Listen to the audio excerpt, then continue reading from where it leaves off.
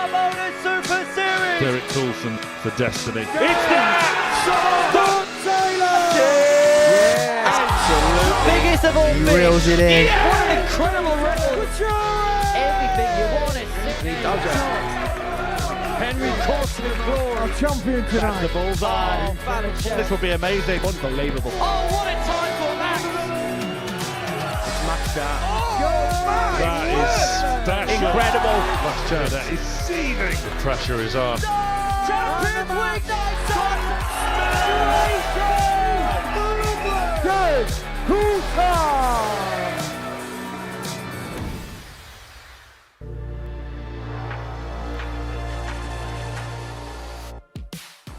17 then for Tops. Oh, brilliant by Spade. Takes the lead. He definitely likes that. That is wonderfully done.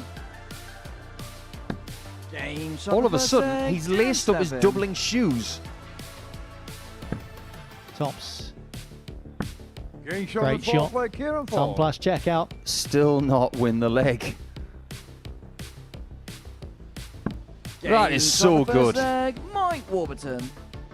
In the year 2026, Asa Cansdale is looking to do something similar, and he Game has. shown the fourth leg, Asa Cansdale. We're back on turn. Thursday afternoon at the Live Lounge in Portsmouth. It means that Group C is about to get underway. We're at the midway point of the third week of action here in Series 15. Where this afternoon it feels like the young guns are getting a run out here at the Live Lounge in Portsmouth. Most of the players are in their 20s, so still with the best years ahead of them. Alongside me here in the studio is the asset Paul Nicholson. He's going to be with us for the remainder of the week. And it does feel like a land of opportunity, this group, because we've seen what's happened so far in Group A. There was a few players that dominated at the top of the table, but I get the sense with the CVs that are on show, what players have done here in the past, they'll all quietly fancy themselves to get through to Saturday night. Yeah, I think it's a fair statement. There are certain players who are coming here through Group A who might have used their debut week as a way of just figuring out where they lie. I'm referring to Killian Heffernan. But when it comes to Dylan Slevin, off the back of a challenge tour win at the weekend, I think a lot of people will be surprised that he is in Group C. But everybody's got a story to tell. It's up for us to witness it and see how that story unfolds. Well, yesterday afternoon, Group A came to a close. Andy Barton's won it in dramatic fashion. And it felt like a case of there was a lot of players at the top of the table going into the final day. He was the one that when push came to shove was able to hold it together in the key moments. There was always going to be a game or a moment where somebody needed to step up, and Andy was able to do that against Paul Kroner, because if Kroner won that game in round 4 yesterday, he was going to win the group with a game to spare. It turns out that Kroner was third. He didn't do a great deal wrong. It's just that Bartons did the right things against the German, and then he was able to finish the job in the final match of the group. The more and more you see Andy, and the more we've seen of him here, he's won the international pairs alongside Brian O'Malley. We've seen him put in some good performances here. Does it then make us realise and think, how did he lose his tour card at the end of last year? Because you know how good he is. He's a former world champ at the Lakeside. Yes and no, because we understand how good his top level is. We've seen it this week with the 117.88 average. If you can do that, you've got a very special game in you, but we've also seen that from Kevin Burness. They've got similar issues. The low level is too low, the consistency is not enough, but the top level is there. If you want to be a top pro, you've got to learn to be consistent here, and that is what Andy's starting to discover. As an old friend and colleague used to say, it's all about that B game, isn't it? Right, let's have a look at the tournament bracket as we head into the second half of the week. Andy Barton's winning Group A. We're going to see Dom Taylor's return to televised darts in Group B this evening alongside Lewis Gurney and Cloud Bevan. Them two have been plying their trade against one another on the international scene over the course of the last 12 months or so. Jose de Souza and Paul Kroner will continue their weekly campaigns. This afternoon, Dylan Slevin, Killian Heffernan and Arne Spee will head into the second half of their weeks, with Kieran Ford, Mike Warburton and Asa Cansdale joining the mix in Group C. And in terms of Mike Warburton, look, he's an experienced campaigner. We've seen him here in every series here at the Live Lounge. But is he at a stage where he's got a bit of a point to prove? Because you look at the players here, they're all in their 20s, they're all upstarts looking to progress. Warby's a little bit more established now. Does that maybe give him a bit more of a fire in the belly, perhaps? What should give him a bit of fire in his belly is that I believe he's underperformed over the last 15 series. I think one win in 15 series is not enough. So by the end of the next couple of days, if we're still saying that after 15 series, he's got license to go away for a few months and figure out what he needs to do to move forward. Otherwise, darts might not be his biggest calling in life. He's a family man. He's a very proud Welshman. But at the end of the day, he's a lot better than his record suggests. So it's time for him to figure something out to get better. I'm saying this because I think technically he's one of the best dart players out there. Something's missing. He needs to find it. Well, in terms of the betting, he's perfect. Now, we had a look at this morning, and you're kind of in an absolute, well, not kind of, you are in an absolute disagreement with the bookies over this. I don't know why Kieran Ford's the favourite. I don't understand it. Maybe they've seen something that we haven't. But when I first saw that this morning, I thought that was a misprint. Slevin should be favourite because of the way he's trended this week. He had a bad Monday because he was too tired from coming here from the Challenge Tour. Tuesday and Wednesday were very, very good. So he should be favourite. I think Warburton, with his expertise and his experience, he should be second favourite. There's no way that Kieran Ford should be favourite. But if he wins this group tomorrow, I will eat my words. Well, it is 18 plus. GambleAware.org if you're going to have a flutter and potentially eat Nico's words. Right, let's get into game one of the session where Kieran Ford is in action. He takes on Arne Spey, and earlier on this morning I caught up with Kieran. Kieran, back here again. It's a place that certainly holds happy memories for yourself. So how much are you looking forward to the next couple of days? I'm looking forward a lot. I'm really happy to be back, and yeah, hope to continue the happy memories. Last couple of times you've been here, you've made it through the finals. Like, what is it about here that seemingly gets a tune out of yourself, gets a tune out of your game? I don't know. I think you want to play well here, and I feel like I play well. I think the last time I was very lucky, to be honest. I won't say that I played amazing last time, but the first time I came here, I played really well for myself, I think. And yeah, I think sometimes you bring yourself up for these bigger moments. To me, this is like basically the biggest thing I can play. So yeah, hopefully I do it again. Now you have made it through the finals like a couple of times. Does expectations begin to grow? Yeah, it does. I try not to think about it too much. And I try to go, look, Group C, it seems to me like the hardest group possible to get out of, 2 out of 6. But yeah, of course, expectation comes to go. I've done it twice before. I want to do it again. I hope to do it again. But I know deep down that it's tough. It's going to be a tough group again this next 2 days. So if I get through, I'll be buzzing, absolutely buzzing. What is the magic touch? I don't know. I don't know. I think it's just the adrenaline, maybe. Maybe adrenaline that gets you going and sort of losing yourself in the game and on the stage. Right, wish you all the very best. Good luck next couple of days. Go well, Kieran. Cheers, mate. Thank you very much. So Kieran Ford gets his campaign underway. The meeting against Arne Spey, the Dutchman who finished bottom of Group A on Monday, Tuesday and Wednesday respectively. So looking to get through to a Saturday night here at the Live Lounge. A regular qualifier for the ADC European circuits, whether it be for the Super Series or the ADC Global Championship. As for Kieran, he came here first time as an ADC qualifier, really did excel, made it through to the finals night. The 22-year-old from the Steel City of Sheffield up against Arne Spey, 4 years his senior from Hoes in the Netherlands. As you can see, a 5th appearance for him here at the Super Series. Finished bottom of Group A on Monday, Tuesday and Wednesday. His overall average for those 15 games was underneath the 80 mark, so plenty of work for him to do in Group C, which is going to be officiated on this Thursday afternoon by George Baker. The asset Paul Nicholson alongside me here in the commentary box for this one. And I suppose when you continue to do good things like Kieran Ford has done, there is an expectation that begins to be put on his shoulders. I think there has to be. If you want to be a better dart player, you've got to start breaking new ground. We're talking about 41. A guy who has made 2 Saturdays here at the Modus Super Series, so based on that, he will expect to do it again. And if he doesn't, he will see that as a failure. 140. Having said that with Arne, because he hasn't made a Saturday in twice as many visits to the Live Lounge, making a Saturday will be new ground. So I think these guys have got very different ambitions for the week. I think for Kieran, making the semi-finals or beyond is what he needs to be doing now. for Arna simply getting to the Saturday Spectacular, that would be seen as a win. Just like Zvonimir Lesic from last week.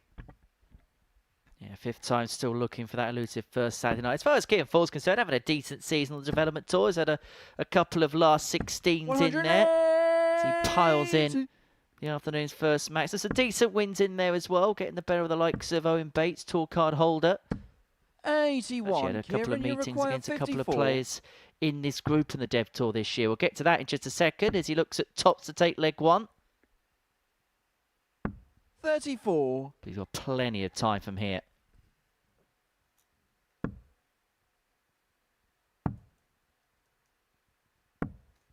40. Double 10 might be a more 20. beneficial double for the angle of attack he's got.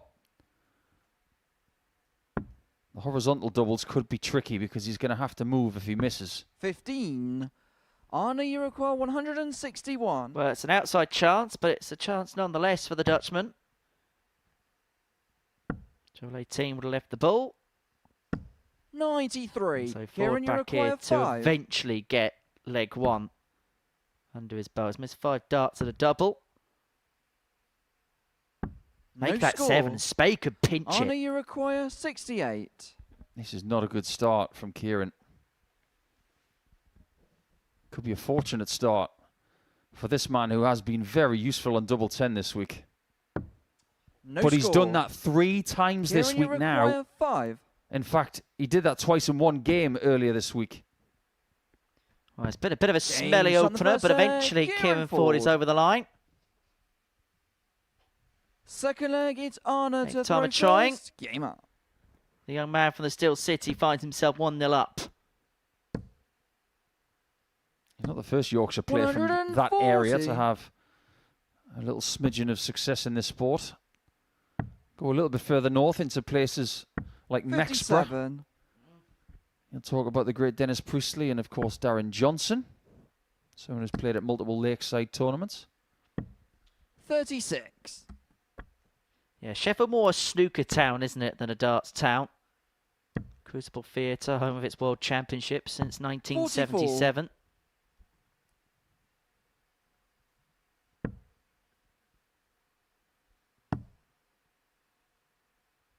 84. And certain places are synonymous with different sports. Portsmouth itself has always been a darts city. 140. The county of Hampshire, where Portsmouth is, has always been a very darts county. And I suppose if we widen the net a little bit, England has always been a very darts 99. country. Oh, England and the Netherlands, the two most preeminent darting nations out there. 100. Arna, you require 140. Or 2 off. You give me that Yeah. conspicuous look. 2 of the 5, I think.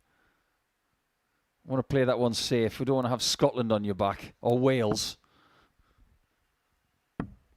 37. Kieran, you require Well, 160. Champions Week, it's effectively Scotland Week, isn't it, at this present moment in time? Ford unable to take out the 160, so Spey back for the 105 60. to Arna, you require square this game up at 1 apiece. Which double do you want to leave, Arna? Oh, that was close. And that wasn't close enough. 89. Kieran, you require 100. It was the right decision because otherwise we had a lot in the way of that tops if he elected to go for the single 5. I was looking for the tops there. 60. Ford unable to apply, Arna, you so require Spey, 16. who Mr. Dart to win leg 1, is Mr. Dart to win leg 2. He's got to try and find a way through that. Harry Potter couldn't hit that double hit. 8. Kieran, you require That was close to 40. impossible, considering how his darts behave in the air.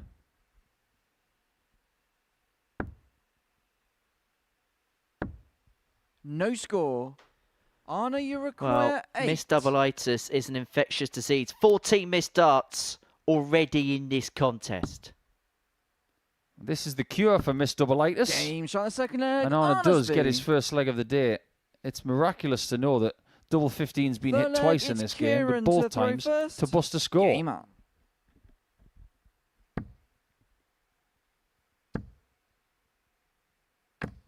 100. I think these two will enjoy playing against each other because the pace is very speedy. 95. Still don't get it, though. Why is Kieran favourite? What behaviours 140. have got the odds compiler saying he's favourite over Dylan Slevin? Dylan won on the Challenge Tour in the last few days. 140. And he's got way more experience. I just don't understand it. Have they gone with previous record here? Is that what the odds compilers have gone with? 55. Maybe. It's the only thing that you could possibly grasp to. 87. Because even though Dylan didn't have a day to remember yesterday, his numbers over the course of Group A was still just underneath the 87 mark, which we often say is par for the course in this format. 58. In Group C, that's going to be very strong. Unless somebody goes a little bit bananas like a Boris Krujma or an Andreas Harrison. 79. Kieran, your car 148. Well, this to re-establish the lead, and it'd be perhaps ironic if after missed doubles, he takes out the Game shot 148. third leg, Kieran Ford. But that is exactly what Kieran Ford's just done. Fourth leg, it's Anna to throw first. Game. The classic dart player's reaction of, I can't hit doubles with 3 darts in hand, but I can take a combination like that. 99.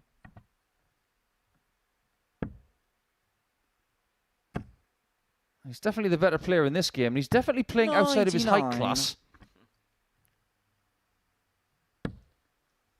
He's not the tallest of people, Kieran.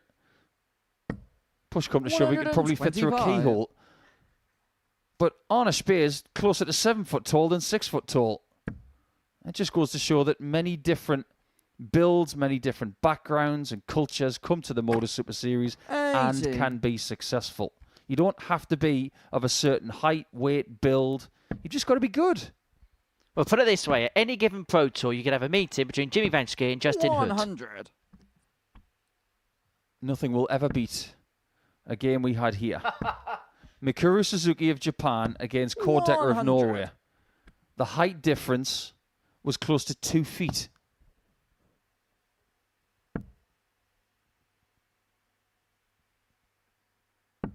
I'm so glad he went high on that dart. I would have hated to see Arne bust that. There's one just followed the other here. Fall with the 148 in the previous leg, and Space responded by leaving himself on a double after 12. It was a rather tentative start to this contest. So we find ourselves back on level terms. That's a 13 darter, best leg of the match. And all of a sudden it's 2 apiece. Kieran to throw first. Game out. Let's talk about Arne, shall we? Because he's done something this week that is eye-popping. On Monday, 140. he had no 180s. On Tuesday, he had 6. Yesterday, he had 13. 28. That doesn't happen very often, if ever. Having 19 180s in 3 days is an excellent effort. 58. Averaging more than 1 a game. But yesterday, he was finding them all over the place, and he won 1 match. 100. In fact, 2 games in a row in Group A, he had 4 in the game and lost both matches. Therefore proving that 180s are just 1 score. 99. The accompanying scores were just a little bit down. That's why he was losing matches. 58. I'll be at the point as well with Arne, and I don't want to try and beat him down with a stick or anything like that, but we know he's a talented player. But has he shown 95. on enough occasions now a little bit of vulnerability when push comes to shove? Yes, because his results reflect that. It's not 1 game. It's not 2 or 3 games a 45. week. Kieran, your car 109. It's game in, game out. His good spells are usually about 2 or 3 legs. 57. Needs to be longer than that. And this leg may be another case in point. 13 darts in the previous after 12 thrown. He's still straggling just outside the 300s. 60. Kieran, you require Case in point. 52. And so Ford here being afforded 2 visits on the 52. 20. And he's going to need that second opportunity at the board.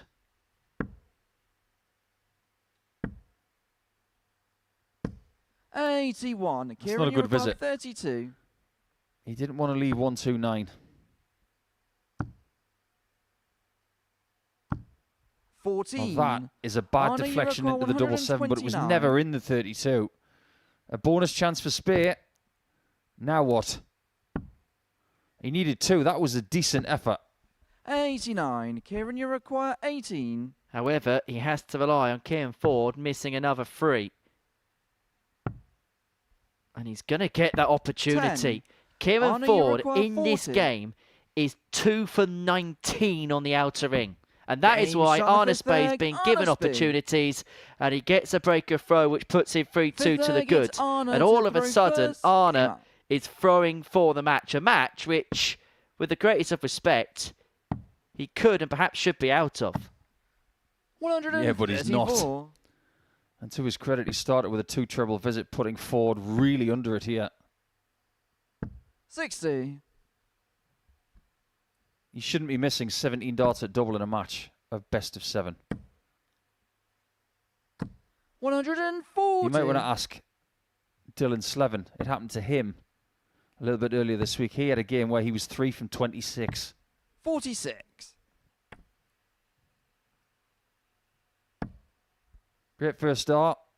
Should be a lot more. 140. An excellent leg. He's really kicked for home here, hasn't he, Arne Spey, on 87 after 9. And he's going to get all the time. And 140. he possibly wants Arne, to you get require an opening 87. win under his belt. Well, should look at the treble 10. He looks at the treble 18. Didn't have to chase around the 44. bullseye because Ford was all the way back in the mid 200s. Yeah, but it's another missed single, isn't it? 85. Arne, you require This 43. is not over yet, but it could be. And possibly it should be. And Game it will shot be, and the match, because Arne Arne Spey. Spey finds a 14 darter to get over the line and get the better of Kieran Ford by 4 legs to 2, who missed 17 darts at a double in that contest. And then the irony was he then managed to pin a 148 in the middle of it, but it's Arne Spey who's off to the perfect start. He beats Kieran Ford 4-2. Coming up after the break, Mike Warburton takes on Killian Heffernan.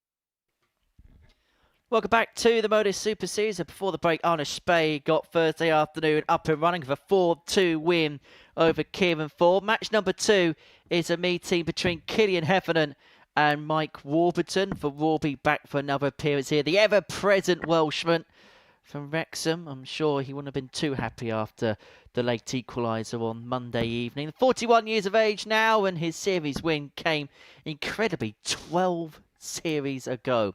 Up against Killian Heffernan, 24 years of age, making a debut here, former World Youth finalist back at the Lakeside.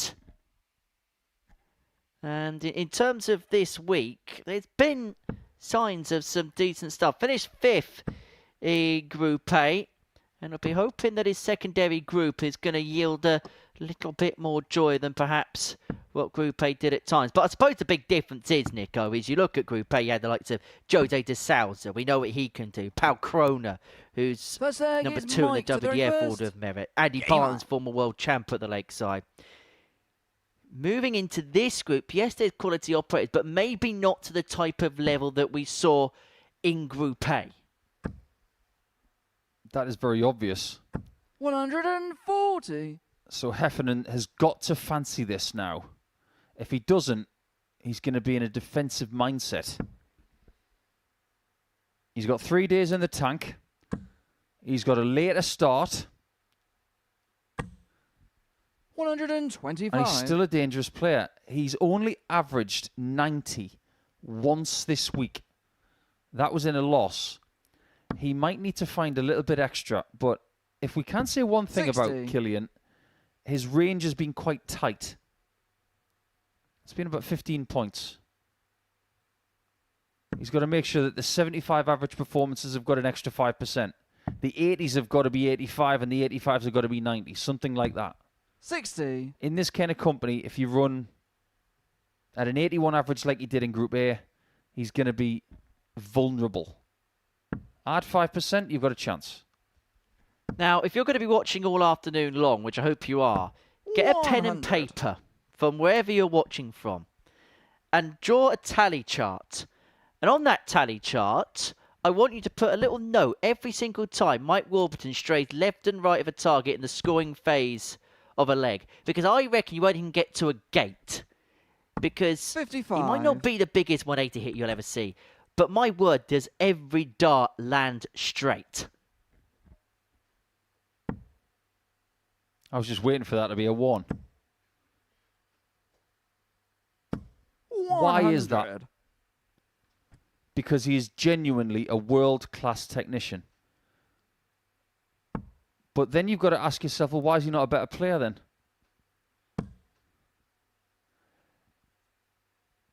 Technically, he's about as good as you'll see.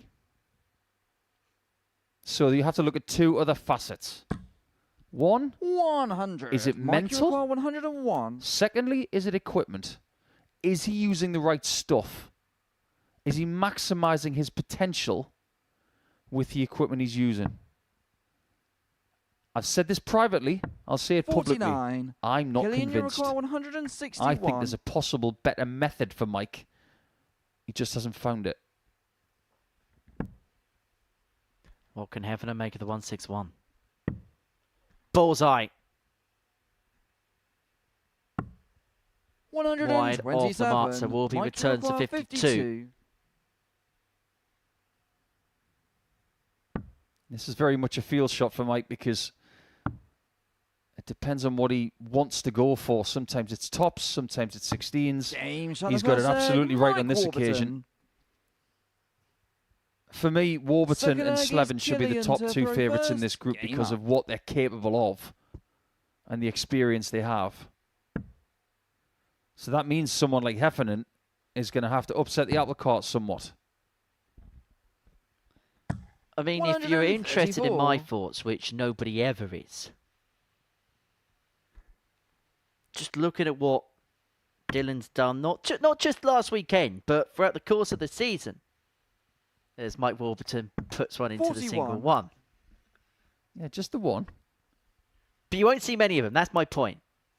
But going back to the way this group looks, because I think you make a sound point. I think Warby's up there, and based on what Dennis Levin's done, not just last weekend, but all season, I think he should be odds on to win this group, not just 140. favourite.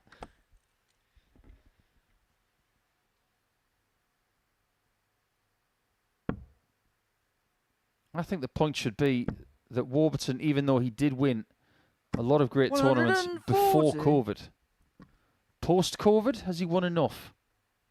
He's had plenty of time. It's been 5 years. One weekly title here in Portsmouth in 4 years isn't enough.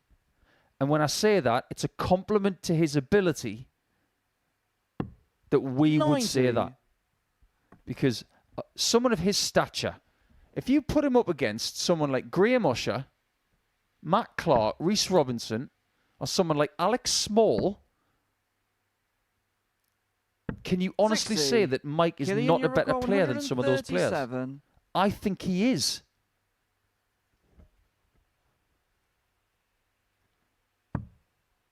Well, he threatened the 161 on the previous leg, did Killian Heffernan. What's he going to make of the 137 double 16? Game shot Got the second leg. Killian Heffernan. to square the game up at one apiece. What he couldn't do on the 161, he's able to oblige with the 137. To 31st. Game up.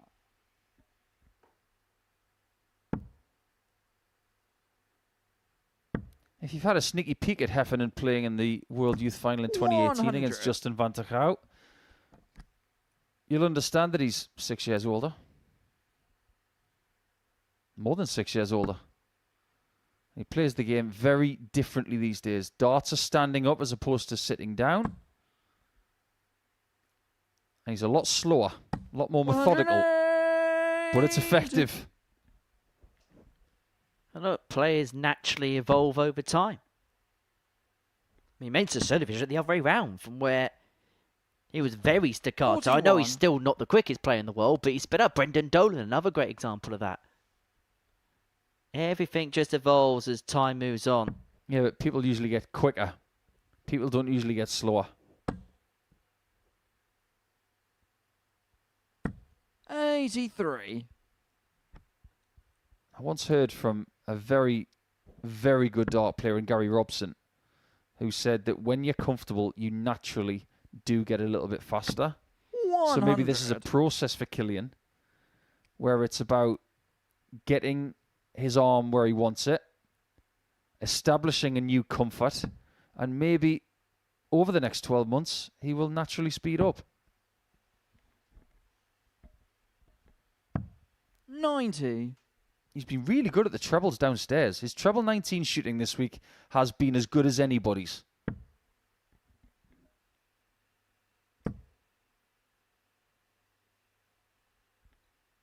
I don't think I've ever seen Mike Warburton miss more single numbers than he has 90. done the last couple of legs. Killian, you require 148. You had to put the hex on him, didn't you? I was just trying to illustrate a point. I just illustrated it rather poorly. I agree with your point 100%. He is a very straight player. He's going to need to be if he wants leg 3. Straight darts will not get you a 170 unless the weight of dart is also 94. perfect. Mike, you require 170. Can Warby reel it in? We've already seen a couple of big uns this afternoon. Are we going to see the biggest of the lot? Not on this occasion. So Heffernan with an opportunity to break the throw and to really take charge of this contest. Averaging around about 109 right now as the young Irishman. Killian, you require 54.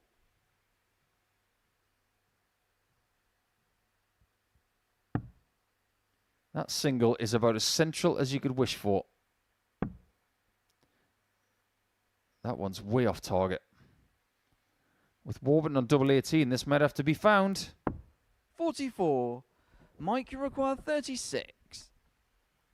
Opportunity to take control of the contest comes to pass for Killian. Can Warby step in? Game shot the third leg. Yes, Mike is the Warburton. emphatic answer. 2-1 to Mike Warburton. Fourth leg is Killian to throw Come on first. then, let's have a look at Game the up. averages because they lie.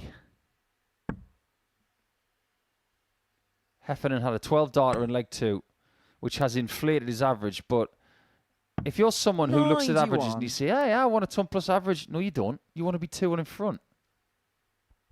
Say no more.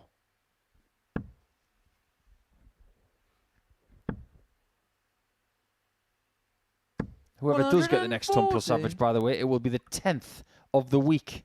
We have been treated to some wonderful stuff this week from multiple parties. But the ton plus averages have been coming from the people who were in the top 3 of Group A. 69. Bartons, De Souza. They were doing wonderful things, as was Paul Corona.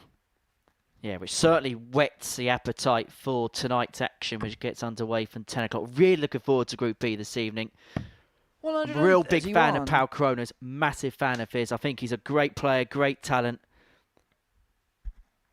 And somebody who I think genuinely is not just a weekly contender. I think is somebody that's good enough to go and win a series here. That's how highly I rate him. Yeah, but he might only have one chance. 60. Remember Nico Springer? Came here for 2 days. He went to Saturday. He didn't win on the Saturday night, and he never came back because he went straight to the PDC Pro Tour within a couple of months. But, well, we'll talk about it a little bit more later on the season. I suppose the big question is what Powell wants to do, because he's had a taste of it and then decided to relinquish the card. We'll see what the future holds for him, but we'll be here looking at the little fish after 9 to get a break of his own to lead 3-1.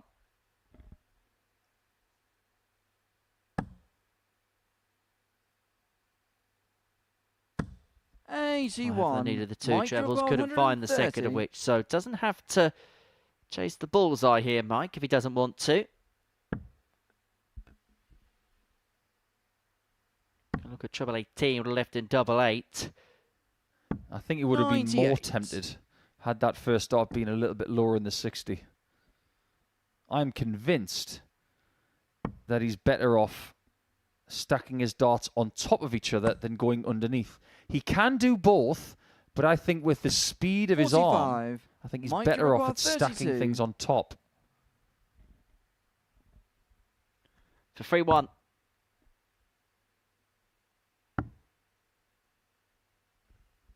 Shovels across.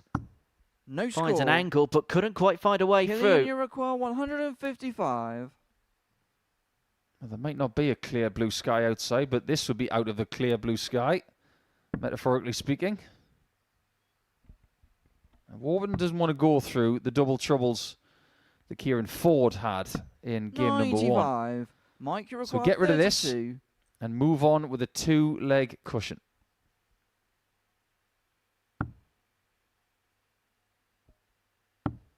Game shot on the 4th. The 2-leg cushion he accrues. 3-1 to the good, now throwing for the match. And that's kind of Mike Warburton territory, isn't it? 6 visits, wins a leg, moves on to the next one. Yes, he has got a high ceiling. We've seen that in the past. But he can quite comfortably live around that range. We speak so often about what is his range of performance. It's pretty much, give or take, 87 and change, time in, time out. 100. One of our former colleagues used to call him one paste. But some people are one paste and it's a compliment. If you can regularly put in an 87 average and a decent doubles percentage here, you're going to get a great deal of Saturday nights under your belt.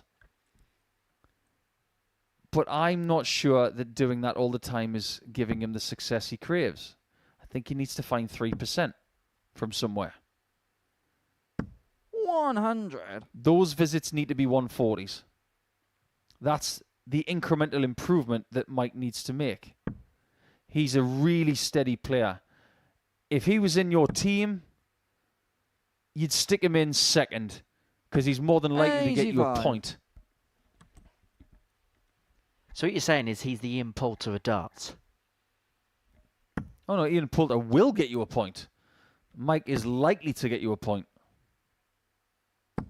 41. I think he needs to be in more pressure situations and thrive. I think after what we see in the first couple of weeks here with Campbell and Beveridge, 2 seasoned campaigners over the last few years, 140. if Warburton were to win this week, I think it would be the biggest thing he's achieved, quite frankly. He's won in the Isle of Man, he's won in the Welsh Open, which means a lot to him. But considering the company he's keeping here this week, if he were to win week 3, that would by far and away eclipse his previous weekly win.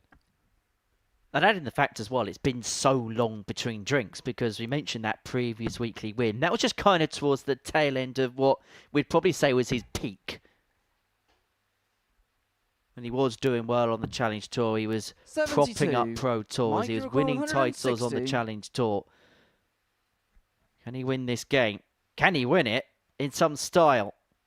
The 160 off the card. So Heffernan with a reprieve, a Hail Mary effort you sense at the 108. 60.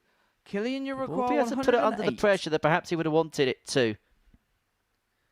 And for me, Killian has been the best at board management this week. And he's showing it again. 68. He misses his Mike, you chance and require Warburton 100. will want to get to tops. Depending on dart 1, may have 2 of them. Unable to oblige with the first, 60. so Heffernan going to get 3 of that Killian, particular you target require to 40. break back and to reduce the deficit back down to 3-2.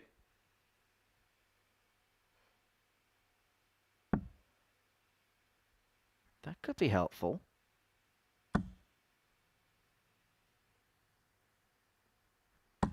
Well, Warby Game shot on the expected the fifth third to there, go, and it Killian does. Heffernan. Back to 3-2. And Heffernan all of a sudden has the darts to take us all the way to a last leg shootout. Sixth leg is And Killian. here's a to the reference very you're going to first. get, Henry. Tom Game Sykes up. called. He wants his shirt back. When Tom Sykes was here, he was wearing a shirt like that all the time. I think what Killian wants to do with his darts is he wants to be 100 known as a hard worker in his 20s. He doesn't want to be referenced as someone who made a World Youth Final when he was a child. He wants to be a highly respected dart player. If he's constantly making it here, 68. that can happen.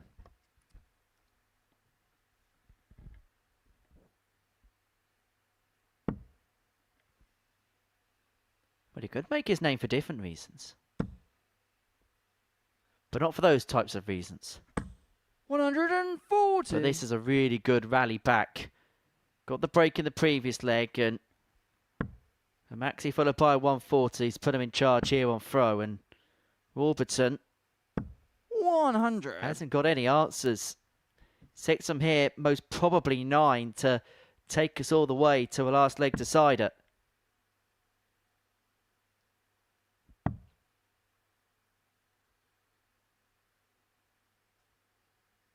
I think he understands that 64. going to the 17s was the wrong play, but after thinking about the 18s originally, the 25 gave him a much better opportunity of treble to single to double. 81.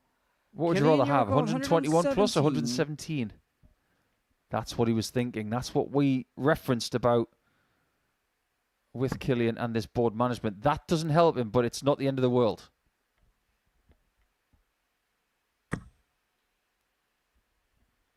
Now things get a bit screwy. Should look down at the 19s. 77. Picks it off to leave himself on double top. On a double after a dozen. And Warburton absolutely nowhere to be seen. All of a sudden, he's in 140. view. Killian, you require So if you don't 40. take this out for the second consecutive leg, Warburton will get a freebie at a ton plus checkout to win it. That's an even better marker than the last time. This has got to go. Game shot What an sixth there, amazing Killian deflection that Heffernan. was. Going underneath, goes off the moulded Seventh flight, and final leg skews is to the right, Mike to and throw luckily first. that Game up. landed. Well, there's good ricochets, and then there's ricochets like that, and we go all the way. And Warby here, desperately in search of a treble. 100. Finds one there, but just having a look at the scoring wagon wheel, and it's such a typically Mike Warburton performance. Just looking at the one treble column, 12 of them. That just typifies his level. It's a decent level, but 45. what we're seeing is when Heffernan's been able to find things like that and able to put his foot on the gas, it is still beatable. Okay, I'm not going to let this slide. Scoring wagon wheel. Have you been watching Westerns 60. again?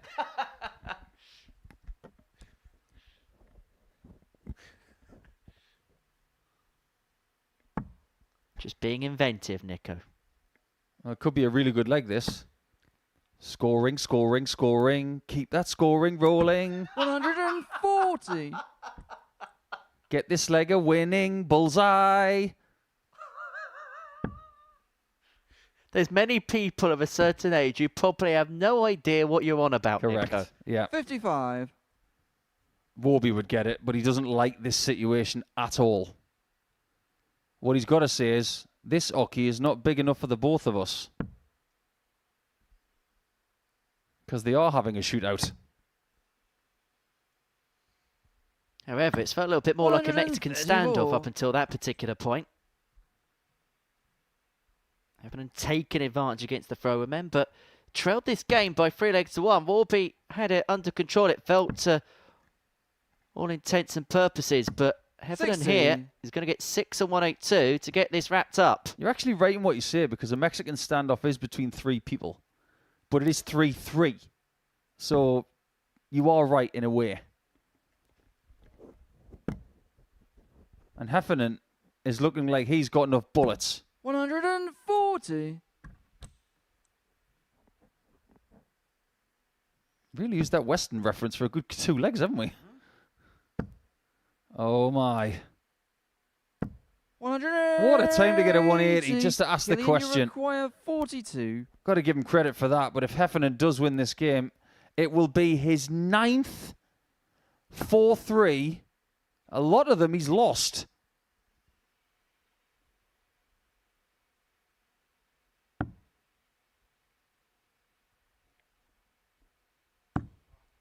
However, 2 match darts have come Mike, and you gone, and they were require 46. nowhere near the target. And maybe, just maybe, that scoreboard pressure really did tell for Killian Heffernan. Warburton Game only shot. needs 1 And dart the at double match, 16 Mike to wrap Warburton. it up and to eventually get over the line. He had led 3-1. Heffernan piled in 2 on the spin to take us all the way. Had a couple of match darts to win it himself, but it's Warburton who wins by 4-3. Coming up next, Asa Cansdale and Dylan Slevin go head-to-head. Kieran, back here again. It's a place that certainly holds.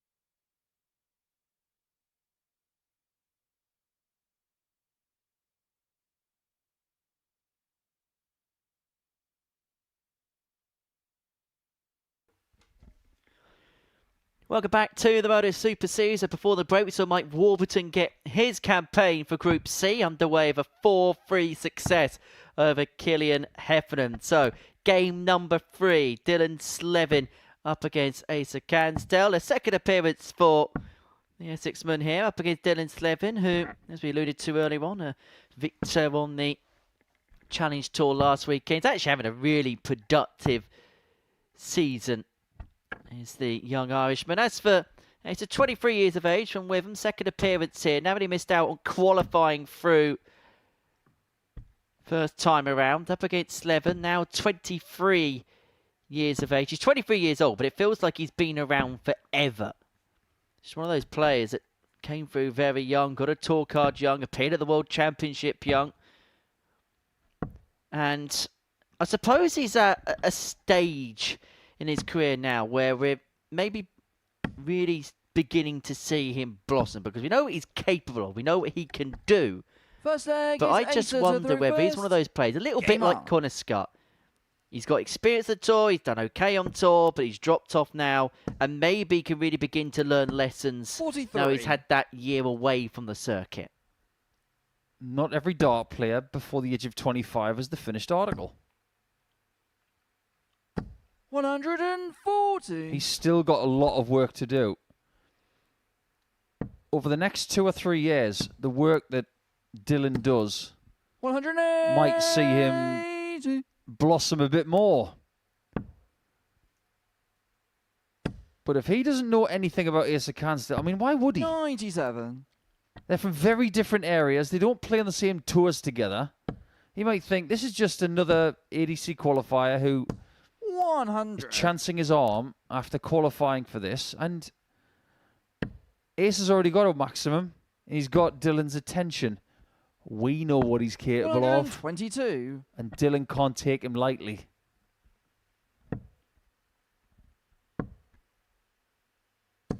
Dylan, However, he's let Dylan off the leash there.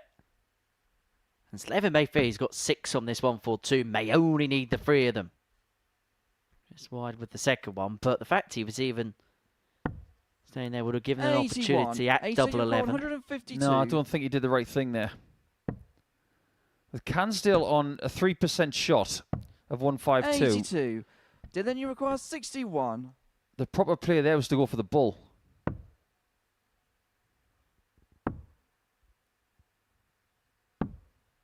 $41. Oh, this could get away from him. Requires 70. Stay there. Oh, don't do that. That double 15's been a magnet today. 3 times it's been hit when people don't want it. 62. Dylan, you require 20. 2 5s. Well, Dylan Slevin here had this leg seemingly under lock and key. 16. But all of a sudden, Asa, you require Asa's 8. going to get free and hand at a double to nick it. It's a hold or throw, but it'll feel like a break. Game shot on the first Just leg. because of the way Asa that leg Cansdale. panned out. And Cansdale leads 1-0. Second leg is Dylan to throw first. Game up. Second consecutive series that we've had Slevin here. 60. Not for the first time. We're talking about his inconsistent flight of dart. He does hold the dart very much towards the back of the 41. barrel, even on the stem. Sometimes it comes out at a really weird angle. 24. Second thing is, he doesn't find his flights out to exact 90-degree angles. I don't know why.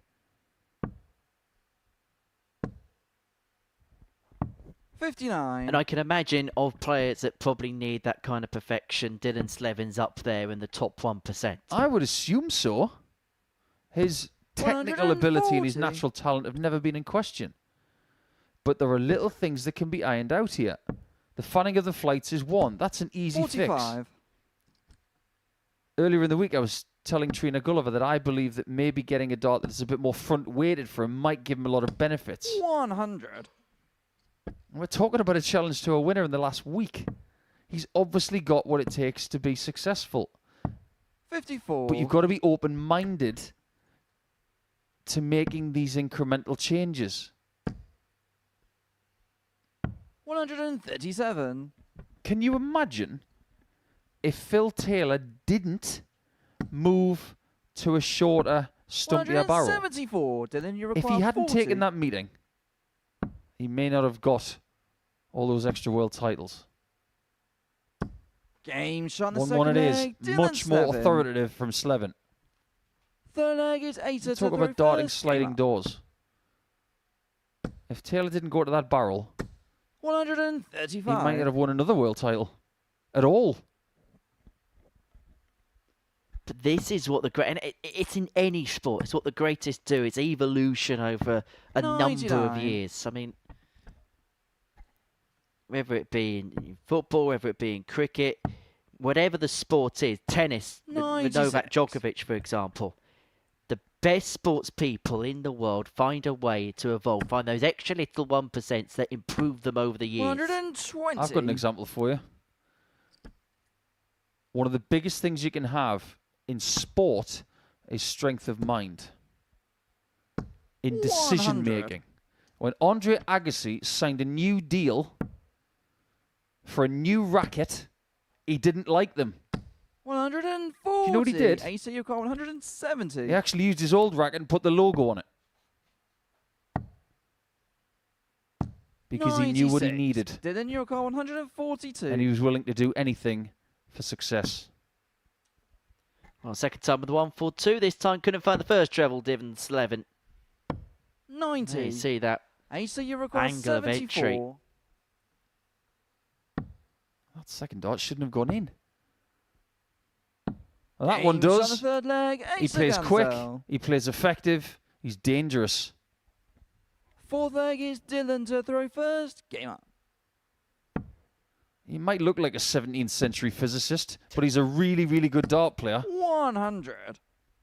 There's a saying, isn't there, among fellow pros when they talk about a player like Asa, and the word tends to be handy. 24. Like, you know he's good, but I just wonder how good he can be. Someone once said that about Richie Edhouse. 90. I played him in a European Tour qualifying final once. And then I spoke to James Hubbard the next day and he said, oh, he's good. 180. People say that about Cansdale. And if he wants to play the underdog this week, sorry, Asa, but we've got you figured out. 96. But he won't do his chance of underdog could very well if he beats Dylan Slevin, let's put it that way. 100. Decent game, this. Gansdale Pervin turns his finishing. Slevin been more dominant in the scoring 45. stakes. But yes, he's left himself a 170. But Gansdale feel like this is somewhat of an opening here. 98. Dylan, you got 170. That could have gone better. So could that. This is still a really good approach. 140. AC Now Healy's double 99. 15 on purpose. Tops. All right, goes for the treble to lead double 10. 89. Just moves on Dylan, the you require inside. 30. Let's see if double 15 can be found on purpose. 15. Oh, the irony is not lost on anyone. Asa, you require 10. And so this, Game to shot give the fourth Gansdale leg, control of the Asa Gansdale. contest. Well, that double 5 was found. And now Third has leg the is darts Asa in to his throw hands first. Game on. to get over the line and to get the better of Dylan Slevin. Joint group favourite before dart was thrown. Both him and 121. Kim and Ford 12-5 on with the bookies. But the tail of the tape really comes in terms of the doubling. 3 from 4 for 140. the Essexman, 1 from 9 for Dylan Slevin. 3-1 is one thing. Getting a fourth leg in your ledger is another. 140.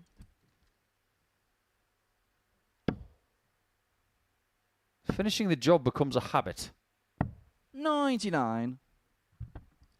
Put yourself in this position in a lot of darts matches in a local way, and it doesn't matter who you play. 22. You think you're going to win because you're comfortable with winning. Some people are afraid to win. Cansdale doesn't strike me as the kind of person who's 56. afraid to succeed. How many times do you see people from affiliate tours come here, or even to the 52. PDC World Championship, and they don't struggle in winning because they take a winning habit with them?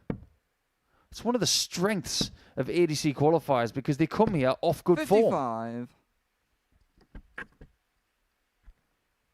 I know it's a cliche, but it's a cliche because it's true. Winning breeds winning. 100. Dylan, you recall 151.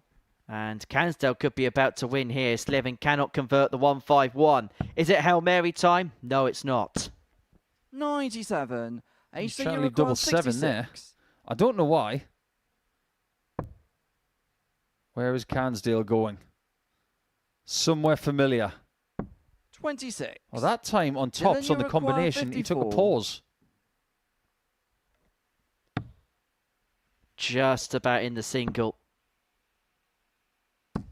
Game shot. But no problem about the tops. Back to 3-2 and back on throw.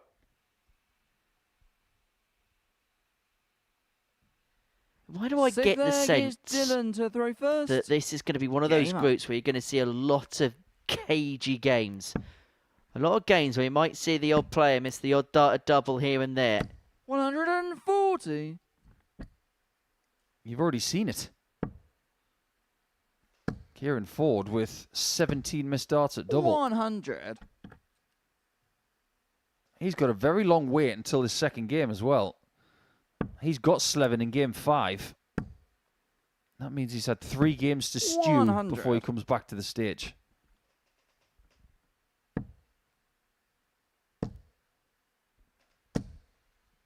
Just a very good scorer, isn't he? It's one of the benefits of having his rhythm. You don't think, you just instinctively try and collect the darts together. 82.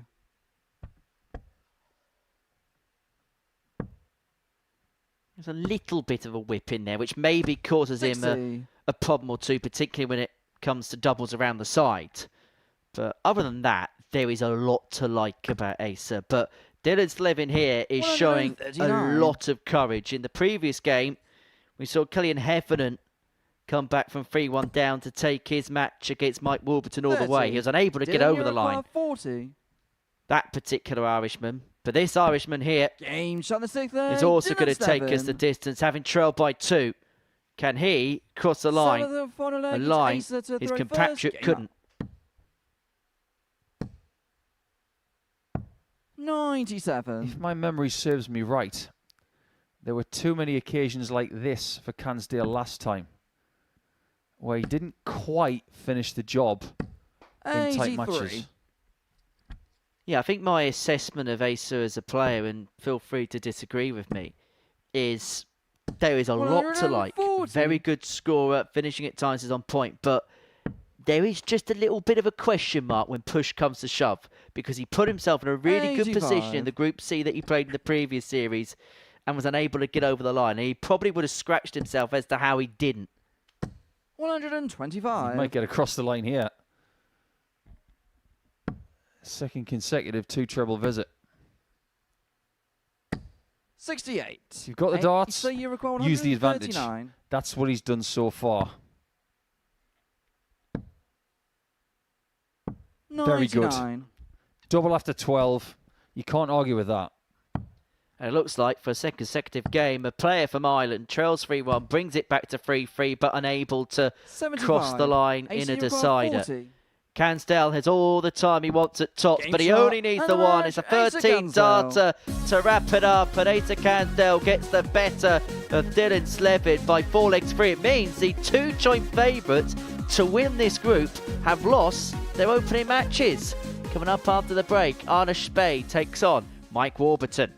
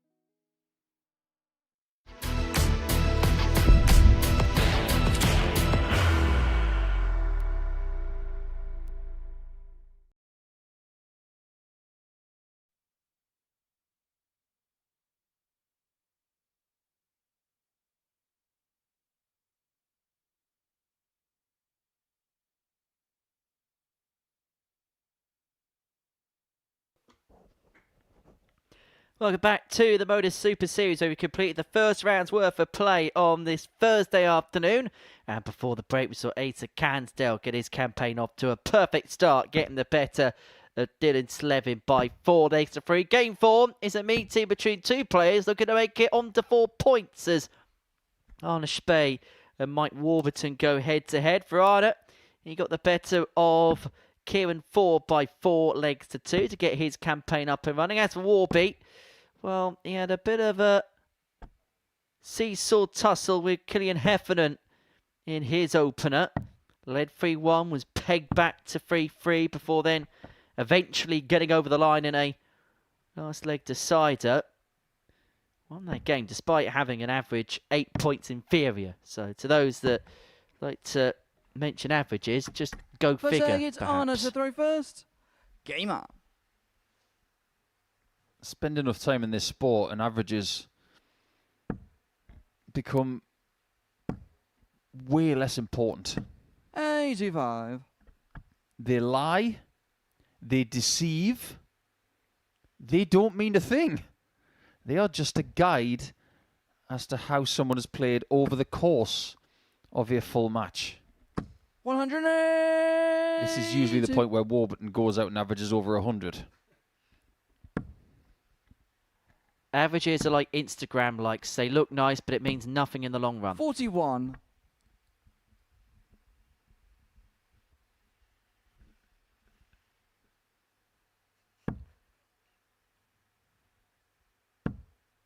Four perfect darts. Very, very good. 100. He definitely has a big game in him. We've seen him play ridiculous matches, both at home, in our previous studio, 140. here. But do we see it enough? No, it's a simple answer. But what I will say is I get the feeling there's a sense of focus that hasn't been there for a little while for Warby. Now, we know he's quite a jovial character. 140. Tell me he's not a better player when he's got a dart at the bottom of the 60. If he believes that he's trying to understack those darts, he's wrong. What he needs 44. to do, Mike, you require I think, is he needs 81. to get those darts just a little flatter. And that would give him the benefit of stacking darts on top of each other. And I think he'd be a heavier scorer as a result. Because ultimately, that's the component 49. we think probably stops him at times. Oh, there's nothing wrong with his doubles. His doubles are really crucial to the way he plays. 59. But in the scoring Mike, you department, if require he was to get 32. an extra treble, a leg, it would transform him into a totally different player. Game shot in the first leg. Mike And do things like Warburton. that, like hit a 13 dart to the break the throw. But going back to the point I was making in the previous leg. Now, we know Second Mike leg can be is quite a Mike to jovial throw character first. at times. But from the second Game he's up. walked in the building this morning, there's just been a look and feel of focus on his face. I think he's come here with a real point to prove this week. 100. Sometimes a player like Mike will come here at the first series of asking in a calendar year. And he might not have had 84. much in the way of action. Last time I checked, it was August. If you're not sharp now, you're not going to be. And this is his last opportunity at a series in 2026. 100. So if he hasn't prepped well for this, whose fault is it? And I get the sense that, and I call someone like 58. Warby a legacy player, somebody who's been here right from the very start. We mentioned at the top of the show, when you consider the amount of players that are coming through ADC qualifiers and playing well here, the amount of players coming through Dev Tour, Challenge Tour, things like that. Legacy players like Warby maybe feels if 45. they got to try that little bit harder, they keep themselves in the conversation to come back. It's a fair statement. I agree with it. 36. Look at Arna's not going to get an invite. He's having to qualify every time. It's because he finishes at the bottom of Group A and the bottom of Group C a lot. So if you do that, don't expect to come back. 100. Don't expect the invite in the mail. You have to work harder than that. Who knows that more than Arna? No one. 40. Mike, you require Because he doesn't 156. expect the invitation. He expects that he has to go to qualifiers just to get here. I like the fact that he constantly makes it. 60.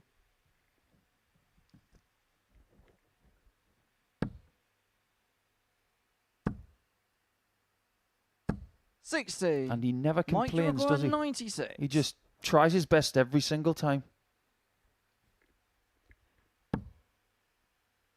However, his best might not be good enough here because Warburton is finding a level, and again he's able to find that treble just underneath the 80. target. If that dart does not prove my point, I don't know what does.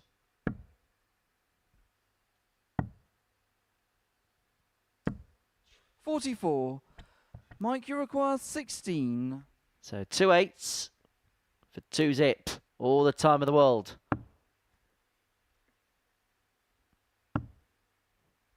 Does want to move inside here. No score. That is not the worst dart in the world. Not at all. What would you rather do? Leave 4 or leave 16? Well, you might want to get rid of it this time. 133. Mike, you require 16. But that's the problem for Arna. Everything seems to come too late in a leg. Doesn't get out the B of the bank. Game And shot the Warby second punishes leg. as a Mike result. 2-0 Warburton. to the good and in full control. Third leg, it's Arna to throw first. Game up. And I suppose it's we kind of associate with Ace of Cans dealt in the previous game. 100. We know Arna's got ability, but we said it in his previous game. When push comes to shove, he just finds himself wanting, and that's the biggest problem that he has. The first step to improvement is acknowledging what's going wrong. 140. Well, it sounds like a cliche, but it's so true. So when something does go wrong, why? 57. And then how do you correct it? How do you make a bad dart just around the treble 20 or closer to the double? Oh, look, it's another one. 180. It's almost as if I know what I'm talking about. 100. He's got 3 maximums today. This is only the middle of his second game. I believe what you've just said. I think he's come here 90. with a bit of venom. And I like that version of Mike. He's circling his opponent right now, just waiting to strike. 84. Mike, you require 91. For 3-0 potential 4-visit leg. 2 at tops. He's in the Game shot of groove. third That's leg, an 11 Mike darter. Warburton. That's 3-0. And he's making this look like mincemeat. Fourth leg is Mike. to throw 13 and first. 11. Forget about the Game up. squiffy leg in the middle of it. This is world class from Warby. I'll tell you what, if that 22 darter was a 17, 140. this would be 110. Yeah, I mean, he's had a 22 darter in there, yet he's averaging a ton. Now we can look 81. at the averages and compare it as a guide. I think the most important one right there is Arna's. He averaged 81 in his first game, which he won 4-2. 100. That's only his 3rd win of the week. It's only the 2nd person he's beaten. And apparently he was the favourite. 100. The way that Warby's going, I think he might have seen the odds and taken them personally. Some players do that. And I can tell you now, Warby is one of those players. Now, he might as well put a 16. clock around his neck that says, I'll show you. Because it's Warby time.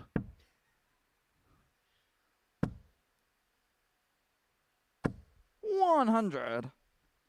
There's certain sayings in this sport, you know, for performances like this, and he's got Arna on toast.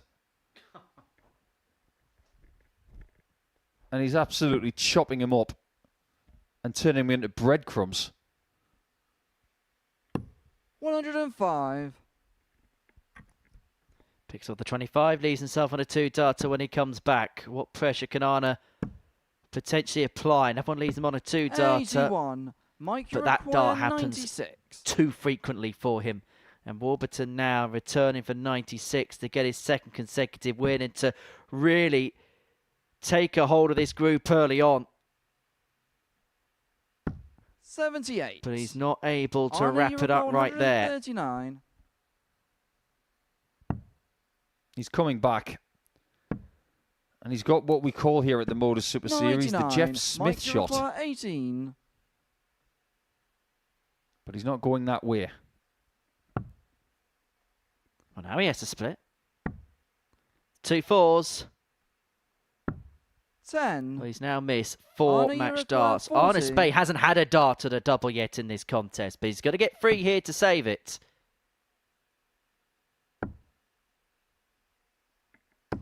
20. But he's unable Mike to Dupont, oblige. 8.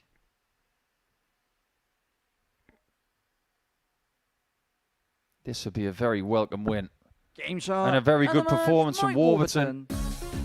It's a nice step up from his first performance where he put in a typical mid-80s average display. This is just a little bit better. His doubles, well, they could have been better, but a 4-0 win can't be bettered. He wins by the best possible margin.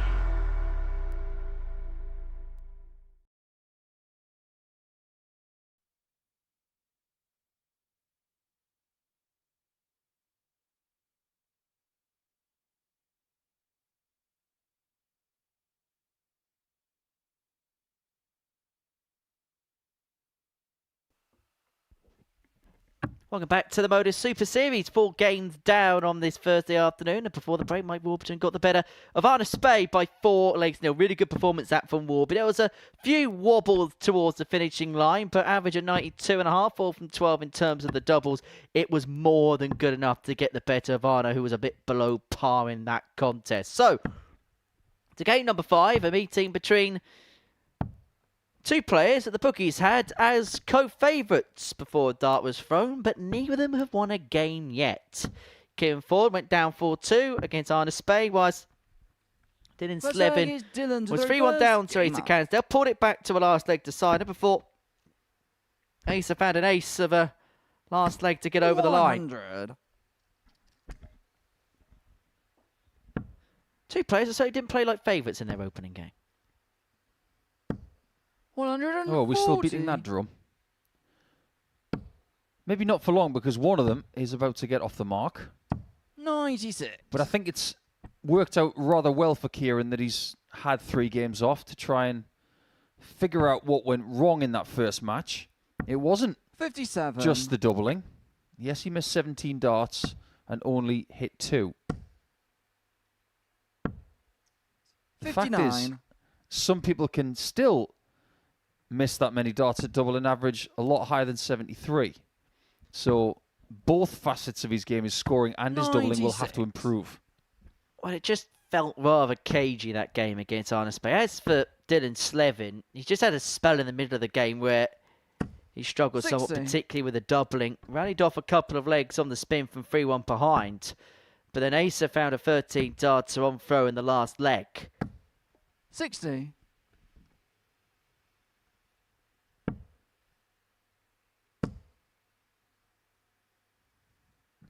Let's not forget as well, when someone is playing their 4th day in a row, 148.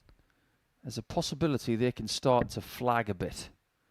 Please take into consideration, for Dylan, this is day 7 in a row. 43. Dylan, you require 86. He started last Friday. He's going to have to dig deep this week.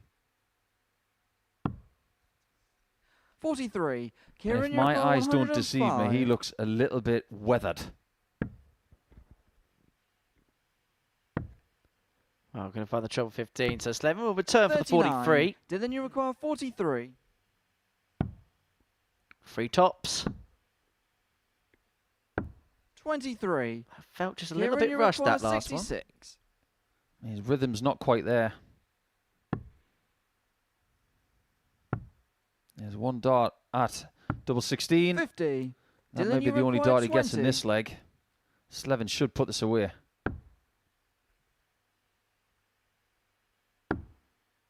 Fourth No time score. today. What is it about Kieran, double you 15 require 16. in the 2020s? It's the biggest attention seeker on the dartboard. 12. Dylan, you require 20. Well, I suppose that there's somewhat a divine irony or poetic justice. You can have 3 more at double 10. Southport side. But No it's just score. hiding Kieran, you from the require Irishman. 4. Well, Kieran Ford won a scrappy leg in his opener against Arna Spey on double 2. He's going to win Games another on the one first here. leg, Kieran Ford. He's almost embarrassed to pick that leg up. Wouldn't you be? Second leg is Kieran to throw first. Game out. Winning legs like that, you don't feel like you've won anything. You just want to chalk it up and move on. 43. Well, the favourite's up and running.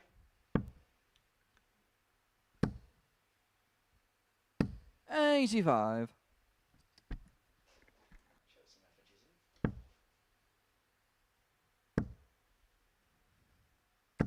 $95. Success from Ford has been somewhat flitting. He has found that double for a 1-0 lead. There was the 148 in the first game. 140. That was particularly nice. But one shot does not win you a group. One shot doesn't win you a game. 54.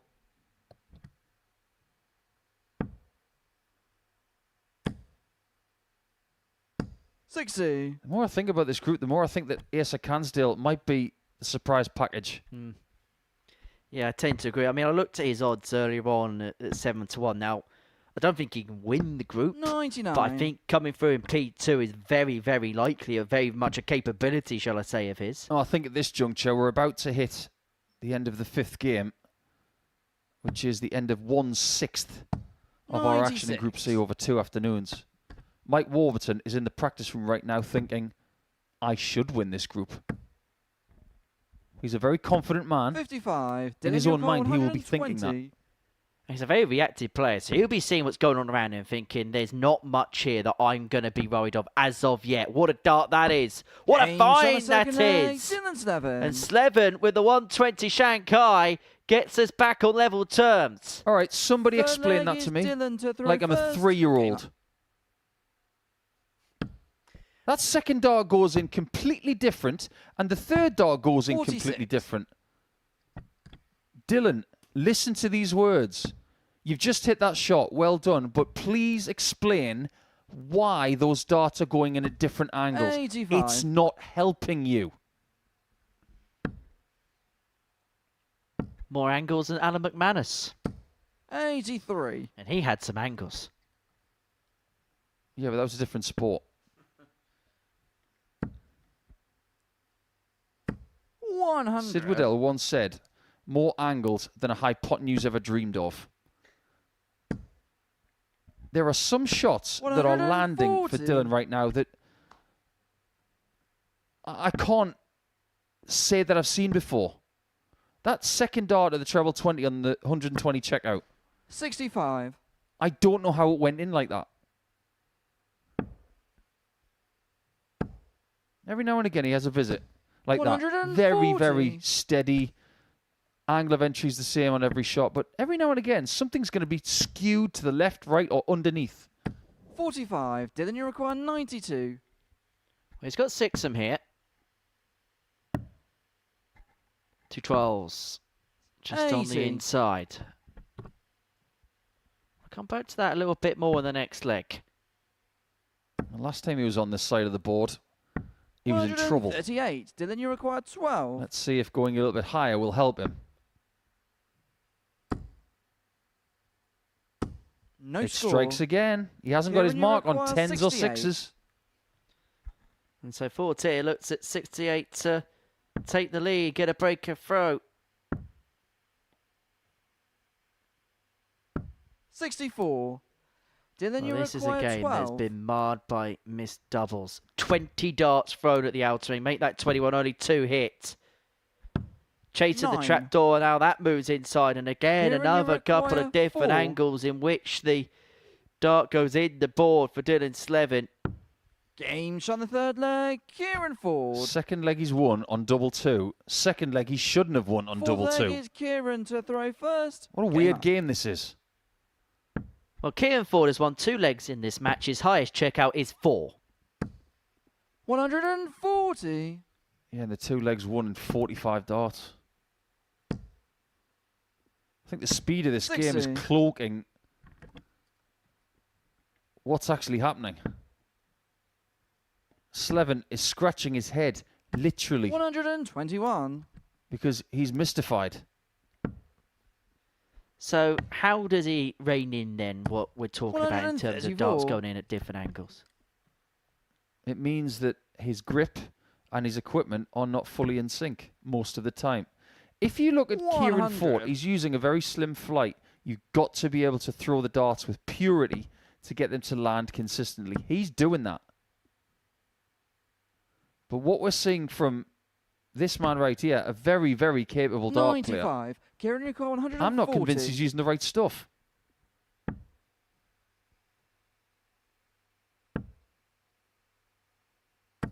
$60. Ford's just beginning to put his foot on the accelerator here. 180 after 12 on throw. 100. Slevin Kieran, you require will 80. leave himself on something manageable, but Ford should get a dart at least at Tottenham here. Should. But he ain't going to get anything because of the strain to the 40. single one. Dylan, you require 112. Shades of leg number 2. Here we go again.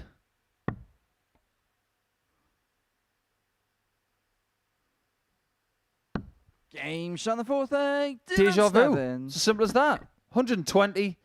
2 legs later, 112. Fifth leg is Dylan to throw Penny first. for the thoughts Game of up. both players. Dylan Slevins won 2 legs in this match with ton plus checkouts, 58. yet has missed another subsequent 15 at the outer rink.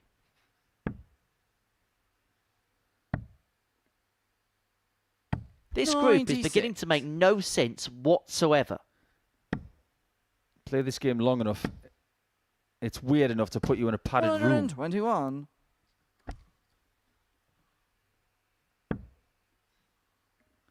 Might have to remake that film. One flew over the dartboard's nest. 58. We'll feel like we're in a padded cell by the time we get to 1:30 in the morning, I'm sure. 86. I can't wait for tonight. Oh, Krona and De Souza back. We've got more stories to tell tonight 97. than Roald Dahl.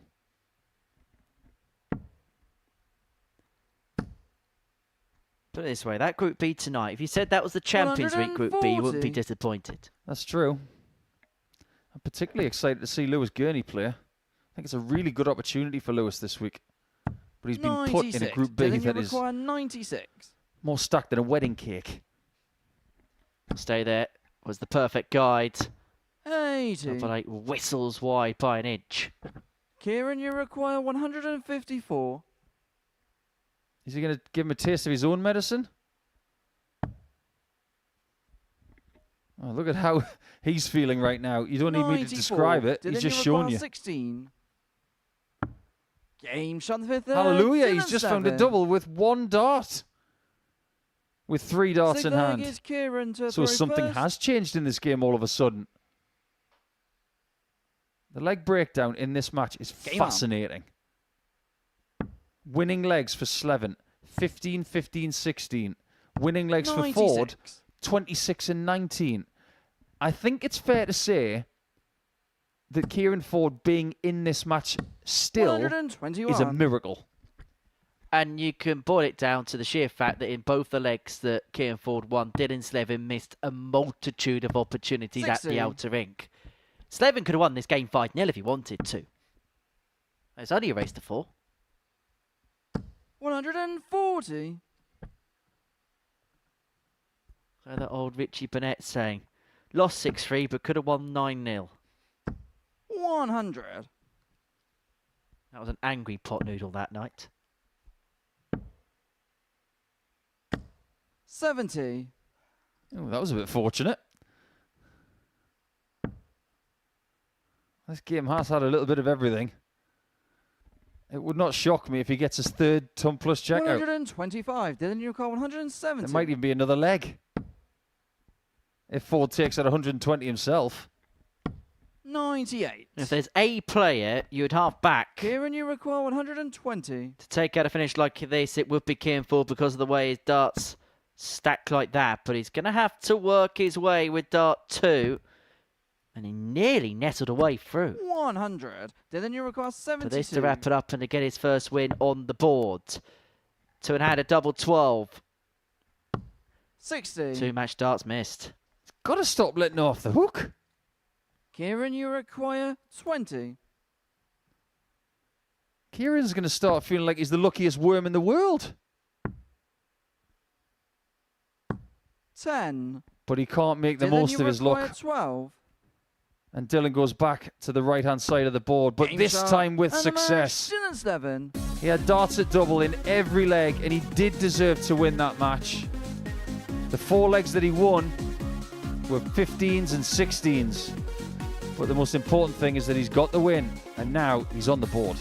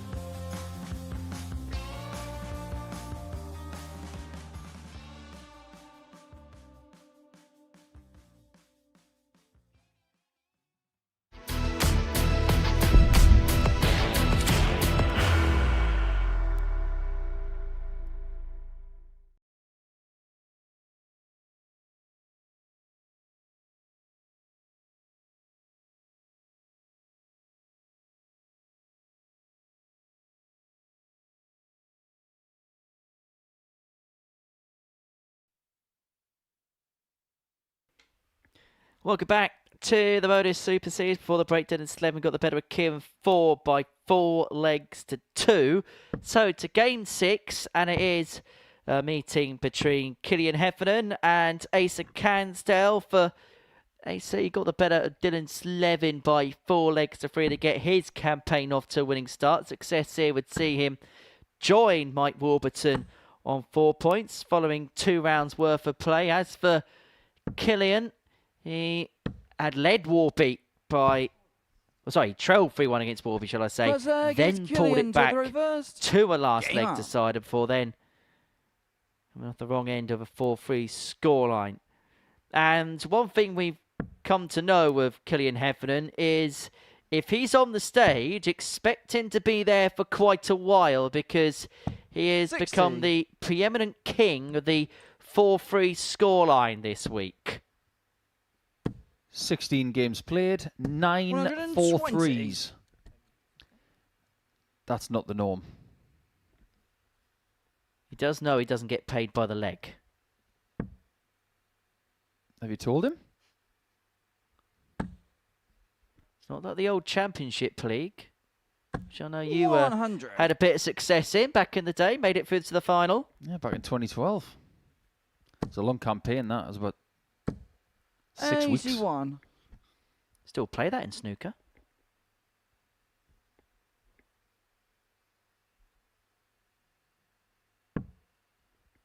Yeah, you lost to Phil, didn't you, in the final of that? Many people did lose to Phil in that campaign. He was very charitable, though. He let me have 1 leg in the final. So some extra money in the pocket. He was just extraordinary at that time. 40. Colin Osborne's only major in, wasn't it, the Championship League? Oh, you're so provocative.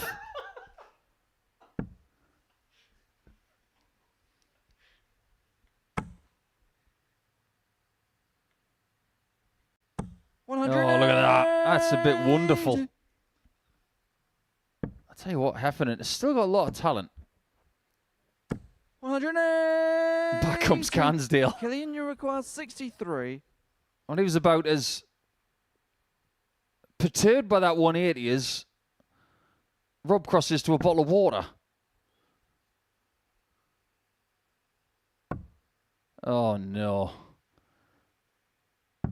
31. This sport Asa, will age you, 80. but you should never miss that single. Had to be careful of the catch. There's a lot in the way of this double top. 40. Had to go over to the left-hand side. Killian, you Goes just a require little bit 32. too far across. That's a let-off for Killian. Make no mistake. Game shot in the first set. There are some Killian elements to Heffernan. his game that I've really enjoyed watching this week. Second egg His is Asa to throw improvement first. metric, I Game up. promise you, is not much between what he's doing now and where he wants to be. 60. What he needs to find is a little bit of extra fluency. I think he's just a little bit stale in the pace. He might be thinking a bit too much. But I really do think 134. if he wants to make a few more waves over the next few seasons, it's still there. You don't become a bad dart player 60. overnight.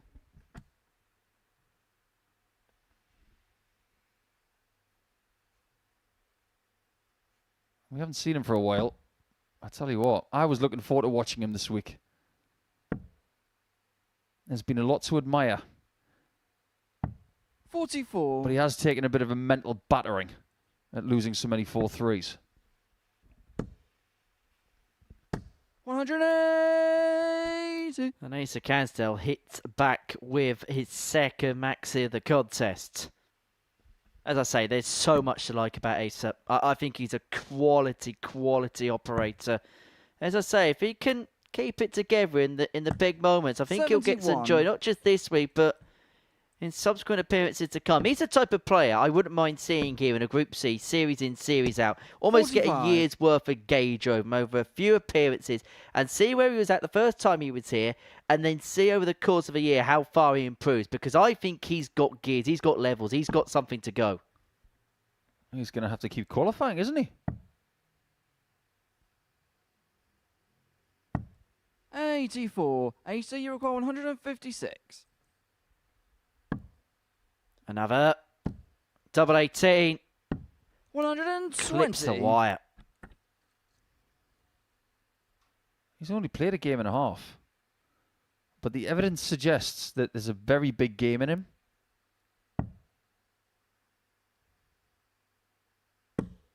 44. Asa, you require 36. Double 18. Game shot on the second leg. There Asa we are, comes one down. apiece. Third leg is Killian to throw first. Game on. He's got that bit between the teeth.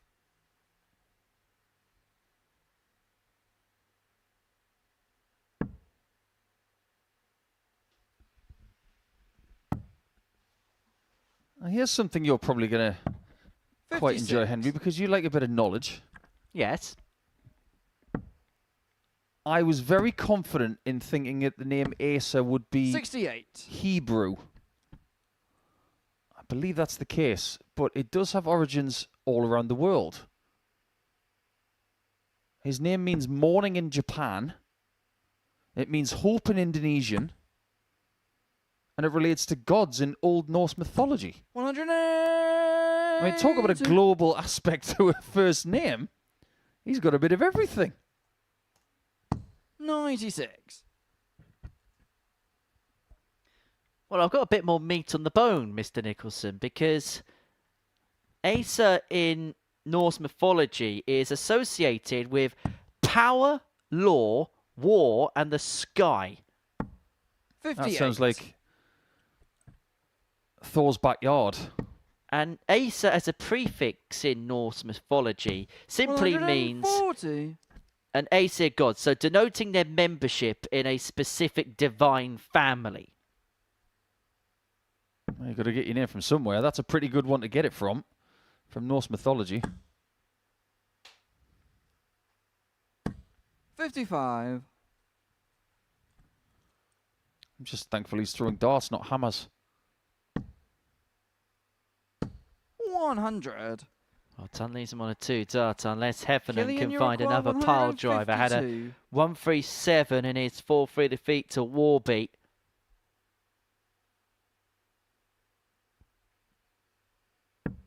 Hasn't got another big one in the locker there. However, he's going to pile the pressure here on Cansdale, who returns to 97 to get the break. 128. He's going to have to 80 take require it because 97. Heffernan leaves himself on 2-12s. Double 19. Tops. 77. Not far away. He Killian, thought you he had require it. 24. Would have felt so good leaving the hand. However, a miss is as good as a mile.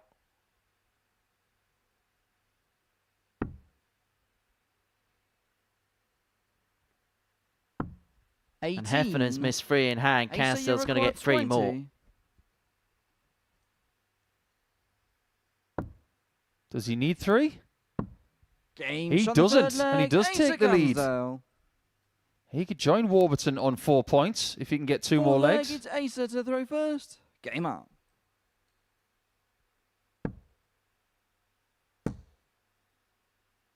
$140. I'm glad we spoke about Norse mythology because Odin and Thor were looking after the realms, weren't they? This is just one of the realms.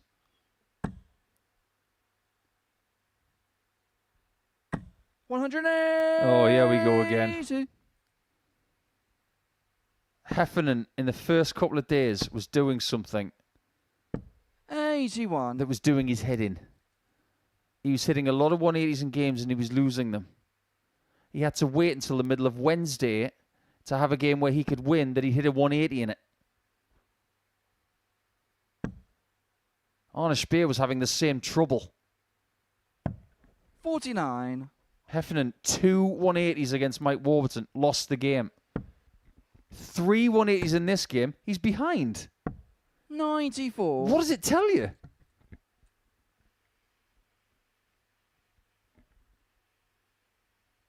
Well, the key difference is I'm just having a look at the scoring power pack. And yes, he's had more 180s, but when you look at other big scores, he's outweighed quite 105. comprehensively by Canzo. You can see it on your screen there. What happened to the wagon wheel? The wagon wheel's retired. Oh, that's a shame. I'll bring it back later. 96. If Killian, you want, I'll get our Uruguay, graphics team to change it to the 167. wagon wheel if you want. Yeah, good luck with that.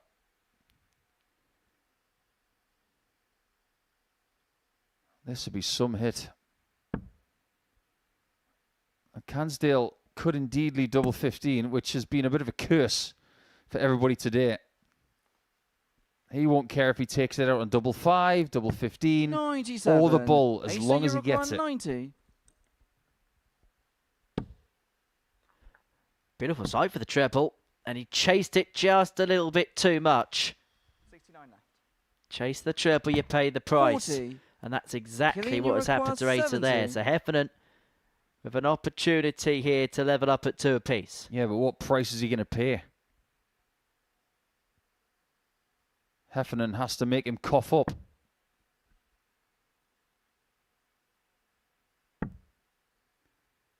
That's not a bad single, you know. That's a little bit on the lower side. So he's got some clearance, but he can't see it because that blue flight's in the way.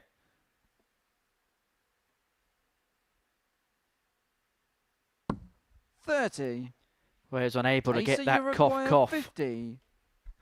And so Cansdale here for clear daylight. Game shot on the fourth leg. Ace of Cansdale. And now he's doing a leg of making it 2 wins out of 2 Fifth and leg joining is Mike Killian Warped at to the the top of the reverse. table. Game And up. who does Asa Cansdale play in round 3?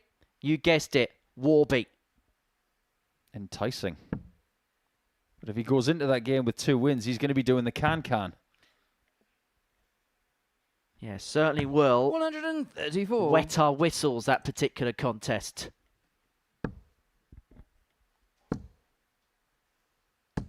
$81. Certain parts of England, and you have someone come here to the Modus Super Series in form. You say, another player from Essex? No, it couldn't be. 85. Essex is one of those parts of England that constantly provides a constant stream of capable dart players. 125. They have an ecosystem in the northeast of London that has lasted the last 60 years. Essex is where Wayne Mardle played dart. Colin Lloyd, former world number 1. Rod Harrington, 2-time world match play champion. Richie 82. Edhouse is from Essex. European champion from 2 years ago. It's astonishing what they've done over the years. 55. You should have seen their county team about 25 years ago. It might as well have been the England team. They even had Dieter Hedman's brother Al, who played at the World Championship as well. Yes, Colin Lloyd, the most famous person in darts from Colchester. If Bobby George is watching, he's going to have you for 140. breakfast.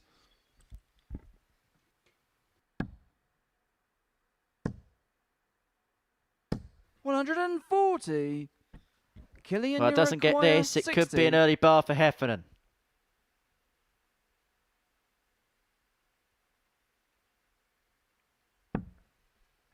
Tops, but with that first dart right in the middle, he's got to pick a side. Probably the right-hand side. Game shot on the fifth leg. Or Killian just float one Heffernan. over the top and keep the game going at 3-2. Sixth leg, it's Asa to Cansdale throw here first. with an Game up. opportunity to serve the contest out. 14 darter that one. Best we've seen in the contest up to press. 55.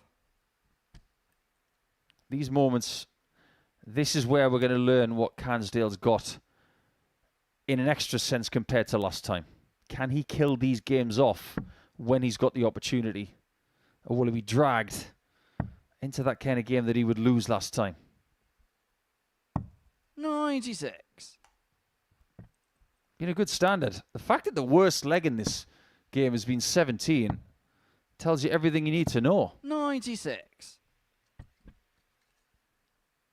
Curiously, Heffernan's 93.64 average in his first game today was his highest average of the week, and that was in a 4-3 loss. That sums up his week pretty much in one game.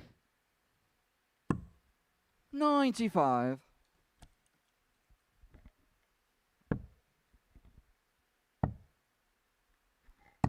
Asa last weekend did play, or the weekend before, shall I say, played at Bradmore Farm at the last round of ADC Tour Championship action in the South. Got through to the semi-finals in event 11. Beat some decent players on route. In fact, pretty much all of them played here at the Live Lounge. Dan Nichols, Haddy operator, last 64. 50. Steve Green, former series finalist for 2 in the last 32. Callum Francis, 5-0. And Callum's playing some really good stuff at the minute. 81. Harry Lane in the quarterfinals and eventually lost out 5-1 to Jack Drayton in the semis. Well, correct me if I'm wrong, but Callum Francis is the #1 seed for the Tour Championship. You are correct. In the South, it's a different seeding system here because you've got the top 8 North, top 8 South. So effectively, you've got 2 #1 seeds in the tournament.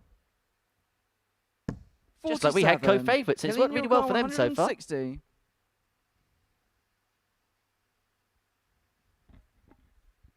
Heffernan's job here is to make things really uncomfortable for Asa. Oh, that'll work. That's about as good as it gets.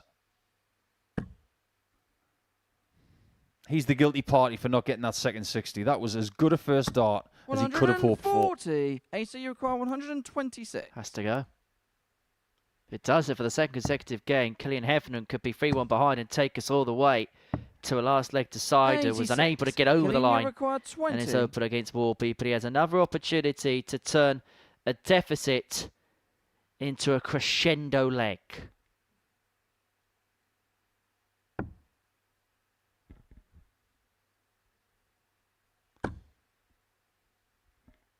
He's running out of room. No score. And that's the problem when you've got 2 on the outside like that. Require 40. You catch one wing of a flight that is not advantageous, it will go further away. Game shot. And Asa Cansdale wraps up a 4-2 win over Killian Heffernan. Him and Mike Warburton are the top 2 after round 2, and they go head-to-head in the 3rd cycle of games. His latest success sees them average just under 90, 50% on the doubles. Not much, not to like really about that performance from Asa. Coming up next, we've got Arne Spey and Dylan Slevin. 4th meeting between these two this week.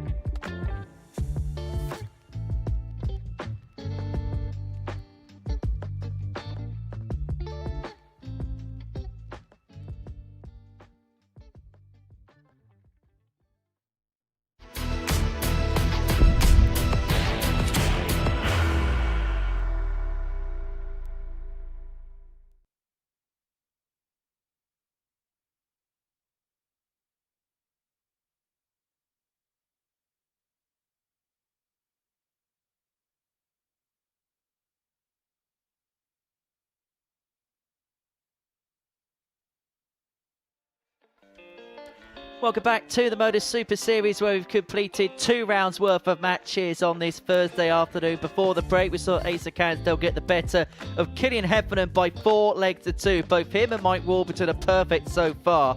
2 wins apiece for the pair. We can have a look at that now, courtesy of the league table. As you can see, Warby 4 points plus 5, 2 legs better off than Asa in terms of legs difference. Dylan Slevin and Arne Spey, 1 win and 1 defeat apiece, with Killian Heffernan and Kieran Ford yet to get on the board. And we're going to see players in positions 3 and 4 go head to head as Slevin and Spey go toe to toe. In fact, in this round of fixtures, you've got the middle 2 players playing in the first game, the top 2 players playing in the second game, and then the bottom 2 players in the third.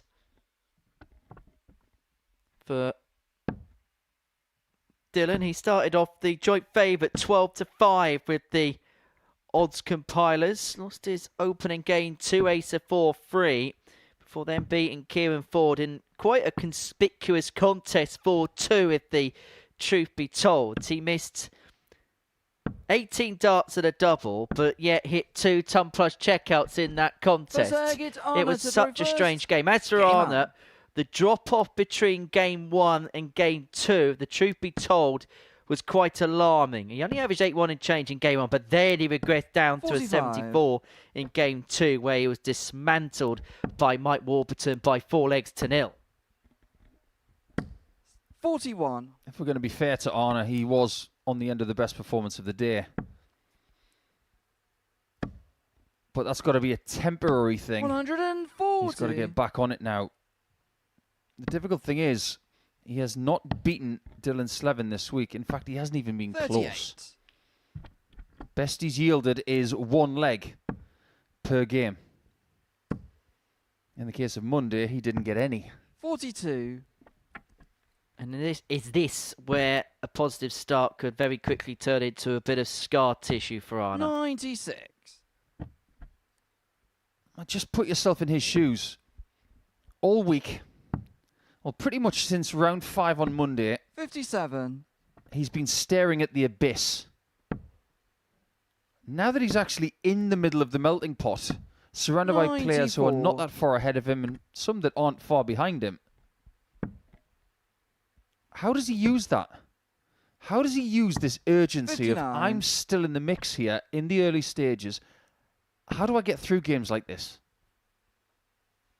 He's left himself on a finish, but Dylan will feel like he can leave himself in a better 121. position, Arne, will you've got leave himself in a better 158. position. Spey needs something out the top drawer, not going to find the 158. Slevin needing just the 1 treble to afford 58. himself Dylan, a you've dart got at a double. 111. Been able to find the treble 20 or the 17, so Spey, well, he doesn't even clean up, does he, from the initial 79. 158, Arne, still you leaves require himself 100. with a 3 figure out. He's looking up. He's staying up. Game shot the His first chances leg, are looking up as Arne well Spey. with shots like that. Credit goes Second where is credit's Dylan due to there throw for first. Arne. Game up. Held it together in what was quite a difficult spot. The setup turn wasn't good, but the 58. execution there exemplary. He's fast becoming the best purveyor of strange looks over the shoulder of the opponents. 180. So he towers above all of his opponents this week. And we can see him over the shoulder of throwers like Dylan. But 43. every now and again, he flicks a facial expression that you can't quite read. Hang on a minute. 140. I tell you what, if he'd gone and hit a 9-darter there, that would have been the biggest thing he's ever done. He fought it, we fought it, everybody fought it. 137. Broken the glass there. You know that in case of emergency phrase. I feel the need for speed. 56. How long have you been waiting to say that? Since 1986. He wasn't even born. 41. Arne, you got 125. The good thing is that Tom Cruise definitely was, and so was Anthony Edwards, formerly known as Goose and Maverick. 39.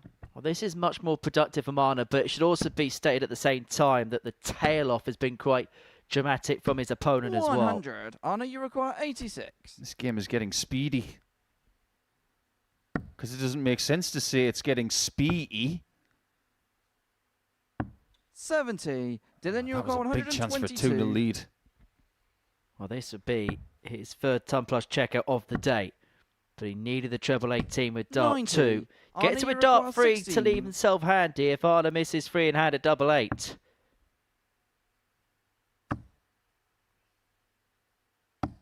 No score. He gave Dylan, that a you chance. He require got the line 32. right. He just undercooked it. Game Oh, shot the who's a second lucky leg. boy Dylan then? Slevin. Shouldn't have had that chance. Third leg, it's Anna to throw But first. he has Game taken it. up.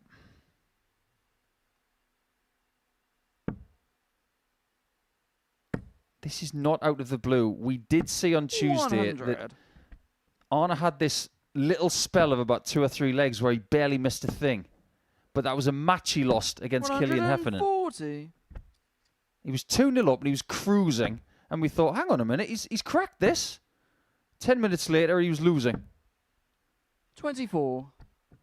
So as to how he progresses with the talent he's got, we can assume what needs to be done from where we 42. sit.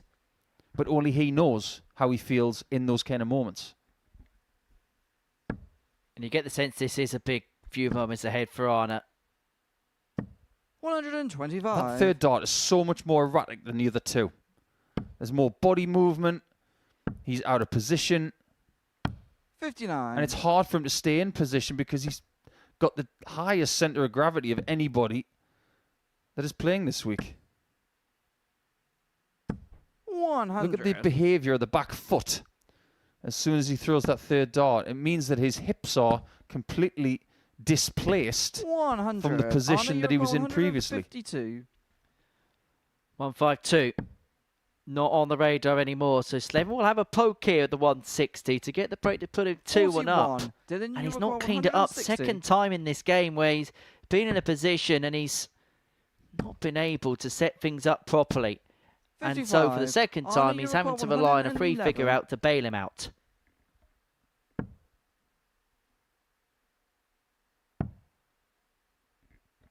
And the 111 isn't going to join the 79. ton. Dylan, So you Slevin here for require 2-1. 105. That was another great face that he pulled right there. But he might be about to pull another one. Game Because shot that the man third has just leg. taken the Dylan lead. Slevin. After losing the first leg, Fourth leg is Dylan to he throw has first. been the Game better up. player. He's starting to make a knack of this ton plus out nonsense, isn't he? 100. Yeah, the 105 joins the 120 and the 112 in his ton plus catalogue for this Thursday afternoon. 41. Yeah, back in the day, you used to know a person who would have a mail order catalogue, and you'd say to them, "Can I order something from your catalogue? And I'll pay you back a certain amount a week." 137. And I'll tell you what, you'd want to buy something from Dylan's catalogue because he's racking up quite the list of things you'd want to buy. Like a Littlewood shopping list. 55. Well, the contrast of emotions couldn't 82. be more contrasting. And the main reason behind the frustration there for Arnhem is he had an opportunity in that previous leg, should have won that 58. previous leg. The setup turn was poor. Slevin took the ton plus out. And all of a sudden, he is way behind the 8 ball. And 130. Slevin's just kicking on. This is what good players do. Sometimes they might get off to a slow start, but you just give them an inch, they take a mile. And that's 100. exactly what you Dylan's require doing here. 52. Game shot in the fourth leg. He's finishing Dylan so Slevin. well in this game. And you're right about the 8 ball. Fifth Arna leg is is so far Arna to behind it, he can't even reverse. see the Game up. table. Going back to the third dart 96. of Arna, we've seen it a few times today where I almost feel like it becomes a little bit more pronounced when he's had 2 good darts to start of it. So 2 trebles 60. in. That third dart tends to be a little bit ropey thereafter. There's the tiniest little jump 180. in the first 2 darts. On dart 3, it's a lot more. It worked fine there, 96. but when he has a bad dart, it is really poor. It doesn't miss like those. It misses 58. by more than an inch. He actually went for a treble 17 in his previous... What, was it a treble 19 in his previous game? He nearly hit the double. 140. Those darts have got to disappear. Well, he's got 6 darts to make this leg disappear. He's going to need the full complement. 97. And this time sets it up a bit more handy than he has been able to in the past. 85. So this to reduce the gap back down to 3-2 and to force Slevin to serve it out. He was already on the move before that third dart was thrown. We saw it from our camera angle. He was moving to his left and low. So he's got to stand still when he throws that third shot. To keep the game going. Game shot. Well, that time, no mistake on the double 10, and he forces Dylan Slevin to serve it out. Back to 3-2, but the Irishman with an opportunity to win it here. We're in a position here where 60. if Dylan weren't to win this game, he'd be slightly hot under the collar. 42. There's always a point in a match where a player will feel, I should win this game now. 100. We've been there with Dylan for about 3 minutes.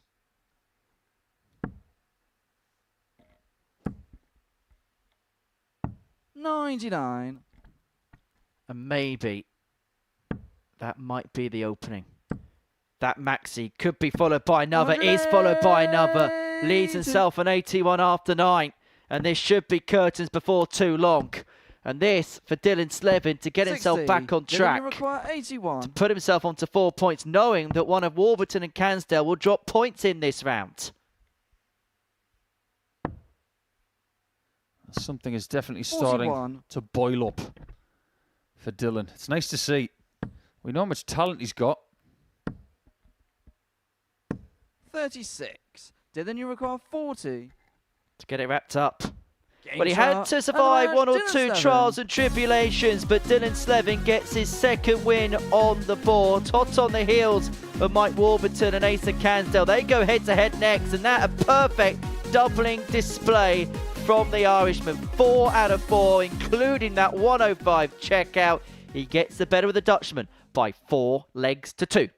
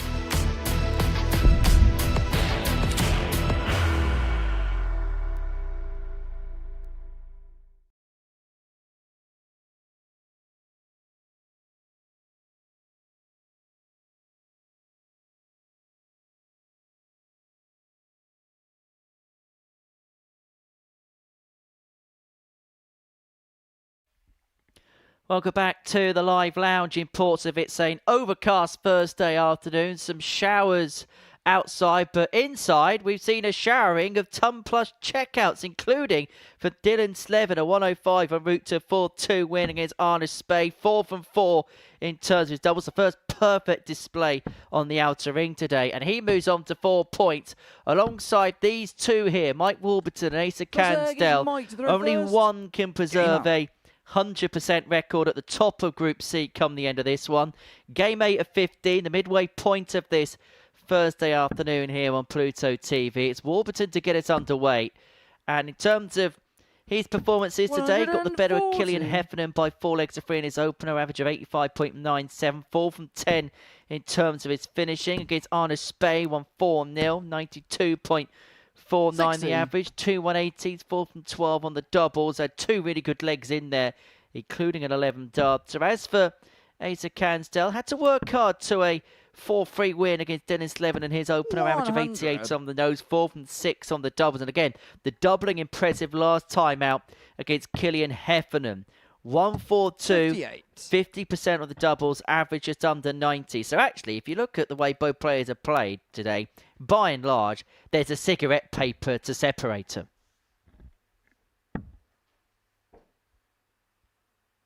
100. Are you that surprised that this is what they're doing? I'm not. I expected Cansdale to play well today. 137. Mike, you require 161. It would come as no shock to anybody that Warburton is doing what he's doing. In the best possible way, he's about as good a copy and paste dart player as you'll ever see. Control C and Control V. Don't do Control Z, you'll get rid of a lot of it. Mike, you require 62. I'll take your word for that. I haven't got a PC. Trust me, as somebody does a lot of spreadsheets, I'm used to those conversations and combinations, and Warby's used to combinations like this. 30. You noticed how much more statuesque Warburton is compared to Spear? Oh, that was a really good chance. 94. Mike, you require 32. I don't think Mike's going to miss this time. Game shot the first leg. Mike Predictable Warburton. Brilliance. Starts off Second with a very, very good leg. First. 16 darter on darts. 140. And sending that message to his opponent. If you want to break me, you're going to have to do it in 15 or fewer. It's as simple as that.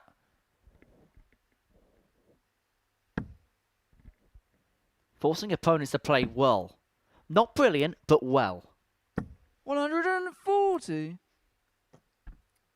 Sounds like a Monday morning, isn't it? How are we doing? Well, I'm not brilliant, but I'm well. 135. You see me on a Monday morning, you just don't approach me.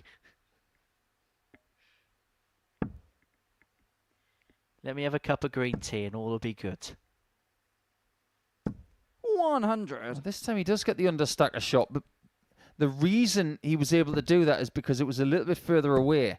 If he's on the top wire, 85. It's hard for him to get it underneath, but if it's slightly above by half a centimetre, he can fit it underneath.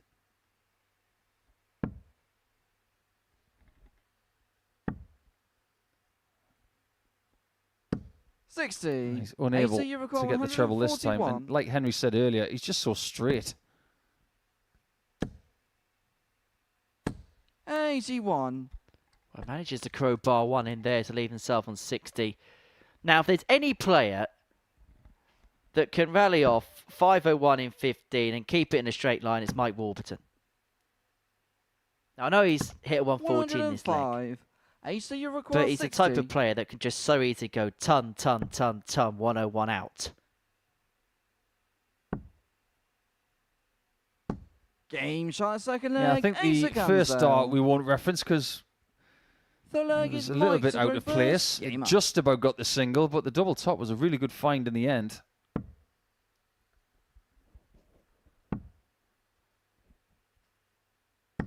$60.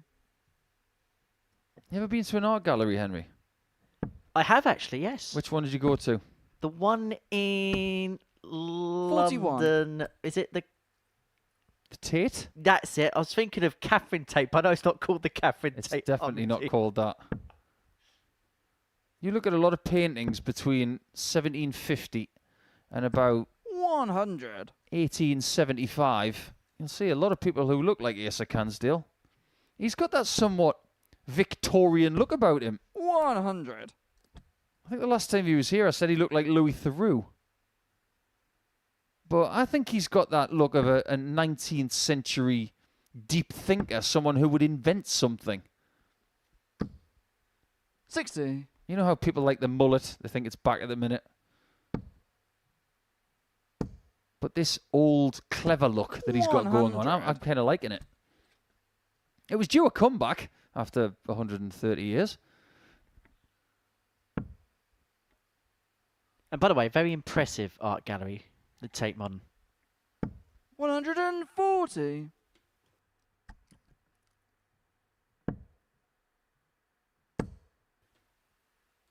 140. Mike, you require Who's painting the masterpiece in this game? It is really tight. Both through on 12, both on finishes that require a very accurate first dart. Well, there's one of those rare misses on the 20 department you require 120. that Henry was talking about a little bit earlier. Tops, so much in the way. What room has he got to look at? Game That's shot on the perfect. third That's leg, brilliant. Asa Cansdale. That's amazing for Asa Cansdale because there wasn't too much by way of angle to work with, but he manages to smother away into the tops to put himself on top. 60. The vast majority of our games are including Tum Plus checkouts today. This is game number 8. And it is the 5th game today that has included a Tum Plus checkout. That's really good. 100. First one for Asa. In fact, 93. 5 players have hit Tum Plus checkouts today. The only one now who hasn't is Mike Warburton. Just wait. I would be amazed if he doesn't get one today. If he doesn't, by the end of tomorrow, he will have one. It'll be something like 101. I would like to interject with a however quicker than Paris Hilton here. Because 121. there's one thing that Warby's game's built around its solidity. So he might not be one to take a load of Tum Plus checkouts, but things like 81, things like 86, you'd expect him to take out with, I wouldn't say relative ease, but take out on a maybe a more regular basis than others. 140. Well, there you go again.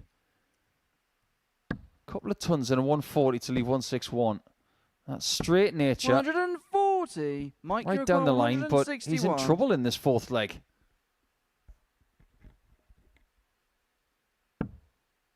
Cansdale will be back for the 87. May just be the one dart at the bullseye. Yes, Just double check to see whether that was in or not. It was rather close to the wire. That actually looked like 80, but it is 40. 65. He didn't used to do that, you know. 87. He used to always go for the 60 on the 3rd dart there. You know where Cansdale's going. 52. Chance for 3-1. Mike, you require is missed. 96. So Warburton's not on a Tum Plus checkout, but it is something gettable to make it 2-2. Game shot on the 4th He's been leg, looking Mike so Warburton. likely in that kind of range. And that 96 may not be biggest by number, but Fifth in the leg is context of Mike the to go game, that first. was wonderful from Game Warby. up. Was under the cosh, didn't hit that, probably finds himself 3-1 down. And as a consequence, has wrestled the throwback, finds himself on terms, and all of a sudden becomes the favourite to win this contest 100. once more. You and I both know the last time that Warburton was here, he didn't play well. 180. He's playing well today, but Cansdale's playing just that little bit better. Is Asa one of those players that when he gets that whip going, that's when we see him at his fluent best? 100. Who do you think he is, Indiana Jones? There's the whip. Well, there's a little bit of a 140. hand crunch. That's where the little finger comes in towards the thumb muscle.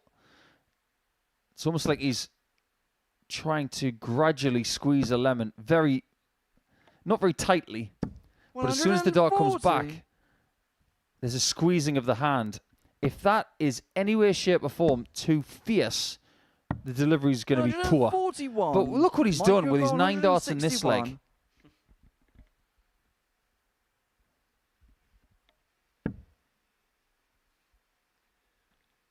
Well, Warby found a real timely 96 in the previous leg. 65. But Cansdale could win this in 10. 40.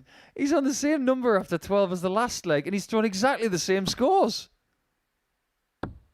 Game shot. But Cansdale is too good and takes the 3-2 lead. But we talk about Warby's consistency. The last 2 legs prove it completely. Ton, 140, 65 with a 25 at the end. We say that every leg is different, but in the case of Warburton in the first 12, it was exactly the same. And incidentally, this is a game where the quantity of 2 treble turns has caused problems for the opposition, because we speak a lot about power scoring, 180 hitting, all the rest of it. But if you consistently find 2 treble turns, you put yourself in positions. I mean, you look at it in this game.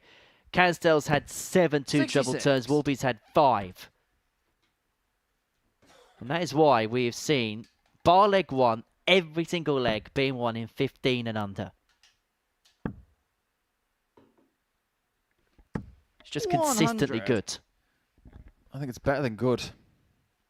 The fact that a 16 dart leg is the worst of the match tells you that this 58. standard would happily grace any tour around the world. Well, put it this way, if you're in Milton Keynes, Hildesheim, Wigan at a Players' Championship event and you're watching a game between insert player A and insert player B and they're averaging 95 and 99, you'd be saying it's good. 100. Irrespective of the arena, irrespective of the players on show. 140. That is a big 2 treble visit. He's got a chance to win 4-2. And he really is showing us what he's capable of. And apparently 40. this guy wasn't as fancied as Kieran Ford. For the match. 94. Just underneath. Gave it every chance, just dropped low. 140. Big spiral pass needed. Incomplete. Cansdale already knows he's coming back, and he's already gone through his pre-throw routine. 44. Asa, you're This to 20. take control at the top of the group. This to move on to 6 points. Double 5. 15. And Warburton has already taken out this 96 in this contest. He's left it 3 legs in a row. The time he got a shot, he hit it. He's getting another chance. But this time he's taking it in 2. That's a classy take. I know we've seen a lot of big finishes today, but that feels like the most impressive of the lot. It might not be the biggest by way of number, but my word, was it the most gutsy.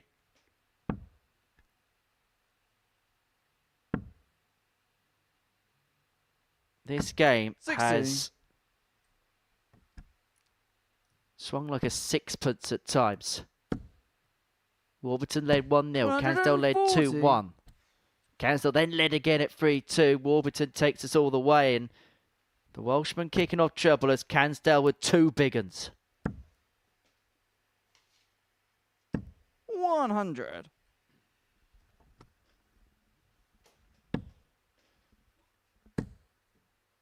He's got a firm grip on this leg potentially 97. now.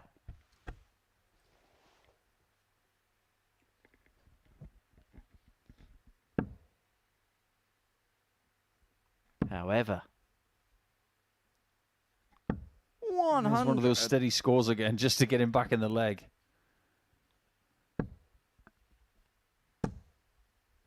they'll be following each other all the way 60. here, you feel? Someone has to fall.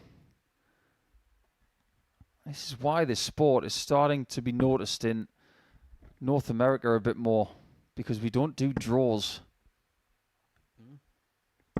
81. Somebody wins in every game.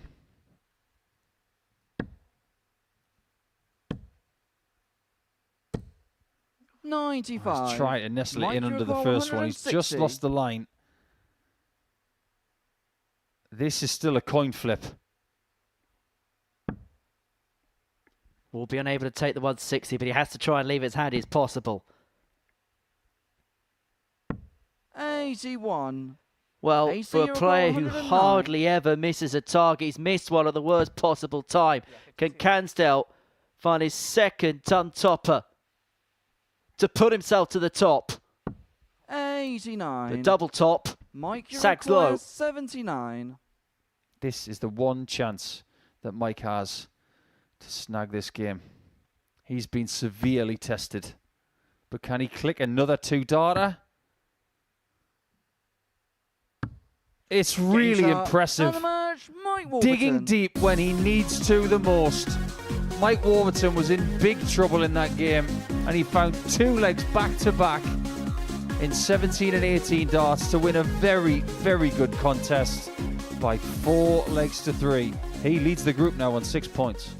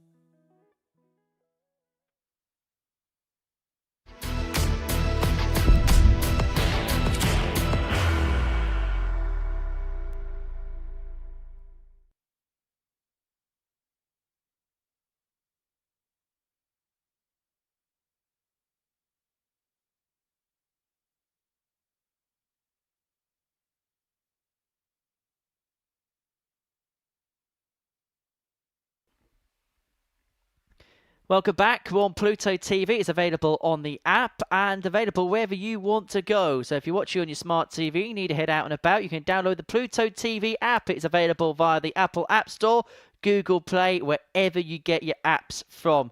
Pluto TV. Stream now, pay never. And before the break, we saw a top of the table clash between Mike Warburton and Asa Cansdale. Warby winning it by 4 legs to 3. Timing was such a key component of Warby's in that one. Cansdale played all right, average around 97 and change, but Warburton getting over the line, moving himself onto 6 points, top of the table. The only 100% record left in the group. Well, so these two, they're going to get their first win altogether. Killian Heffernan and Kieran Ford going head-to-head for the favourite, or joint favourite, before dart was thrown at 12-5. Heffernan was actually the outsider of the 6 at 12-1 with the bookies before dart was thrown. And we've referenced Ford being the favourite. What did you make of Heffernan being the outsider? I expected Arna to be the outsider. I'll be perfectly honest. 55. If I was an odds compiler, which I'm not, I probably would have gone Slevin favourite, Warby second, Kieran third, Asa fourth, Arna fifth, and Heffernan third, and Arna sixth in the betting probably. See, that to me seems closer.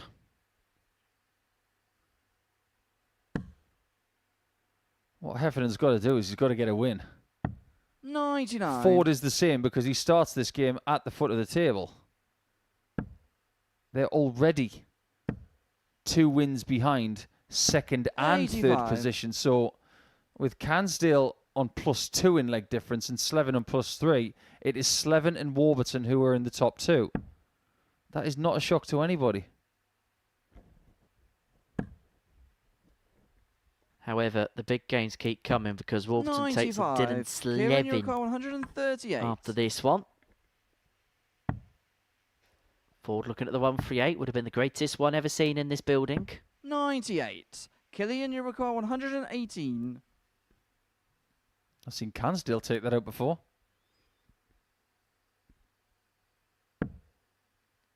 Well, 48 Bull is screaming at him.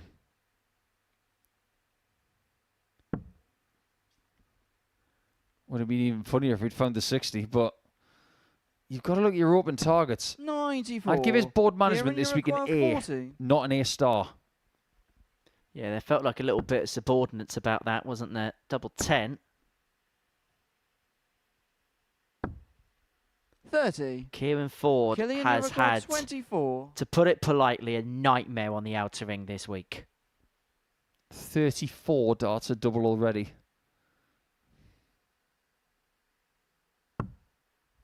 And he's paying for missing those doubles. Heffernan. Second leg is Killian to throw first. Game on. Killian is going to make him wait as well. This is the kind of game that nobody else in this group is going to enjoy. I have a sneaky suspicion that Warburton and Cansdale are very happy that they've got 100. Heffernan out the way.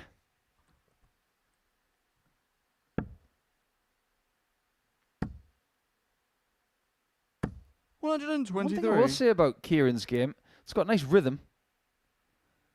There's a lovely tempo about it. Address, back and through. No real hesitation, but he's not rushing.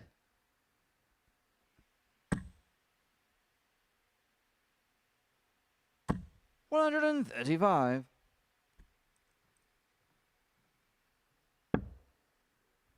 I've looked at Heffernan all week, and he does remind me of someone. I just don't know who it is. 58. It's been driving me crazy.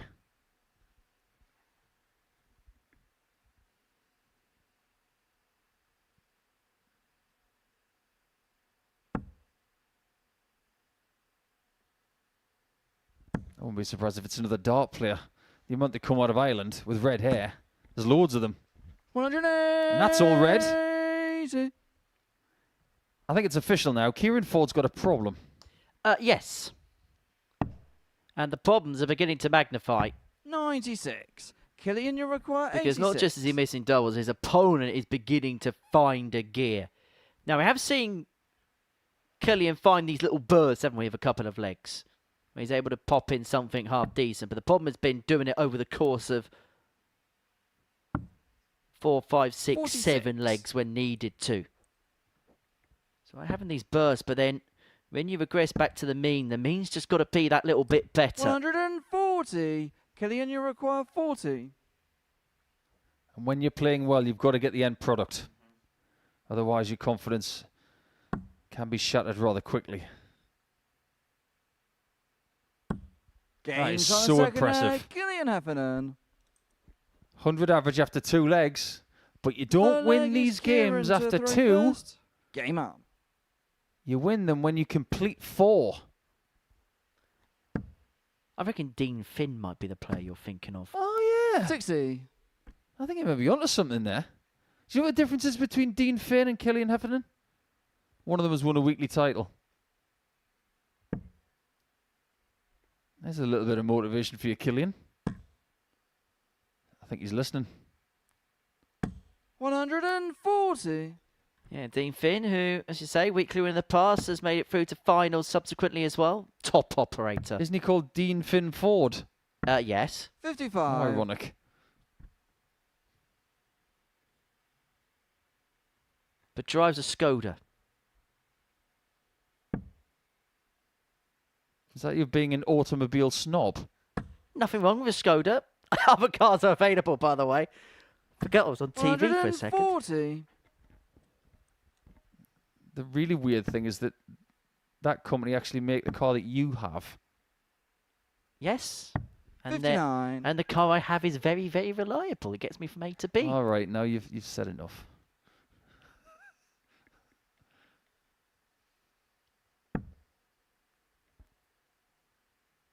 Actually, I don't think the throw that Heffernan has is that different to Dean Finn. 100. There's a lot of similar qualities to it.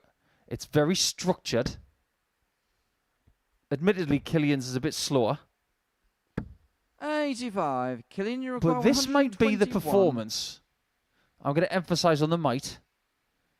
It might be the performance that just proves to him what is still in the locker.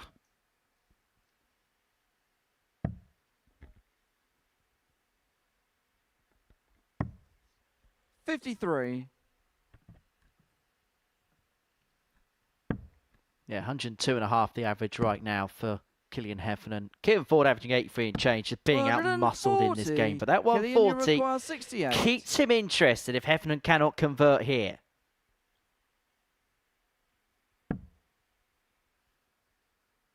He shouldn't be going for tops. Oh, he's definitely not. But he's still got a dart in the way. That was not part of the plan. 52. Kieran, you require 102. Ford gets an opportunity. Can he take the chance? Yes, is the answer. Second ton topper of the day, and boy, did Kieran Ford need that. Did you see in the previous leg that Kieran is being out-muscled? Killian to throw first. Game up. Not exactly hard. See more muscles on a butcher's pencil.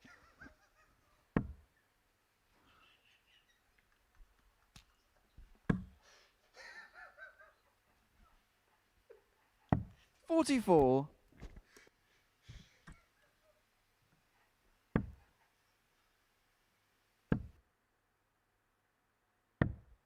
$46.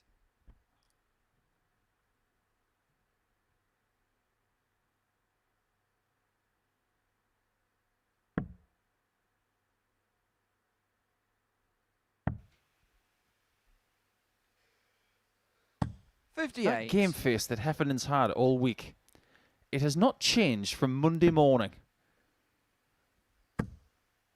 If you look back at when he did play a lot of darts in 2018 as a kid, he learned it from a very, very young age.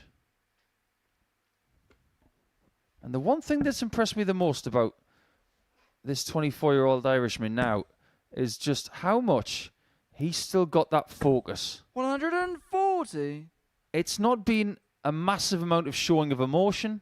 It's not been him showing no emotion. It's been that nice stuff in the middle. 127. However, Ford is mounting a charge back. Yeah, you got to go 19s here. He's probably going to look at the bull now. 95. That'll do. Kieran, you require 148. That was the safe play on the approach. Well, he's taken out the 148 once. He's not going to take it out twice. 100. So what he can do is leave Kieran, you himself require rather handy if Heffernan 164. cannot hit back with a 164. This to move too clear. Double of them. Leaves the ball. This will be summer post.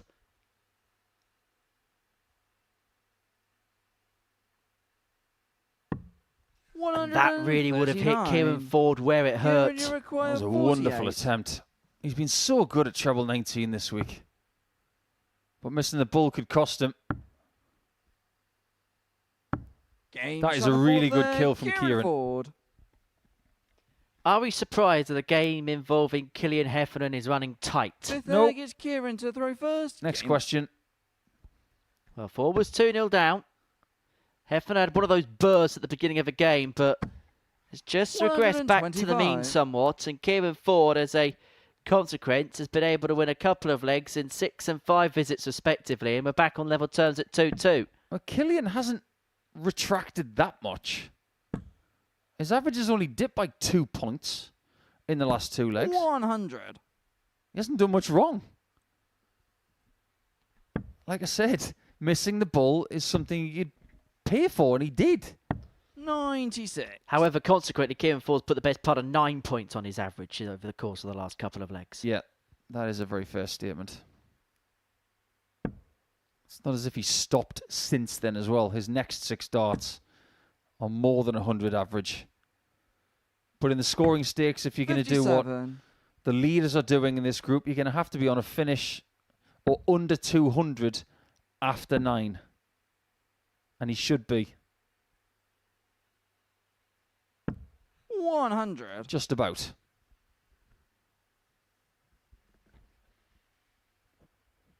How this game is changing.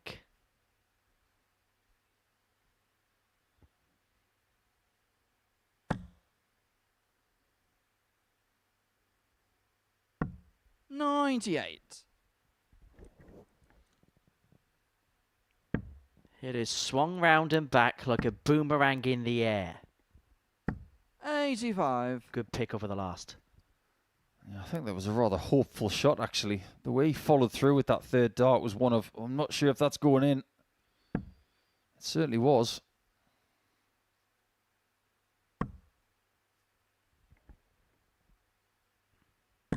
$55.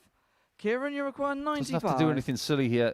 A 55-point layup would be more than enough. But this could be better. 63.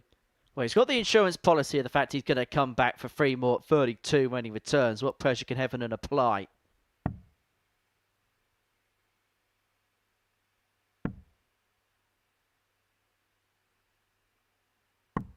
$44. Kieran, you require 32. So this to move in front, having trailed 2-0 in the contest. Game shot on the 5th there. Kieran Well, Ford. Kieran Ford is beginning to flex his muscles now. 6th leg is Killian to throw first. Game up.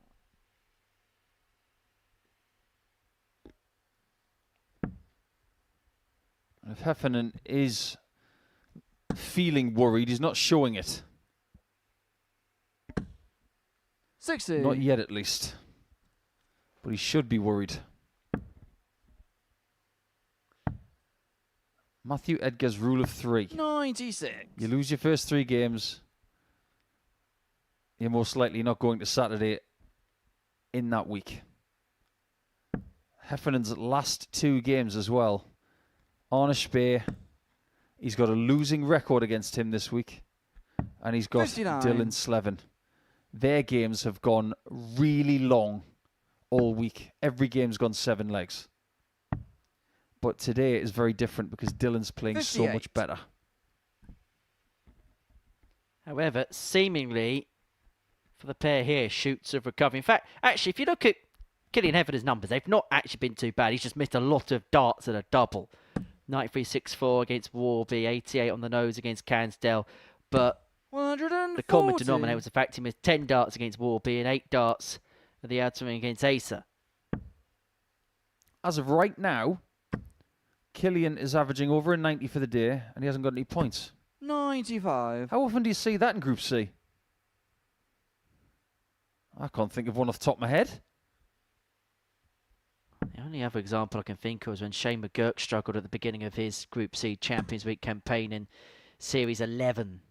Mind you, he was in a group with Jimmy Van Schie, Danny Van Tripe, 25. Jess Smith. Yeah, it was quite useful. I've seen worse. 95. Killian, you require 170. Match-winning chance if Heffernan does not plug this. Biggest finish of the game so far. 102 from Ford. That's what got him off the mark.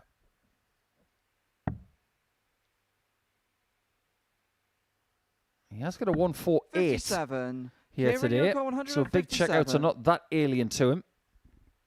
Can Ford find the turbo? Not on this particular occasion. So Heffernan will be back. 93. Two in hand. Killian, you Guess require what? 60. Take us all the way again. It's just what he does.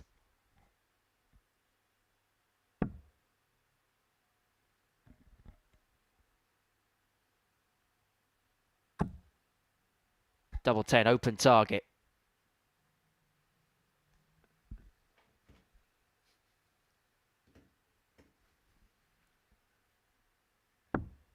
Just moves on the Kieran, inside. you require 64. Ford back for the match. First match-winning chance of the day. Game And it's a shot. very, very And good kill from Ford. Kieran once again. It doesn't go all the way this time for Heffernan, and he is the person who was dwelling in the basement. Ford started as favourite, and he's found his best form of the day in his third game. 4-2 scoreline before we go into round 4.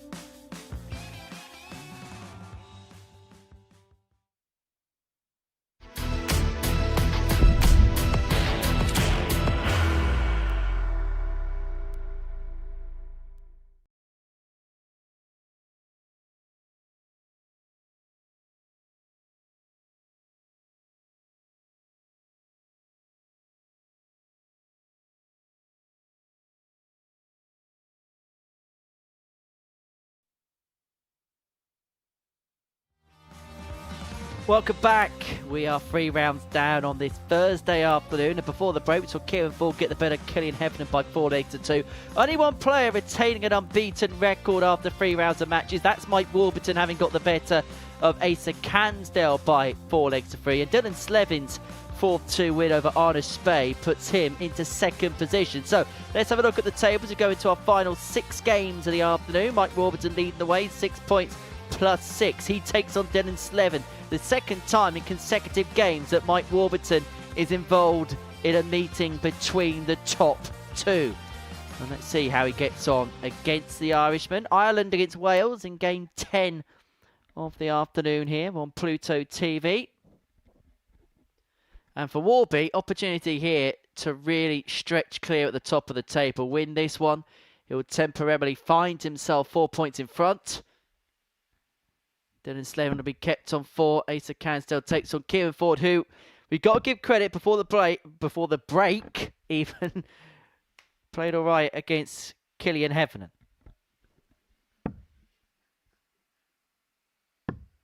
I think what Mike is doing right now is he's finding that really sustainable, quality, mean First level. leg is Dylan to throw first. Game on. What we saw from Andy Barnes on Monday was an astonishing high 96. level, but the accompanying games were somewhere between 80 and 85. Mike's starting point today was 86, and that's about as low as it's been. 60.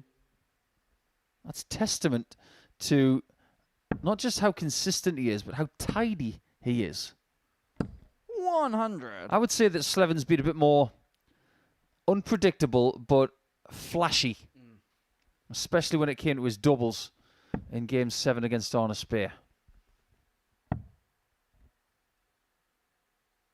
58. Are we into that stage of the week where we mentioned the fact that Dylan Slevin's played on the Challenge Tour last weekend, won on the Challenge Tour last weekend? Are we into the stage of the week where we are looking at what is left in the petrol tank for him? I don't care who you are. I don't care how hard you work. But if you're into day 7, 140. you're feeling it. And dart players feel it in places that you would not expect. Feet, ankles, knees, hips, hands. 60. It's all over. Unless you've been through what Dylan's now going through, you'll never understand what it's like. By the time he goes back to Ireland, he's going to sleep for days. 60. Dylan, you record 147. He won't if he's got one of those flights to the propeller. 147. No longer on the cards. 87. A 183 is never on the cards. Well, Joe Tittershauser might think it's on the cards. Time will tell. He's playing later from 10 p.m. 97. Dylan, you require 60. He's on a streak of doubling. Oh, he's hit another double, but not the right one. 41. Mike, you require Well, in the end, 86. that became a little bit of a mess from Slevin. And Warburton in his previous game against Cansdale was mopping up finishes like this, these pop-pop combos.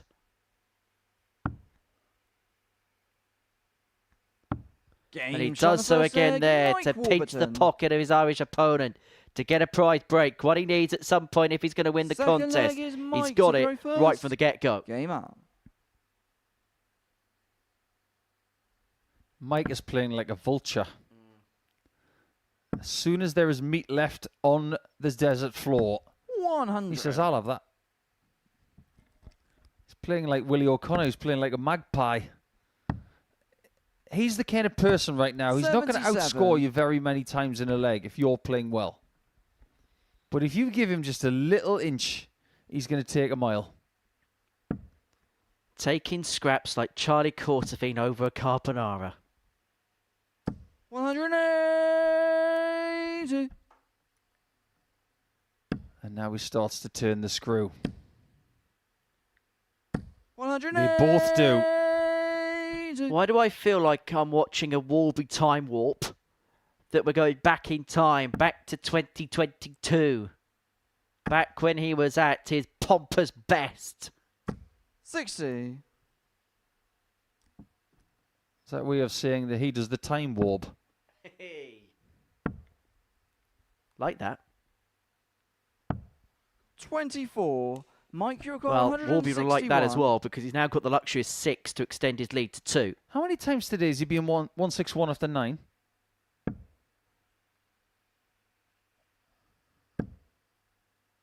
And now we can move away from the treble 20. 99.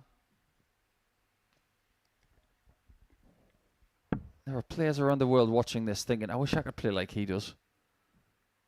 Really consistent, really straight. 60. Mike, you require Constantly 62. causing people problems. I can't think of many bad visits he's had today. So it's going to be another good one. Game shot, the second leg. This Mike is the answer, Warburton. 2-0, and this is mightily impressive from Third Warby. leg is Dylan to throw He first. keeps playing like Game this up. the next couple of days. He's going to get a new nickname. They're going to start calling him the Robovac. 96. He's staying away from trouble and he's mopping up everything that is left on the floor. A darting Dyson.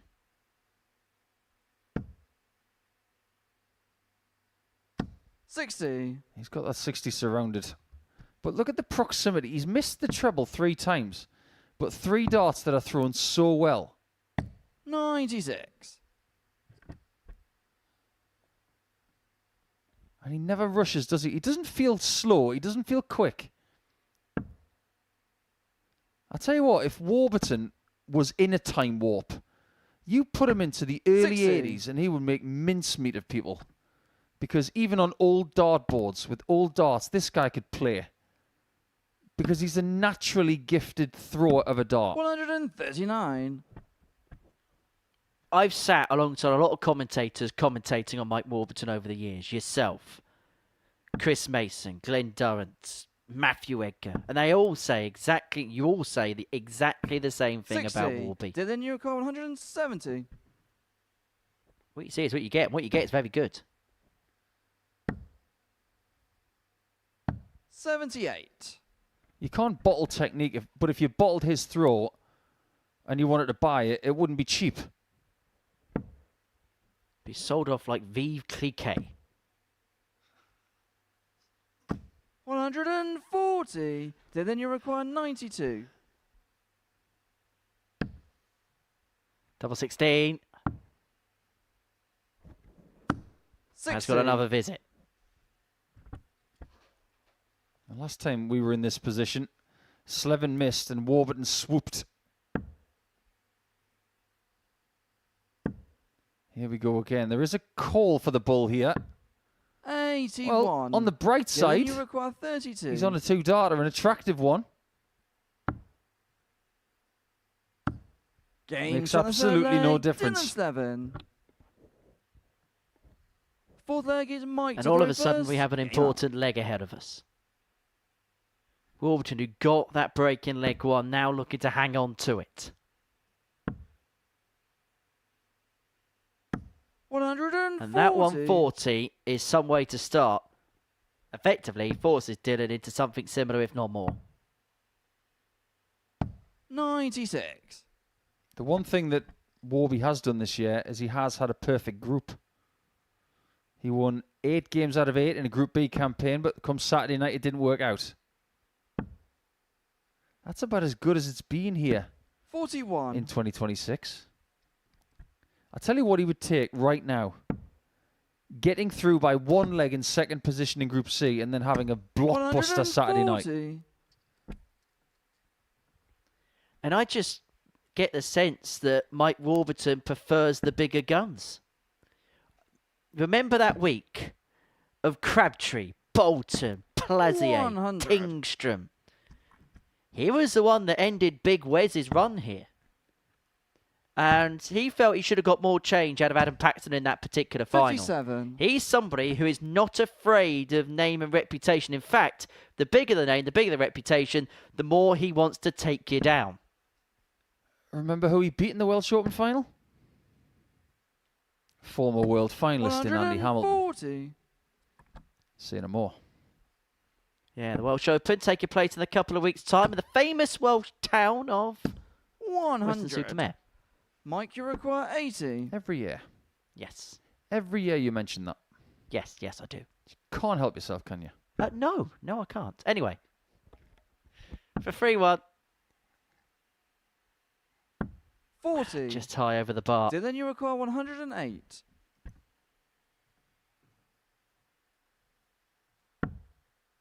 Since when is this coming back into fashion? Shanghai in 18s was 52. almost Mike, buried, you require 40. antiquated, prehistoric. It's making a comeback. Speaking of comebacks, Slevin might need one. Game because shot on the Warburton fourth does leg, stretch his Mike lead to 2. Warburton. I wonder whether that will be something Warby eyes Fifth up leg this year, is because I know Dylan that to there go was a lot first. Game attached up. to when he did win the Welsh Open. It was a time of his life which was rather difficult, and it was a win which 140. meant so much to him. Taking place at Pontin Sam Bay in North Somerset next weekend. Silver event. There'll be a number of players heading there to try and 60. seal places at Old Lakey come the end of November.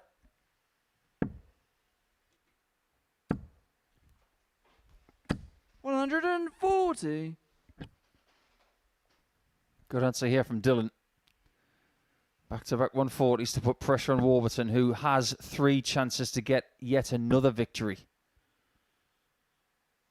His only 57. remaining fixture after this is Kieran Ford in game 14. Now, he didn't have the throw coming into this game, Mike. 140. It would be a bonus if he were to win one of the next 2 fixtures. But just to make things even more difficult for the chasing pack for the rest of today and tomorrow, 140. Warburton actually has the Dylan, darts you 3 require times 81. tomorrow, not twice like today.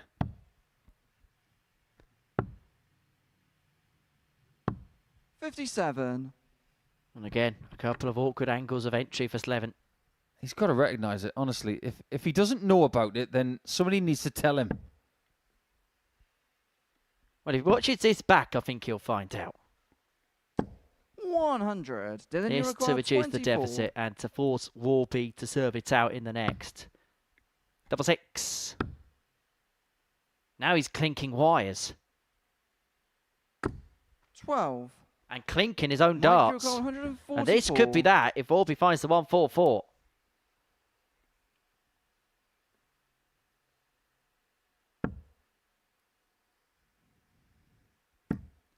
Not much emotion spent there. Just the tiniest bit of disappointment. 96. Dylan, you require I don't 12. think Dylan's going to be feeling that positive about this shot. There it is again. He's better off going to his right and going over the top. Now he's got an open bed, Game shot. and he in the does fifth snag it leg, only Dylan just. 7. Sixth leg is Mike to throw first. Game And whether the hard work begins now for Dylan Slevin, because Warby has the darts to get over the line.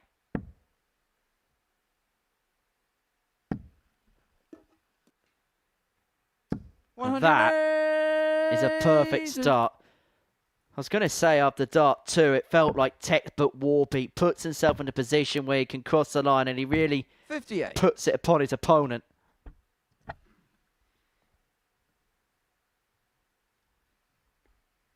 But that inherent problem has come back to bite Dylan Slevin hard. 2 from 14 on the outer ring is really stinging him. 100. What were we saying earlier about maximums? They're only as good as the backup score that comes with them. The ton 125. off the back of the maximum is just really good.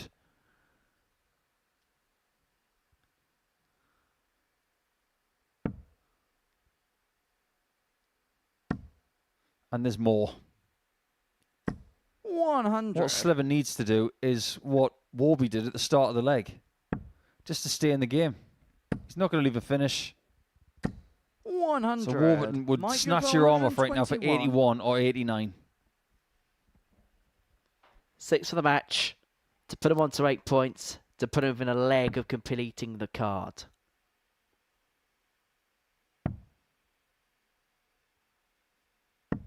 $57. I say this leg has been pretty much textbook right from the very start. Leaves himself on 64 after 12. Yes, he would have wanted to have left himself on something slightly smaller, but 60. nonetheless, Mike, you require 64. he's going to get a match dart to get win number 4. This was all part of the plan. He wanted points. He wanted to rack them up. He's racking them up all right. And the match, Warburton Mike isn't Warburton. losing today. And he's being Mr. Consistent again. But he's raising his mean level up towards the 90 mark for the entire day. And nobody can live with it. Dylan Slevin included, 4-2 Warburton.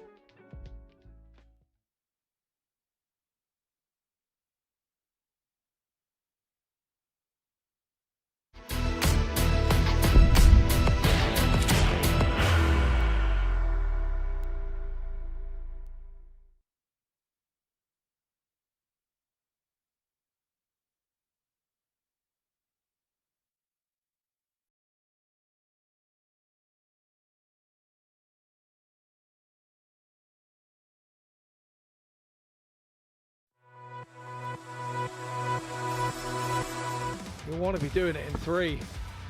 He'll want to be doing it in 3 for the match. He does it in 3 for the match. Take a bow. Well, he's waited all week for one. And he's finally got one, the second Game shot in the biggest. second leg, Danny Van Trype. Double 16 for a 137. Heading for 19s. Oh, he couldn't put it back to back. Huge checkouts. 142, 150. Oh, look at that. Double 18 for a 156. Send yourself through to Saturday. But John Henderson renders that. And that's the first treble. Tops. Oh, what a shot! What a shot from Osborne. There's no such thing as a guarantee, isn't that right, James? Game shown the fifth. That's right, James. Shot like this, because it's 2 darts at the same target, only needs to find one of them to leave the ball, gets the ball. Leg. Josh Richardson.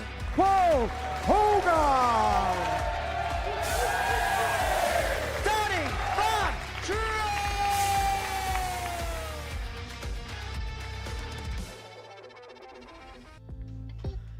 Well, that is what next week has to offer. And we've got a bit of Steve Beaton action. Oh, we love it when the Bronze Adonis is here. Hendo's here as well. Danny Van Tripe also returning. Ted Wood-Everts in Group B alongside Paul Hogan. And we're going to have Meet the Richardsons because James and Josh are both going to be in Group C alongside Matthew Dent. Don't often see him in a Group C, but we're going to be seeing him in that this time around. That's Monday. That's 9:30. in the morning. But as far as this afternoon is concerned, 10 games down and it's 4 wins out of 4 for Mike Warburton. His latest success, a 4-2 win over Dylan Slevin before the break. And now we see Arne Spey and Killian Heffernan go head to head. The bottom 2 in the group going head to head. Arne, who actually topped the table.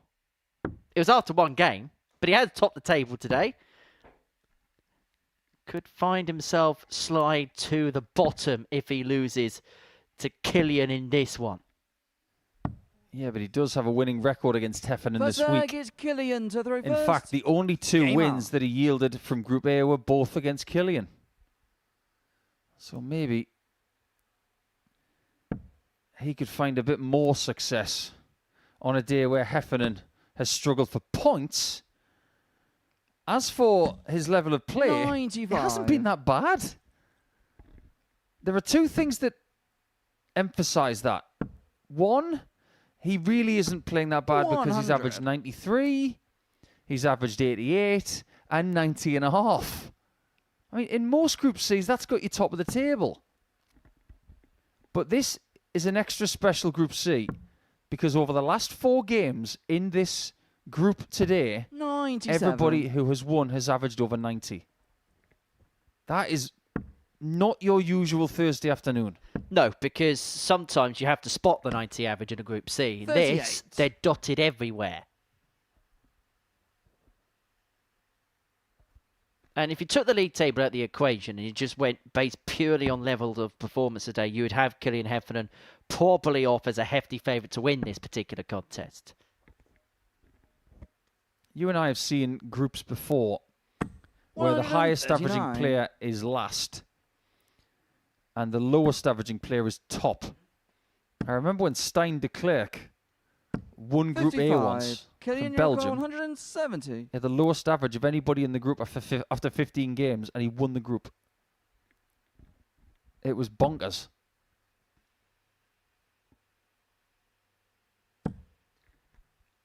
Are we fishing? No, we're not. 140. Well, the line was okay, but pitched just a little bit too high. That's probably where Paul Kroner's been this morning, doing a bit of fishing. 92. That's what he Killian likes to do in his spare Yurko, time. 30. Well, Heffernan is on double 15 and is deciding not to split this, but he is now. Oh, no. I'm not sure what else to say 14. about that. That is missed by an absolute mile. Sometimes pictures tell you more than words ever can. 95. Killian Yurko, Don't miss again. 16.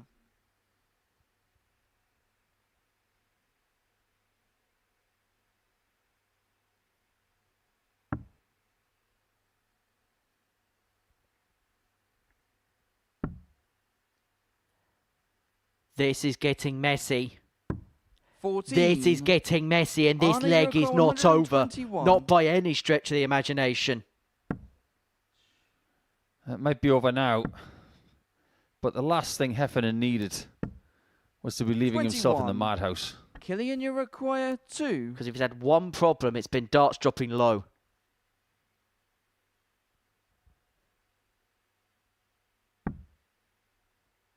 One up. No score. And as I say, Arna, you require that low dart 100. coming to cost him again. Arna looking at a ton. He's already taken out a ton. Can he do so again?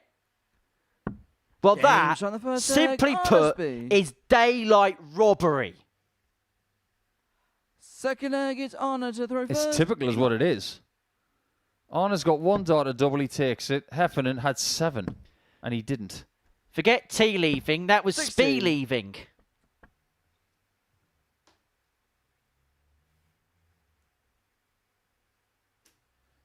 Heffernan is going to start thinking that Arna has got the wood on him.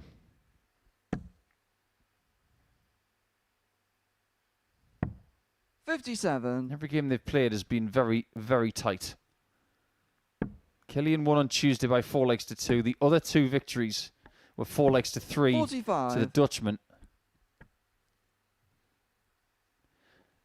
I don't know what you think about this, Henry, but from what we've got so far, which is Arna on 2 points, Ford on 2 points, you've got Slevin and Kanzil on 4, and Warburton on 8. 59. How likely does Arna think it is that he can make Saturday from this position?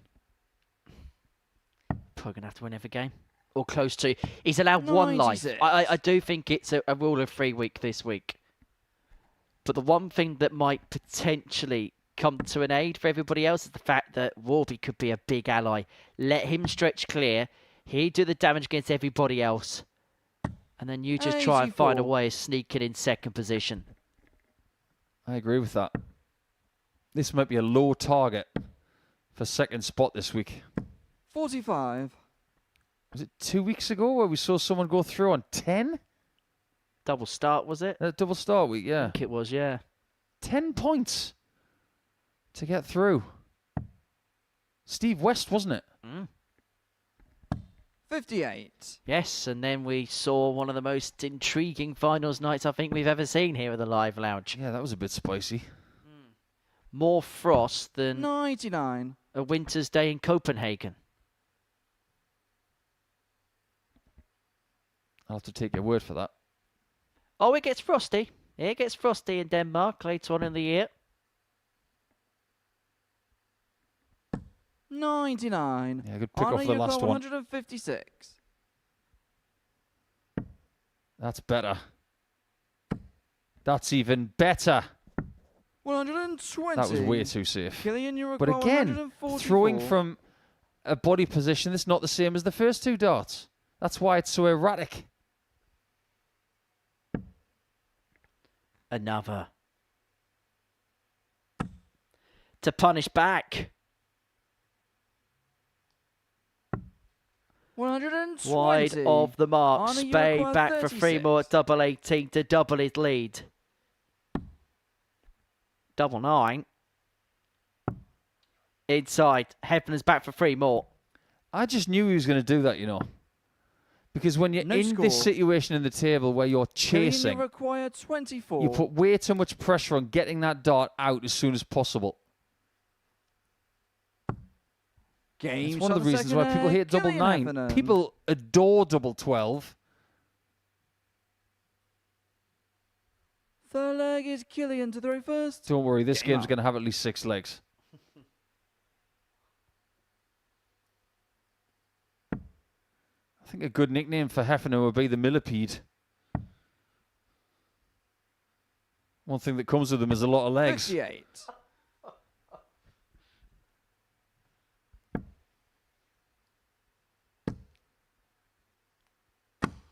$80. And that's about as annoyed as I've seen Arna all week. He might not be projecting it, but his ambition of making Saturday, he hasn't spoken about it much. But he does want it. He wants it badly. He'll have friends that have made Saturdays and won weekly titles. He wants to join that club. And the problem is now we're getting to appearance number 5 for him here. 96. And the weight on his shoulders to try and achieve that just grows more and more as time goes on. Well, he's now in Adam Lipscomb territory. Someone from the local area who is now playing on the PDC Pro Tour. 85. But at the start of his Super Series career, he couldn't make Saturdays. He wanted it so much so he could play in front of his friends and family. Arna wants it for different reasons. 140. He wants it for him and him alone. Well, infamously, it was Lee Cox, wasn't it? Who just desperately tried his hardest but found different ways of getting knocked out. Never forget that week where 171. he missed out on Group A by a couple of points, then missed out on Group B by a couple of points.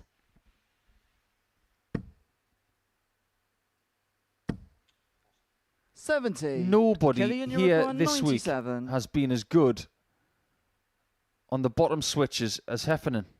No one. Treble 17, treble 19. He's been really good at them. Mind you, that's not too bad. Double 12 for a second consecutive leg. 73. Arna, you require 115. Clips the wire but cannot find a way through. So Arna here looking at 115.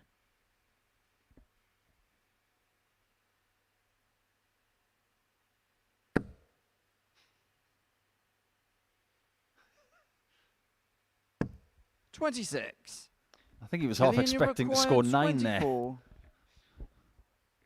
Yeah, that was 26 the hard way. Well, that should be helpful enough. Double 6. Game shot on the third leg. Puts Killian Heffernan 2-1 to the good. Guarantees he's going to win at least 2 legs in every game so far today. Arna to throw first. Game up.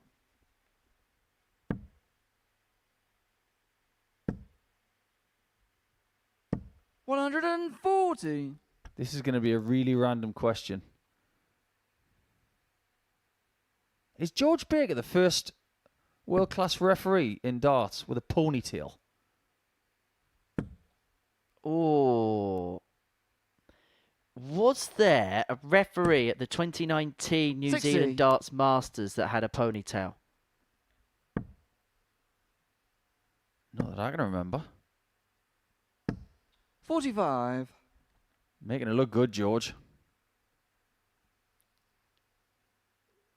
you know what we don't have enough of?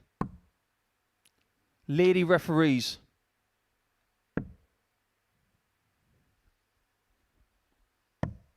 $57. It's pretty simple.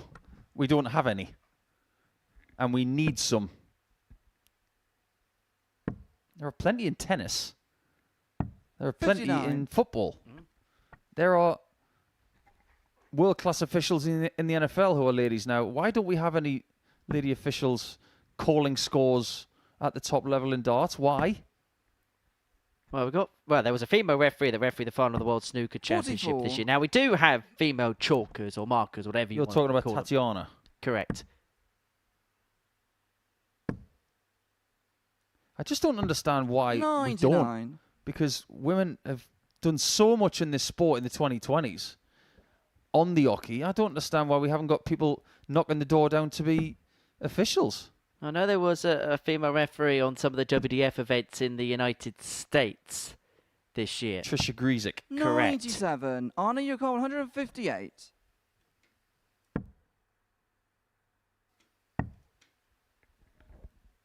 $96.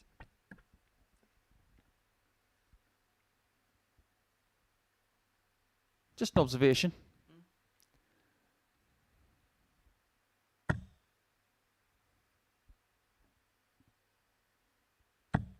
That's useful. I'll tell you what. Arna, you require 62. Said it one and I'll say it again. Treble 19 has been his best target this week. Double top for Arna. 22. Killian, you I'd be require amazed if 110. Heffernan doesn't go treble 19 first on this shot as well.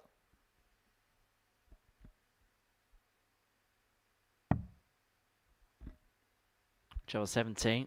Across a couple of doors, unable to get. So Arne here to level us up at 2-2, looking at double top. 45. Arne, you require 40.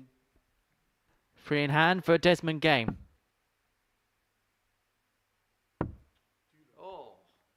Oh my, that is a wide. That is so bad. It's actually upset his haircut. No score. Killian, you require 65. It's like a tornado blew through this place. That was an angry, angry reaction. It's in your head, Arne. Double top for 3-1 lead. And to put himself one away. Is it going to be a game changer? Is it going to be a tide turner? 45. Well, Arne Spey 40. won't quite be a hair raiser. Game shot the fourth leg. Arne Spey. But at least he'd be able to comb over that leg. I tell you what, he hasn't got a clue what he's done to his hairstyle. It looks like Mr. Majika. Game on.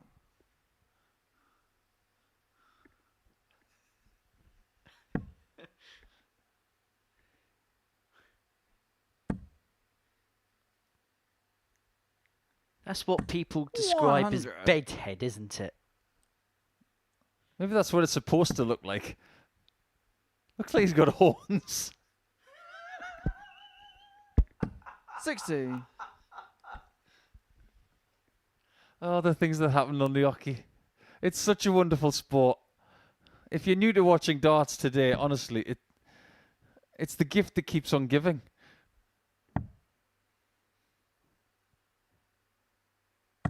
$119. I'll be honest, I'm just a bit jealous he's got that much hair. Oh, hello. 180. Maybe it's the source of his new powers. That is the first one of the match. And like we've said before, Heffernan is way more likely to win a match if he doesn't hit a maximum. 135. Yeah, he's got maximums in every game today. He's lost all of them. It's ridiculous. One game this week where Heffernan 81. has hit a maximum in it and won the match. 147. And this is his 19th match.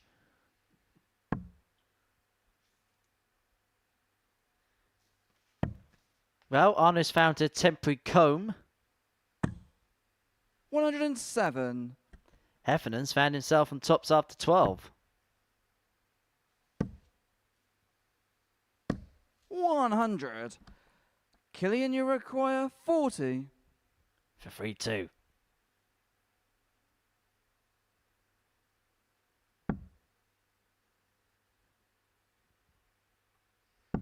Game shot the That fifth is leg. more like it. Killian That 14 Heffernan. darter will make him feel very good indeed Sixth leg, it's about Arne the to throw fact that first. Game on. he can get this game won.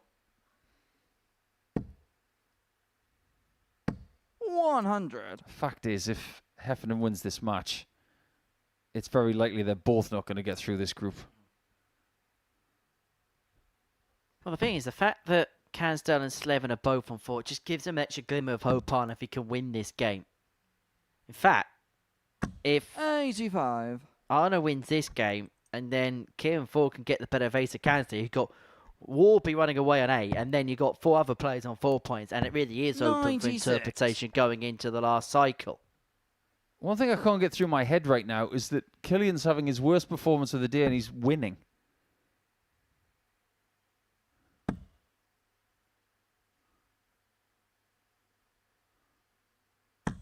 $100. It's not exactly a recipe for success, is it? You're averaging over 90 for the day. You're not winning at all. 58. And then you lesser your average by more than 10% and you start to get some success. What's the saying? If you could make it up, they'd lock you up.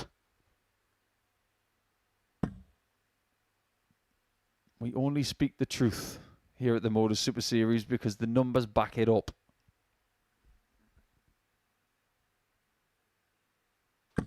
$100. I do think that Heffernan's got really great technique, maybe even better technique than he had when he was younger. I do think he would benefit from a little bit of a 83. quicker pace, though. But I was talking to Trina Gulliver yesterday. I think he's going through a process right now where he's trying to become this new version of himself on the dartboard. What he is at 24 might not be who he is at 26. 134. He might be just starting to put the pieces back together.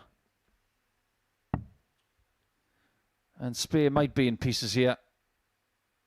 124. He's done really well there, but Killian, you Heffernan's got his require first chance 82. of winning before a last leg decider is needed.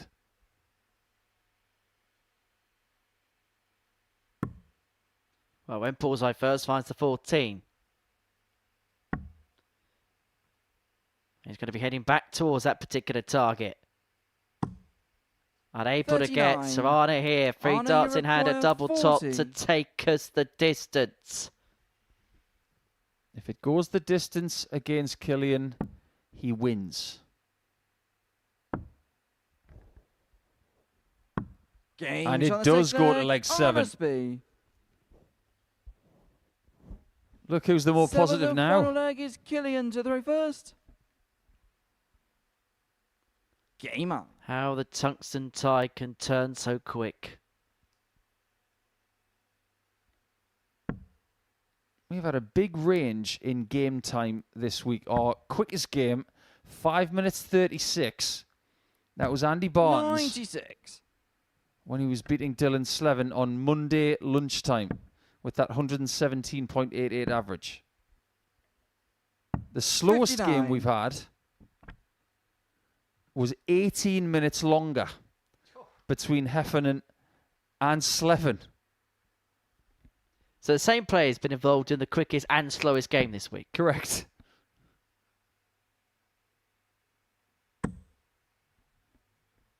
Heffernan beginning to bear fruit. 180. Piling in a maxi. And all of a sudden, Arna's under it again. That's a terrible sign for Killian.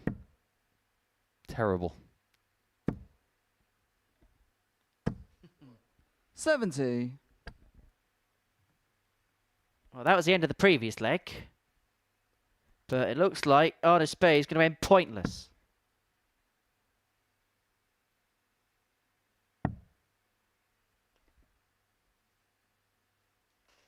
$96. Things are looking up for Killian. Yes, he's got a maximum in this game now, which has been his curse, really. 47. Killian, He's got you require so much time on his side. 129. He could get 6 consecutive singles here and still have enough time to get this game won. Just plot his path in accordance. 93. And of course, to the 18s, finds the treble, leads himself on 36 after 12. Really good last leg this from Killian Heffernan on throw. 49. For Arna not to be. Killian, He you worked hard to require get himself back 36. into the game, but Heffernan to win the game and to get his first win on the board. Double 18.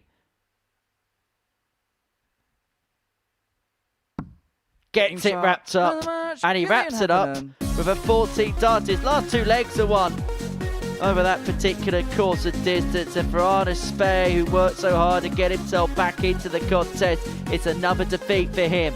Coming up next, Asa Cansdale against Kieran Ford.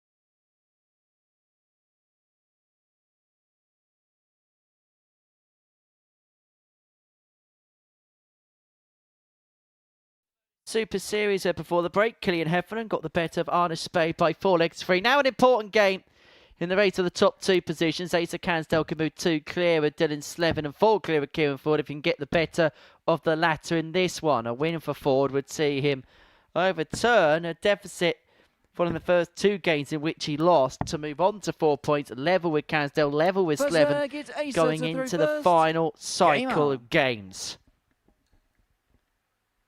Feel like we're heading towards the serious business now on this Thursday afternoon. And Asa Cansdale probably knows that there is a big, big opportunity potentially on the horizon if he can get the better of Kieran 42. Here.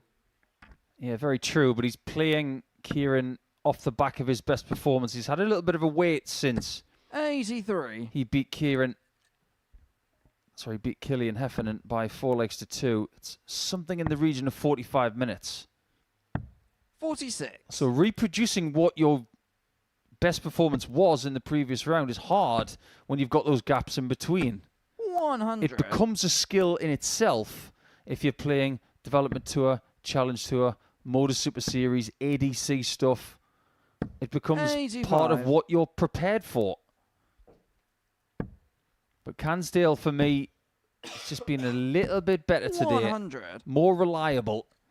And even though he did lose to Mike Warburton by 4-3, there was no shame in that.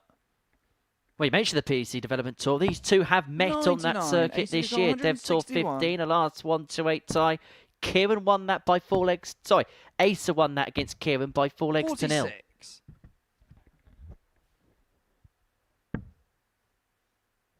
So they do have history, and if it's not a lot. 97. Asa, you got 115. So this is to make it 5-0 Asa against his opponent here. 59. Kieran, you got 132. Starting point is the middle. Ending point would have been double 16 had he found the red spot again. Asa, you require 56. Tops of the lead. Top Scott for the lead. Asa Cansdale. Well crafted by Cansdale. How good is he at hitting tops on a combination when he's kept his rhythm? Game on. And it always seems to be the same spot. About 25% in from the right-hand side. 140. Kissing the top wire. That might have something to do with where he stands. 43. Because if we, at some point during this game, look at the Oki from the backside, you can see that he's standing all the way over to the right. 45. There you go. The bunting angle. 140. He's sneaky fast as well, isn't he? There's a few moving components, but those 81. components move rather Whippet-esque. And he's sped up in this game. 100. There's no doubt about that.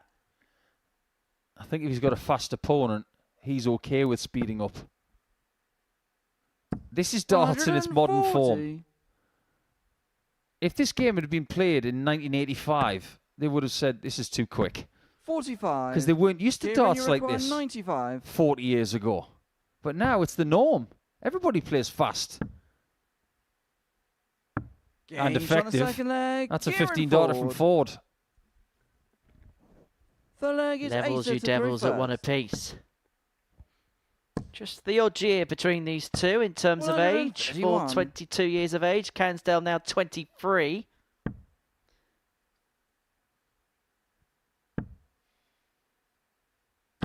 $100. Way to make me feel old, Henry. I once remember Martin Schindler and 41. Callan Ridds having a chat with me in Gibraltar back in 2017. Just goes to show how cheeky some of the young lads are. Martin said, "Do you realise that we're playing each other today and our collective age is less than your age?" 140. It's like getting a kick in the gut. Or in the case of Martin, it was probably a headbutt.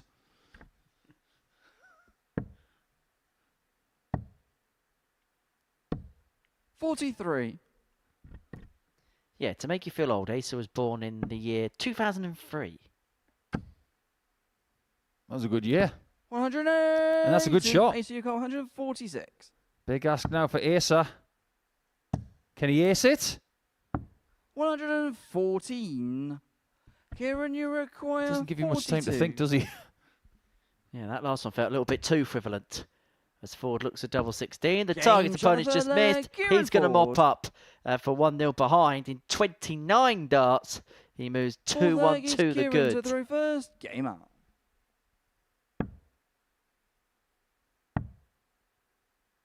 He seems to be playing a lot 58. better towards the end of play today. At the start, he was not good. 73 average in his first game. He was disappointing. 81.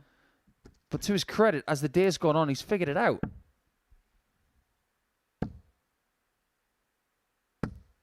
He's finding a spell. And he's got Cansdale in all sorts of bother. Entangled in a web.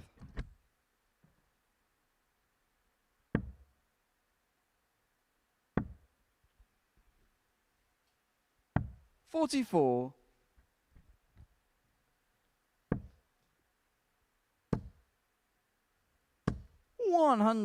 Asa started well today, and he did maintain that for a good couple of games after. He'd win 2 from 3. But if he tails off towards the end, he's going to be in the middle of the pack. That's not where he wants to be. 59. He wants to be in second position overnight, third at worst. 95. Kieran, you got 160.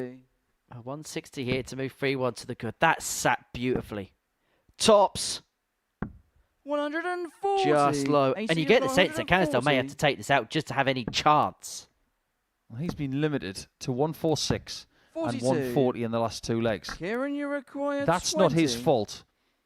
It's because Ford has outscored him. Game He's shot out for doubling the him as Kieran well. Ford. This is a really good performance on the outer ring. 3 from 4. I'd like to say it doesn't get much better than that, but we've already seen better than that today from Dylan Slevin. Well, Ford now beginning to outmotor his opponent. 137.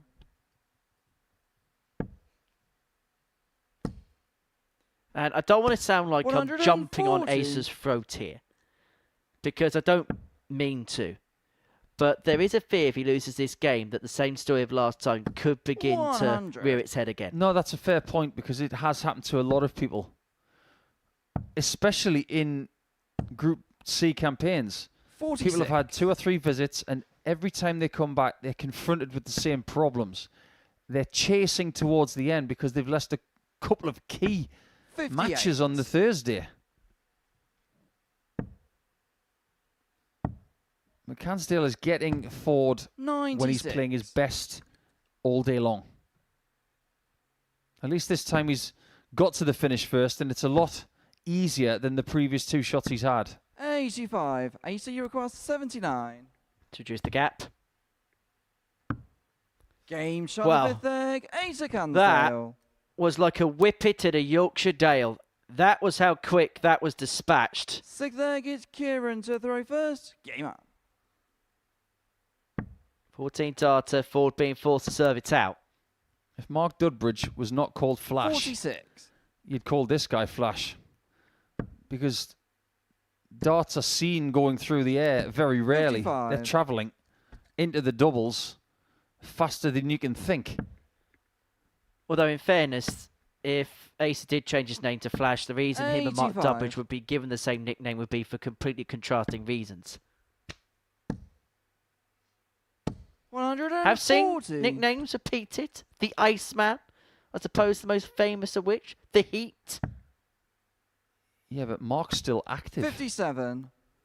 Alan Warren a little wasn't active when Price came through. I'm not condoning it. Well, 58. Wasn't there a World Championship where there was 2 players with the nickname the Prince of Wales, Louis Williams and Richie Burnett? Yeah. But Louis did call Richie and ask him for it, and he approved it. 135. See a story in the week where Glenn Dummett tried to pay Adrian Lewis for the war contract he had 81. in the BDO. Didn't work, did it? No. Good scoop by the famous Mr. Journalist. 60. A2 167. Ford's going to get his chance to win this match. This really has been 97. impressive. 118. If he gets to the double, ordinarily he finishes it. To wrap it up, 80. 118 is 80, not you going to get require Cansdale's 70. number. This to take us all the way.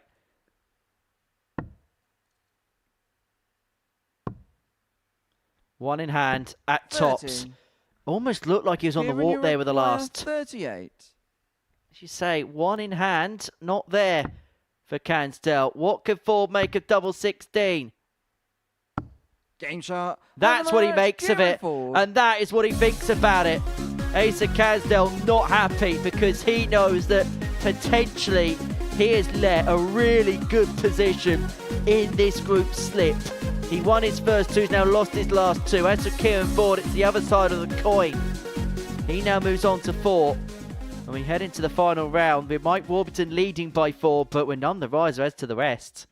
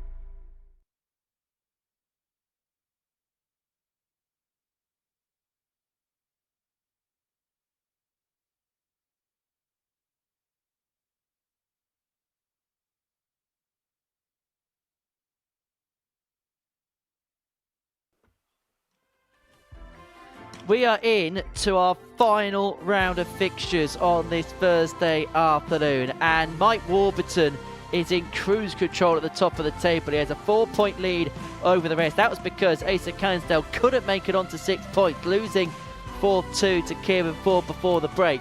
He moves on to 4 alongside Cansdale and alongside Dylan Slevin. This is how the table looks going into the final round's worth of matches. Warby 4 clear on 8. Everybody else still in the picture. Even Arne Spey at the bottom on 2 points -5. He wins his last one. Who knows what could potentially happen? It's all open for interpretation, and we're going to see 2 Irishmen go head-to-head here as Killian Heffernan and Dylan Slevin go head-to-head. Now, I do like to sell matches, but as you rightly mentioned, this was in Group A, the slowest match of the week. So it can only get quicker from here. Famous last words. Every game has been 4-3, but then when Killian is involved, of course, the likelihood of 4-3 is always going to be there. What we've just seen from Kieran Ford was very important for this group because he got himself to 4 points. He kept Cansdale at 4. First leg is Killian. They've got a game left. If Heffernan does not win this game, I feel he can't get through this group because I just see him coming up against the same battles tomorrow. He's got to start finding that little bit extra, and it has to start now, not tomorrow morning. 135. And when I say morning, his preparation will start in the morning. His on-ocky action will start at around about 1:45 in the afternoon local time come Friday.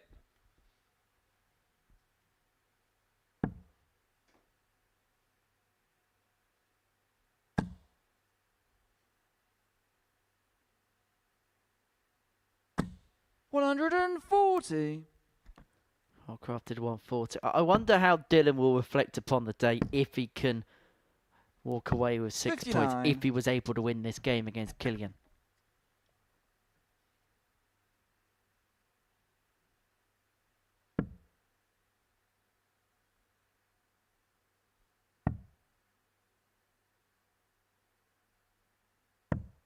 $41. I think Slevin will be quite happy with 6 points. I think he fully understands that Monday didn't go to plan, but he knows exactly 140. why. Since then, he's had a couple of days where on Tuesday he won 4 from 5. Yesterday was 3 from 5. If he were to go 3 from 5 again, I think he'd be okay with that. And he'd be ready to put in his best performance 90. tomorrow. That is very dependent on how he rests, though, because tomorrow is day 8 in a row. 55. Killian, you require 95. He's hoping come the end of day 9, he walks away with a trophy in medal and a place at Champions Week come the end of October.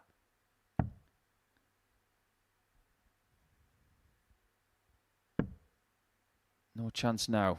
Slevin has a slim chance. 55. Dylan, you require 151.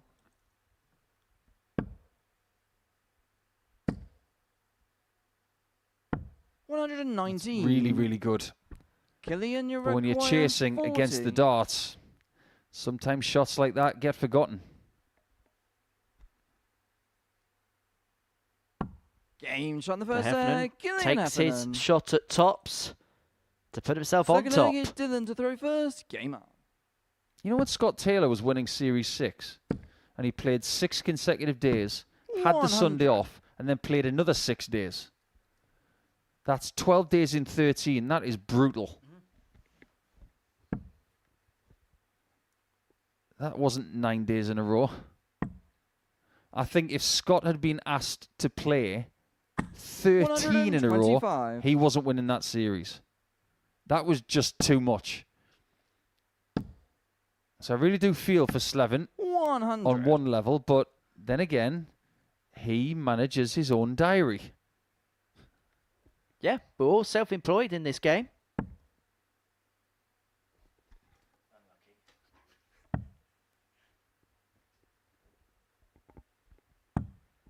$42. And do you know what we've all done as well? We said, oh yeah, I can do that stretch.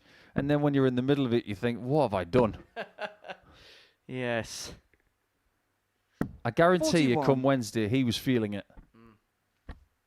But he was still playing some exemplary stuff. He's one of the only players who's played this week who haven't registered a ton plus average from Group A as well. But he's been pretty 43. close. I would like to think that if he can just make the top 2, that really long lie-in on Saturday might just revive him. Well, let's hope he wakes up in time for finals night. Is that your way of saying he's going to go to bed after Friday in second position, for example, and he's going to fall asleep for more than 24 hours? He's not sleeping beauty.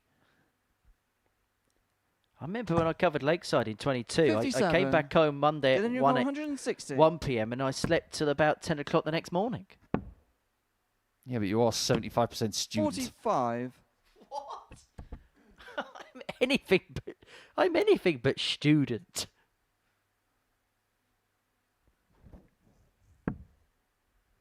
A student doesn't have glass containers which they put their Tupperware in. It's the weirdest example of not being a student Dylan, I've you've ever got heard. 115. Well, you're always learning in this sport. Yes, 58 left. Some things remain the same. Like tops on the end of a 115. 75. Killian, you require 154. Well, Heffernan has got to go for 2 treble 19s here because that's his best target. He's already had the 137. He's not going to add the 154 to the mix. So Slevin here to get us back on level terms. 31. Dylan, you require 40. Double top. Game shot in the second Well, leg. double 10 is Dylan's found. Third And we're leg back is Killian on to level throw first. terms. Game up.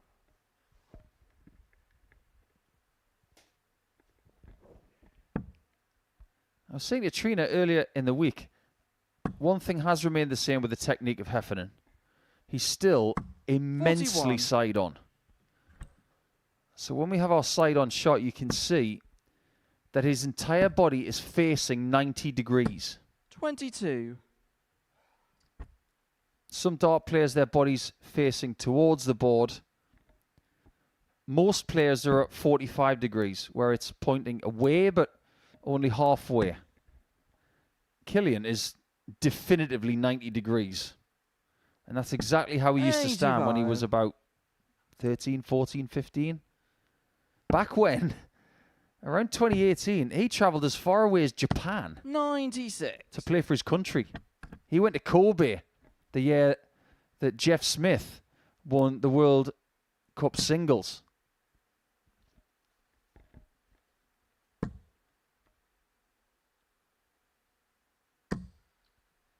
The last 80. World Cup took place in Asia, didn't it? South Korea a couple of years ago. Next one's due in Egypt in 2027. 60. That's a bit different, isn't it? Great for, I think it's great for the sport. Different places, different parts of the world hosting big tournaments. I know we speak about putting Africa on the map. It's really a part of Africa that's not really been touched. That's a fair point. 55. If you want to grow the game, we've got to take tournaments to different territories. Simple as that. Well, look what the Asian tour has done for Mongolia. Oh my word, 100. it's exploded. Mongolia's going to be the next big hotbed of this sport. If the young talents that are coming through there can get over here and commit to being over here, they could have an assembly line of talent. Them, Germany, Belgium, 46. so many different nations, new nations as well coming to the fore.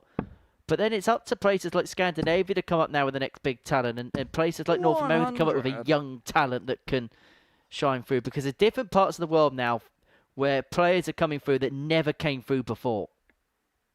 Yeah, the easiest way to figure that out is to watch the JDC World Cup in Gibraltar every year, because that gives you an indication of 65. Dylan, who's you've got doing what. And that's where 123. everybody was faced with Luke Littler for the first time. Within months, he was here. 87. Killian, you require 129. It's a good layup from Slevin. Heffernan once again will start on the 19s. He has to.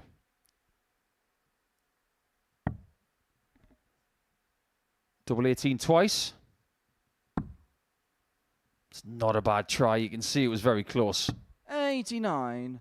Dylan, you require 36. So this to turn a 1-0 deficit into a 2-1 lead. Game shot in the third leg. Almost Dylan done with the double Slevin. 9. And Slevin gets his nose in front for the first time in the contest. Fourth leg is Dylan to throw first. Game on. One of the biggest stories of Irish darts this year has been Willie O'Connor. Getting to the match play for the first 60. time. I think he's done really well. But maybe the second biggest story in Irish darts this year, Rebecca Allen. She won a junior tournament at the Winter Gardens, beating Macy Gibbons in the final. What a final it was. It was the precursor to the women's match play finals. 96.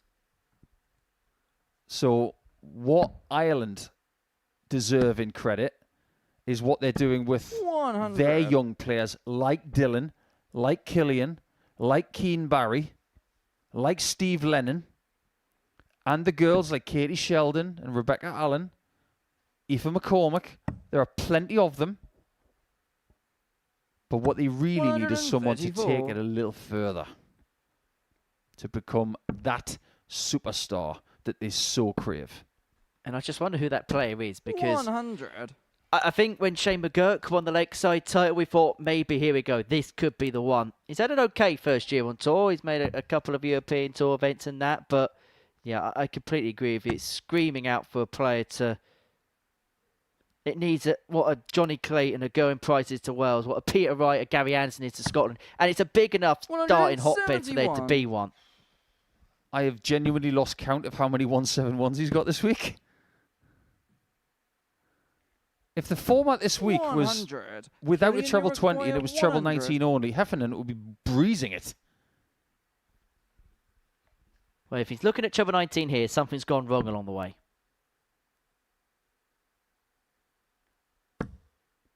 Perfect sight for the treble, gets it double 10.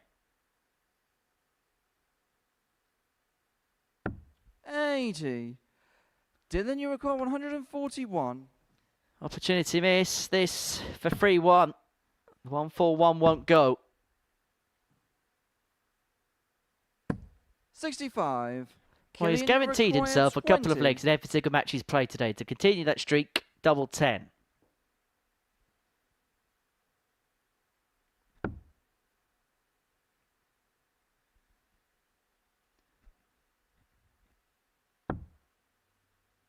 Double 5. Game shot on the fourth leg. Eventually, he gets there. Fifth leg, it's Killian. There might be a little bit of recency bias about this. Game on.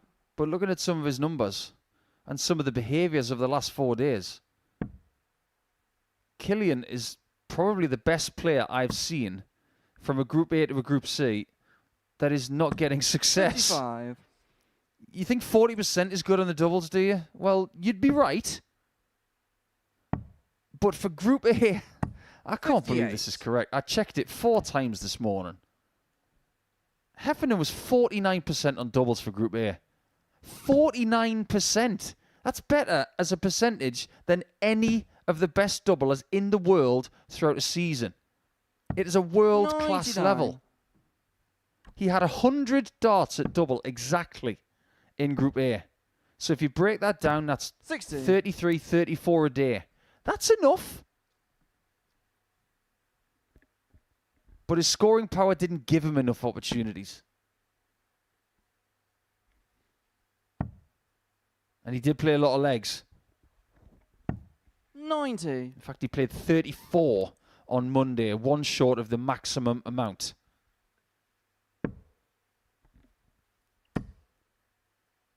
I get the sense if he doesn't qualify through, there may be a feeling of what if with Killian Heffernan, because he hasn't been too far away, but when push has come to shove, as we mentioned a little bit earlier on, he hasn't been able to seize the big opportunities, the big moments. I would agree with that. 100. There's a possibility with him, in my opinion. I think his game is young. 140. Killian, you require 157.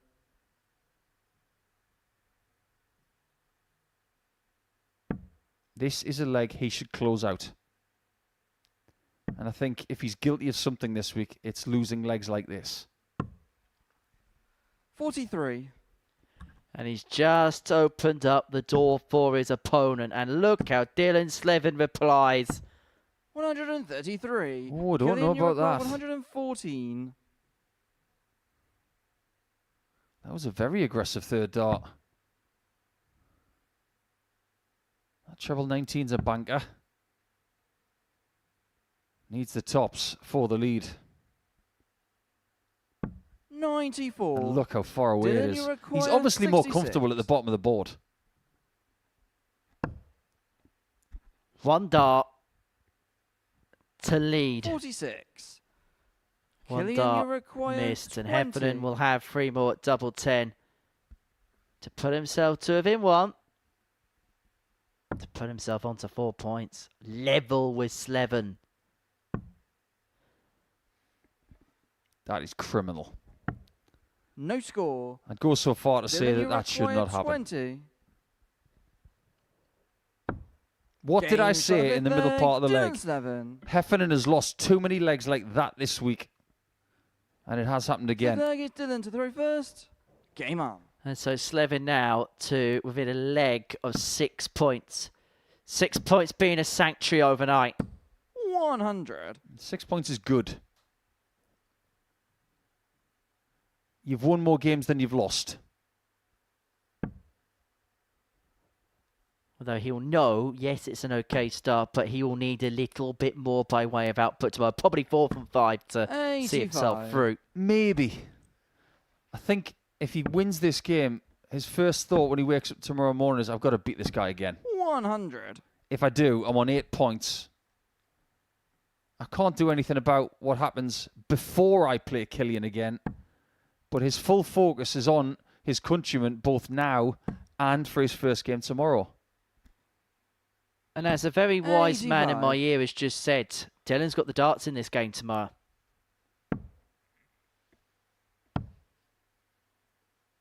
58. In fact, Dylan will have the darts 3 times out of 5 tomorrow. I've just had a quick look, actually, at the fixtures from today. People winning with the throw is 50-50. 6 and 6. 100. Now just watch what Heffernan does from 2-3-1. This is a number that can bring the bull in 140. to leave the finish, and he has to leave a finish.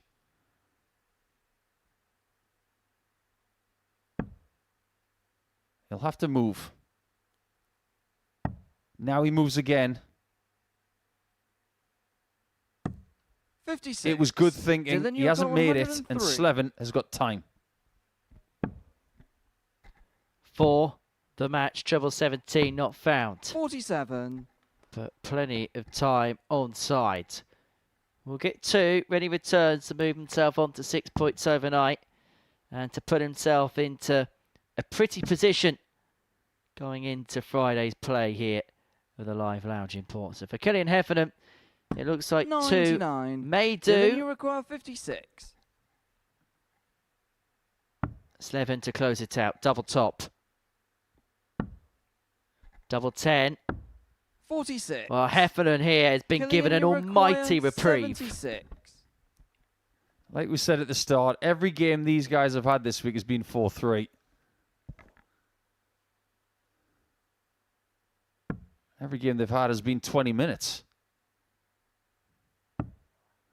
And there might not be a 7th leg after all. That's a 44. big mistake from Dylan, Killian. you require 10. 2 5s. Really is chasing. Chasing 2s. Game shot. But double and the 2 mark, is good for Dylan Slevin. And that will give him 6 points for the day. At times it was tumultuous. At times it was hard work. But Dylan Slevin knows he's going to be in the equation come Friday's play. Next up, Kieran Ford takes on Mike Warburton, for whom a win would see him complete the card.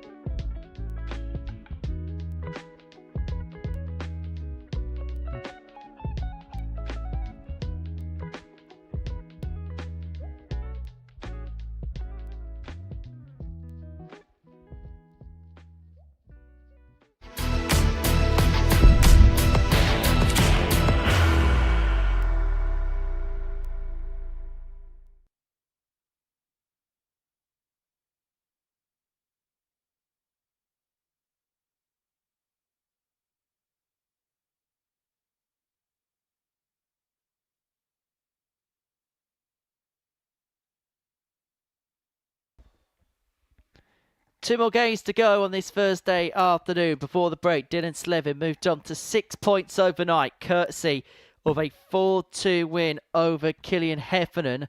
Our penultimate match, a meeting between Mike Warburton and Kieran Ford. For Warby, a win here would see him complete the card for the day. 5 wins out of 5. And Warby will be walking in a wonderland here at the Live Lounge in Portsmouth. If he won a series, that would be a really good chant. 85. Walking in a Warby wonderland. It's got a bit of a ring to it. Got to get there first. Never been to a Champions Night. Yeah, had one tilt at the big dance, but that came clattering to the end in Series 3, mind you. 100. The Champions Week he was in, there was some proper players involved. This was the lineup when he made it through the Champions Week in Series 3, which incredibly was on the same week as the King's Coronation in the United Kingdom. Group A consisted of 60. Jelle Klassen, Luke Littler, Scott Taylor, Justin Hood, Matt Clark, and of course Warby. Group B, then we had the additions of Darryl 46. Pilgrim, John Worsley, and Mike Gillette, the best a man can get.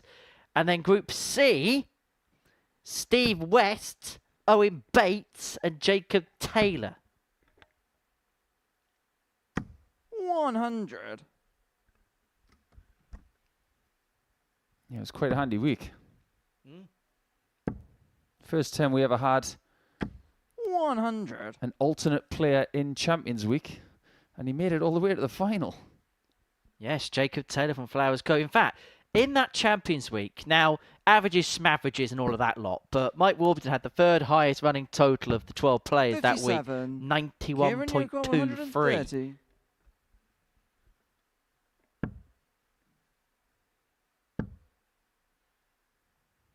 98. Yeah, good use of the layup.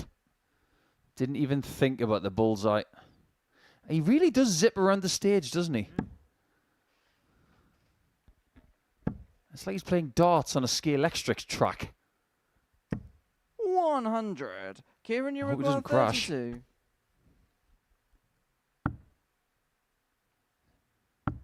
Yeah, there's nothing wrong with that. He's starting to get his groove together.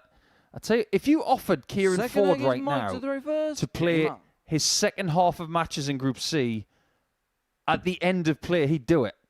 Because he's been motoring in the right direction for about 2 hours. Was Scalextrics about when you were growing up?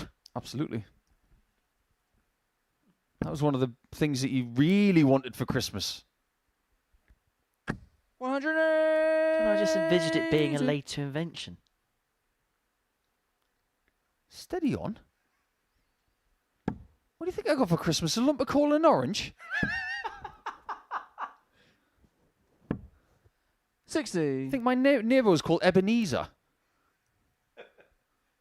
Apparently Henry thinks I was born in 1895. 58. Yeah, back when Christmas you didn't need anything that came with a charger.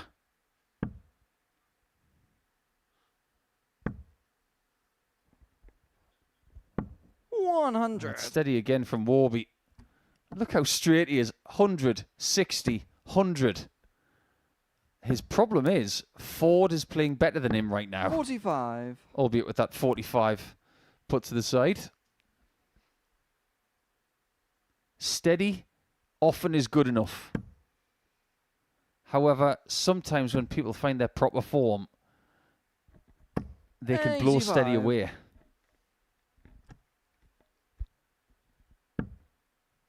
What can Ford make from here? He'll probably think in the back of his mind, have I got 6 on 2 on 8? But 60. only a 60 Mike there. Cooper, And so Warby here, 156. 156. And the ascendancy in this leg, the pendulum you just begin to think is just beginning to swing back in the Welshman's favour. Another one of them. Double 18. Games on the Wonderful second leg, Warby. Mike Warburton. Well, he has been threatening something like that out the fire. The only player not to hit a tub plus checkout so far. That fact changes there. And that levels his game up at 1 apiece. And that could be mightily important. The only thing that was missing from that shot was a wink at the end of it.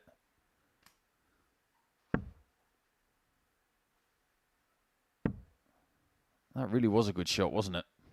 60. We've had the stare down into the lens. We've had all sorts of things. Dom Taylor and Tommy Morris doing a simultaneous celebration towards the camera at the end of a Group B campaign. Bring back the Warby wink, I say. It has been businesslike from the very beginning. 85. Mentioned it at the beginning of the show. That we know he could be quite a jovial character, but everything about the way he's gone about his business on this Thursday has been all about focus. It's all been about getting a job done. There's been some good stuff today, and there's also been 1 or 2 times where he's had to scrap it out a little bit, but... That's darts. That's the Modus Super Series for you. How many times do you see people going through a group serenely? In the course of a series, maybe once or twice? 121. And it has been productive all day. First one may feel like he got away with it a little bit against Killian, but then 92.5 average against Arna should have been a lot more than that. 91.86 against Casdell, 4 from 8 on the doubles. 90.25, 4 from 8 on the doubles against Levin. It's been reliable, it's been consistent, and when he's had opportunities, he's been obliging. However, Kieran Ford puts himself 2 in front, courtesy of that double 16 for 15. Fourth leg is Mike to throw first. Game up. Yeah, good standard of play, as you can see. 100.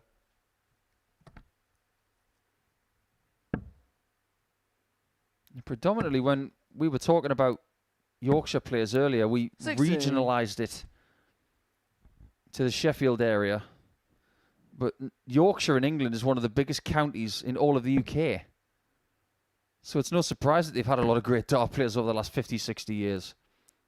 140. Wales as a country, majority of the time, they're known for their players from South Wales. But 54. Mike is from the north. And if you're looking at North Walian dart players, you're talking about Mark Webster and Martin Phillips. Both have massive titles in their careers. World Master and World Champion. Yeah, we'll see another Welshman a little bit later on tonight, Cloud Bevan, who is fluent actually in the language. Commentates on Welsh TV on events in Welsh. 95. I'd say he's very good at it, but I don't understand any Welsh, so... Sounds good, though. It sounds brilliant. And they really do get right into the spirit of it. 65.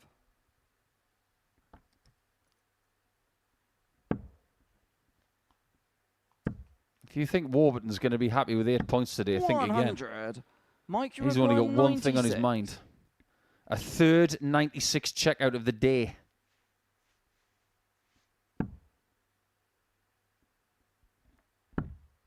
That'll do. That's known as the Pal Krona. 64. Every time he's on 36, he goes 4 double 16. As you do. He likes double 16 that much, and he hates double 18 that much. 58. Mike, you require Many ways 32. to skin a cat. Double 16 for Warby for a level game. Game shot on the and fourth that leg, puts Mike him to within 2 legs of completing the card on this Thursday. Fifth leg is Kieran to throw first. Game up. 2 more legs. 4 from 4 will turn into 5 from 5. 96. Am I fair in saying that Warburton's been better than his usual here today? 100%. So we started with that 86 average that he had, and we thought today's going to be one of those days where he's 86, 87 average, about 35% in his doubles, and 60. he's going to win more games than he loses. Oh no, today's been better than that. He's been the right side of 90 most of the day. 44. And his doubles have been very effective. Well, the thing is, Nico, we could be very quick in the media to criticise, but let's heap a bit of praise here on Mike Warburton, because you can tell since the last time he was here, he has put the work in. He has grafted away. 100. Because this version of Mike Warburton is a lot better than the one we've seen during his last couple of visits, particularly the last one. Yeah, he was in a group with Robert Thornton, wasn't he? 44. And he wasn't great. He wasn't his usual self. And whatever's happened between then and now, it's working. It's really good to see. What's the saying? 100. Hard work beats talent when talent doesn't work hard. HWPO, hard work pays off. The mantra of Matt Fraser, 85. the greatest CrossFit athlete ever.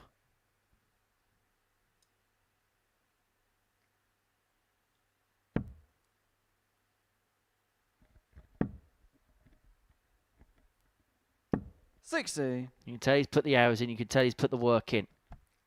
And it's working an absolute treat for Warby. Big passage in play this. 90. Picks off the ball with the last, but Warby will probably feel as if, to a certain extent, if he could score big here, he's overturned the throw in this leg. His target is 41. Now it isn't. He'd like to leave 16 here. Oh, that was a bit of a gamble, but it's worked a treat. That could have been a bone-shaking checkout. Warburton has been living in the double 18 region a lot today. He'll feel like this should go, possibly with just the one shot. He's had it on a string at times. Well, when double 18 hasn't worked, double 9 has tended to come to his aid. It's done so again there. And with that break of throw, Mike Warburton has the darts in his hand to complete the card for the day. To make it 5 out of 5, a perfect Thursday, and his fate in Group C firmly in his hands. Yeah, and crucially, the 4-point gap at the top. 45. What he could do in the reverse fixture, if he wins this leg or the next, is he could put Kieran Ford in all sorts of trouble. 44. This actually, a win for Warburton would be a really good result for Asa Cansdale, in my opinion. Because I think Slevin and Cansdale will be happy 60. at trying to vie for second spot. Because Warby comes into play in a positive sense tomorrow. We mentioned it a little bit earlier on. He becomes an ally. Because you 58. want him to blitz away the rest of the opposition. Let him run away with first position, but then make your job in terms of getting through to P2 just that little bit easier. Focus on that one more attainable spot than there being two spots which are a little bit more difficult to get out of. 100. Or to get into, shall I say. Yeah, because I think your ambition at the start of the day is I want to win the group. But 10, 12, 13 games in, 44. you might think to yourself, hang on, he's having a day now. I actually wouldn't mind him having another day, apart from when he plays me. If you were to say to Cansdale right now, are you okay with Warburton having 18 points? You'd say, absolutely. 60. As long as I've got 14 off the back of him. Sometimes the Super Series group's a little bit like the United Nations. You need key allies 58. at key times.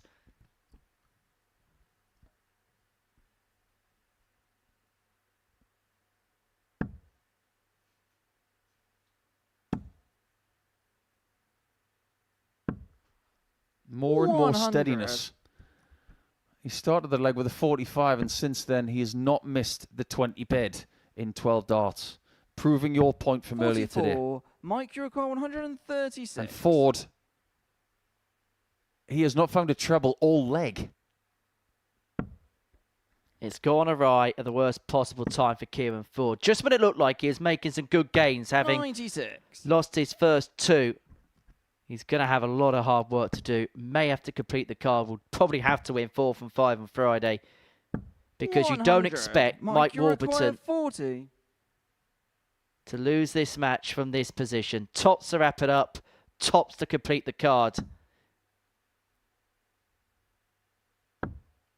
Double 5 for win number 5.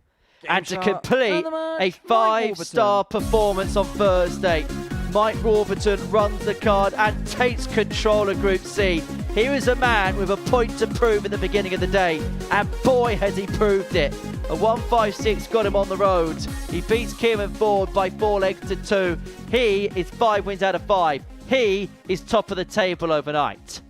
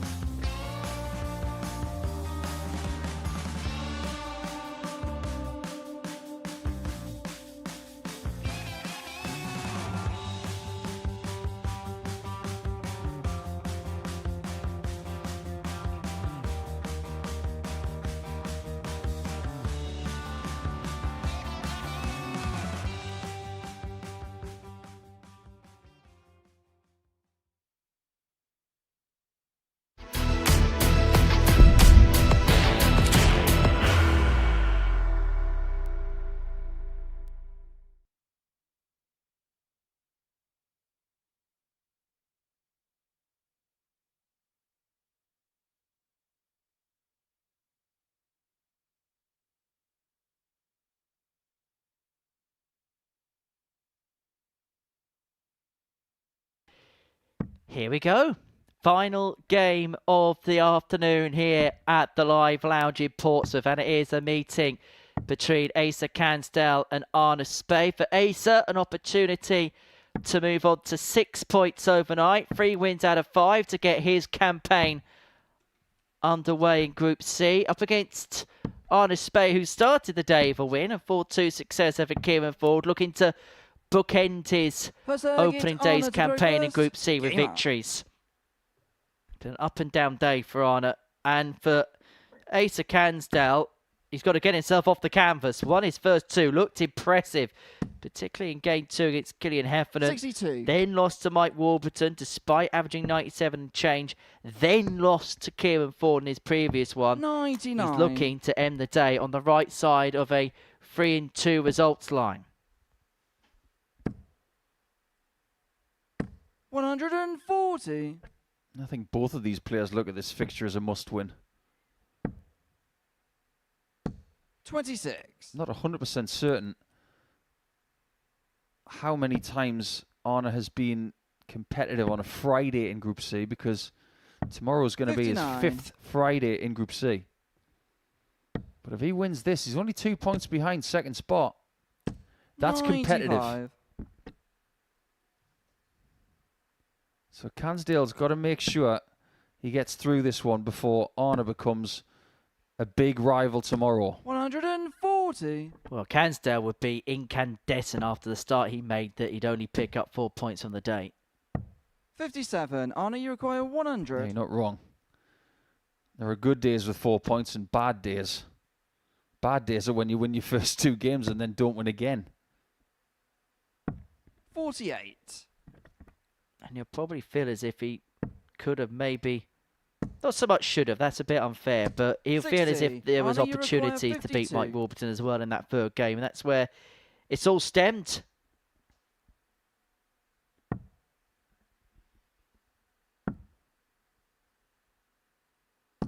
Game He's shot found the his way first to a leg, 1-0 lead. Honesby.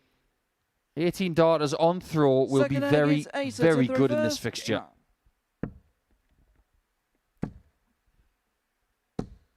100. We tend to see a lot of flag bearing here at the Modus Super Series from Dutch players. It's no different with Arna. It looks like he's got his regional flag on 45. his left sleeve. Yes, so this shirt is based upon his local darts team where he's based back home in 140. Jerez. They're called the Cowboys, and they play once a week, and he is a big part of the team that participate. Now, 85. Jerez is a city in the southwest of the Netherlands, in the province of Zeeland. Home to roughly 125. 29,000 residents, known for its scenic old town harbour, lively market squares, and medieval architecture. 100. 80 Euro 136. Doesn't get the second treble, but that is 96. perfectly fine.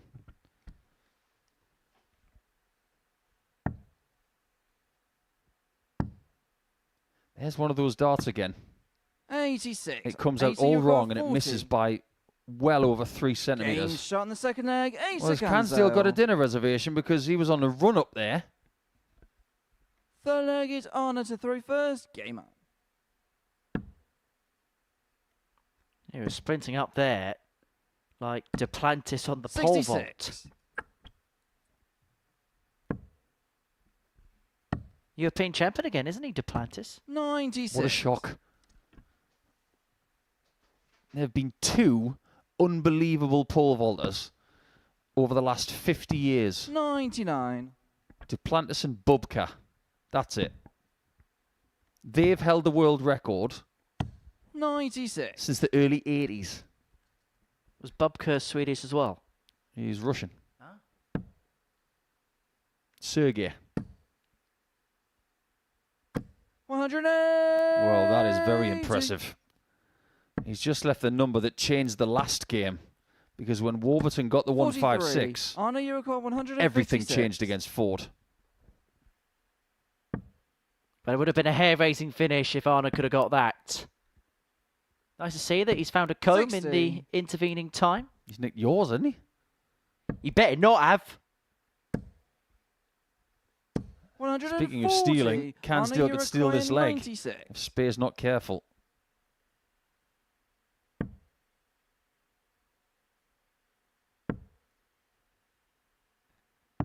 He's not gonna 56. get, 80 Euro as you say, 126. talk of tea leafery. Oh, it's over before it's begun. 86. Arna, you require 40. This is a very dicey match. Cansdale's averaging 90. But he could be behind. No score. But that 80 slip require could be 40. just what Asa needed. Game shot in the third Well, leg. for Asa, that will feel a little bit like a get-out-of-jail-free card. Leads 2-1. Fourth Gets leg, it's himself Asa out to of throw first. what felt like Game a bit up. of a hole. And Arna again missing key opportunities at the outer ring. 57. Ace is using a barrel here, which is made famous by another Dutchman. It's a Raymond van Barneveld dart. 140. Using them very differently and a lot quicker. 100. Nothing has changed in that department since the last time he came here. So I think what Asa understands is that he doesn't have any equipment issues. 96. His improvement metrics, I think, come between the ears and maybe on the practice board. 100. By effective practicing and doing the right amount of work. Which is difficult because we are talking about amateur dart players who have to support their families and themselves by not playing darts. 60. Arna, you got 132. 6 from here, doesn't have to chase the bull if he doesn't want to, Arna. Won't chase the bull. We'll try and leave himself 32 if he can. He's going to persevere. 100. What a good dart that is. Yeehaw. 140. Arna, you require 32. I'm still frisking him to see whether he's stolen my comb or not. Well, this is not simple.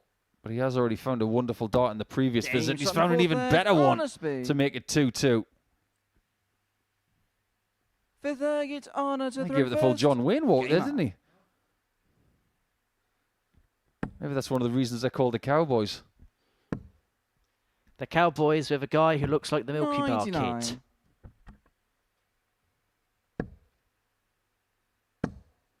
Wasn't it recently that Jurjen van der 26. Velde, former weekly champion here, they had a poll and that's what they're going to call him from now on? That's got to be copyright infringement. Yeah, well, isn't that the same reason why James 140. Wilson had to call himself the Lethal Biscuit? Correct. 85. Do you know, if Asa lost his glasses and you gave him a top hat, you're not going to call him Abraham Lincoln.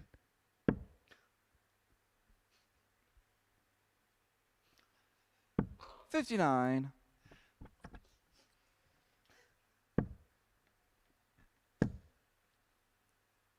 Oh, it's a beautiful visit.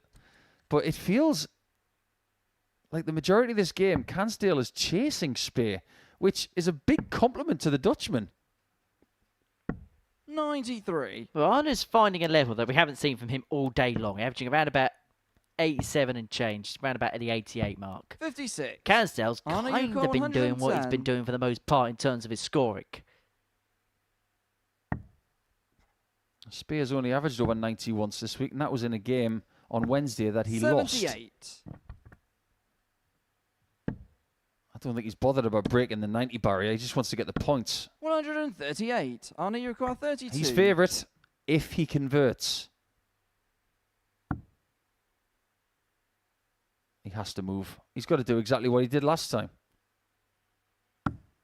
Oh, how was that Game gone shot in the there? fifth leg, Arna He was spin. not aiming for that. Sixth leg, it's Asa to throw first. Game on.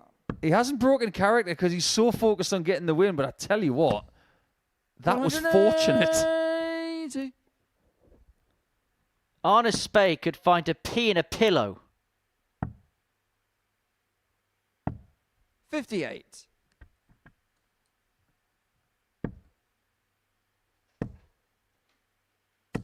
$30.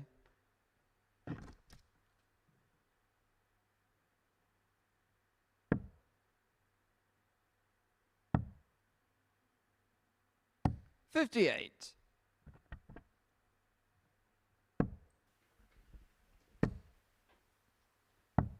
$80. I think this game deserves a last leg decider.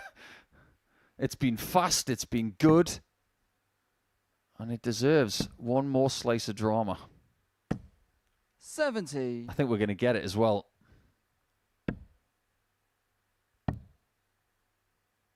96. Like you said earlier on, Cansdale might be getting vibes of the last time. Maybe a few games early. Are 60. we 80, heading you've got all the way? It looks 115. like that will be the case. Yeah, Don't go for this. Go for a 6. 91. Oh, okay.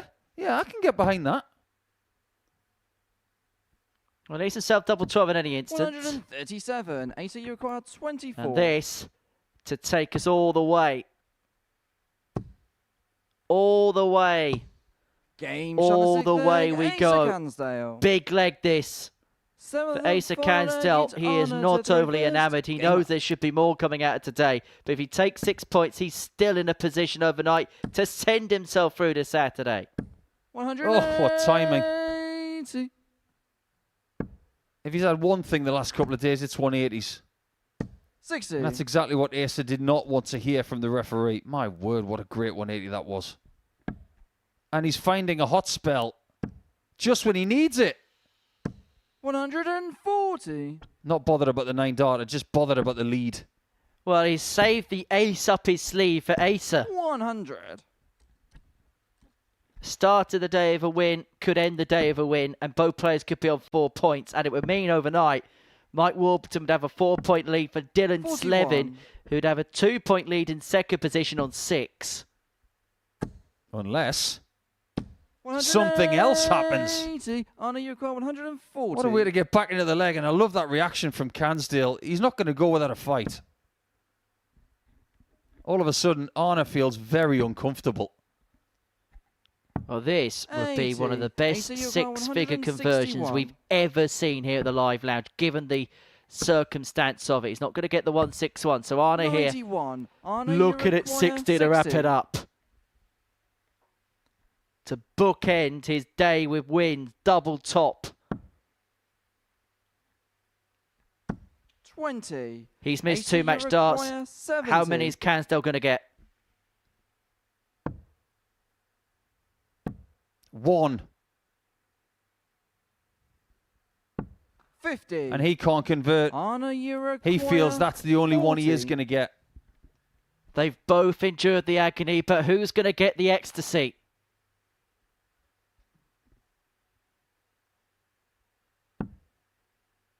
Is it Arna? No. 20. No, it's not. Asa, you Cansdale's back 20. for 3 more. He can't believe he's getting this opportunity. But it's one that he will seize. And by hook or by crook, he finds himself on to 6 points overnight. That was hard work for Asa Cansdale, but it is job done.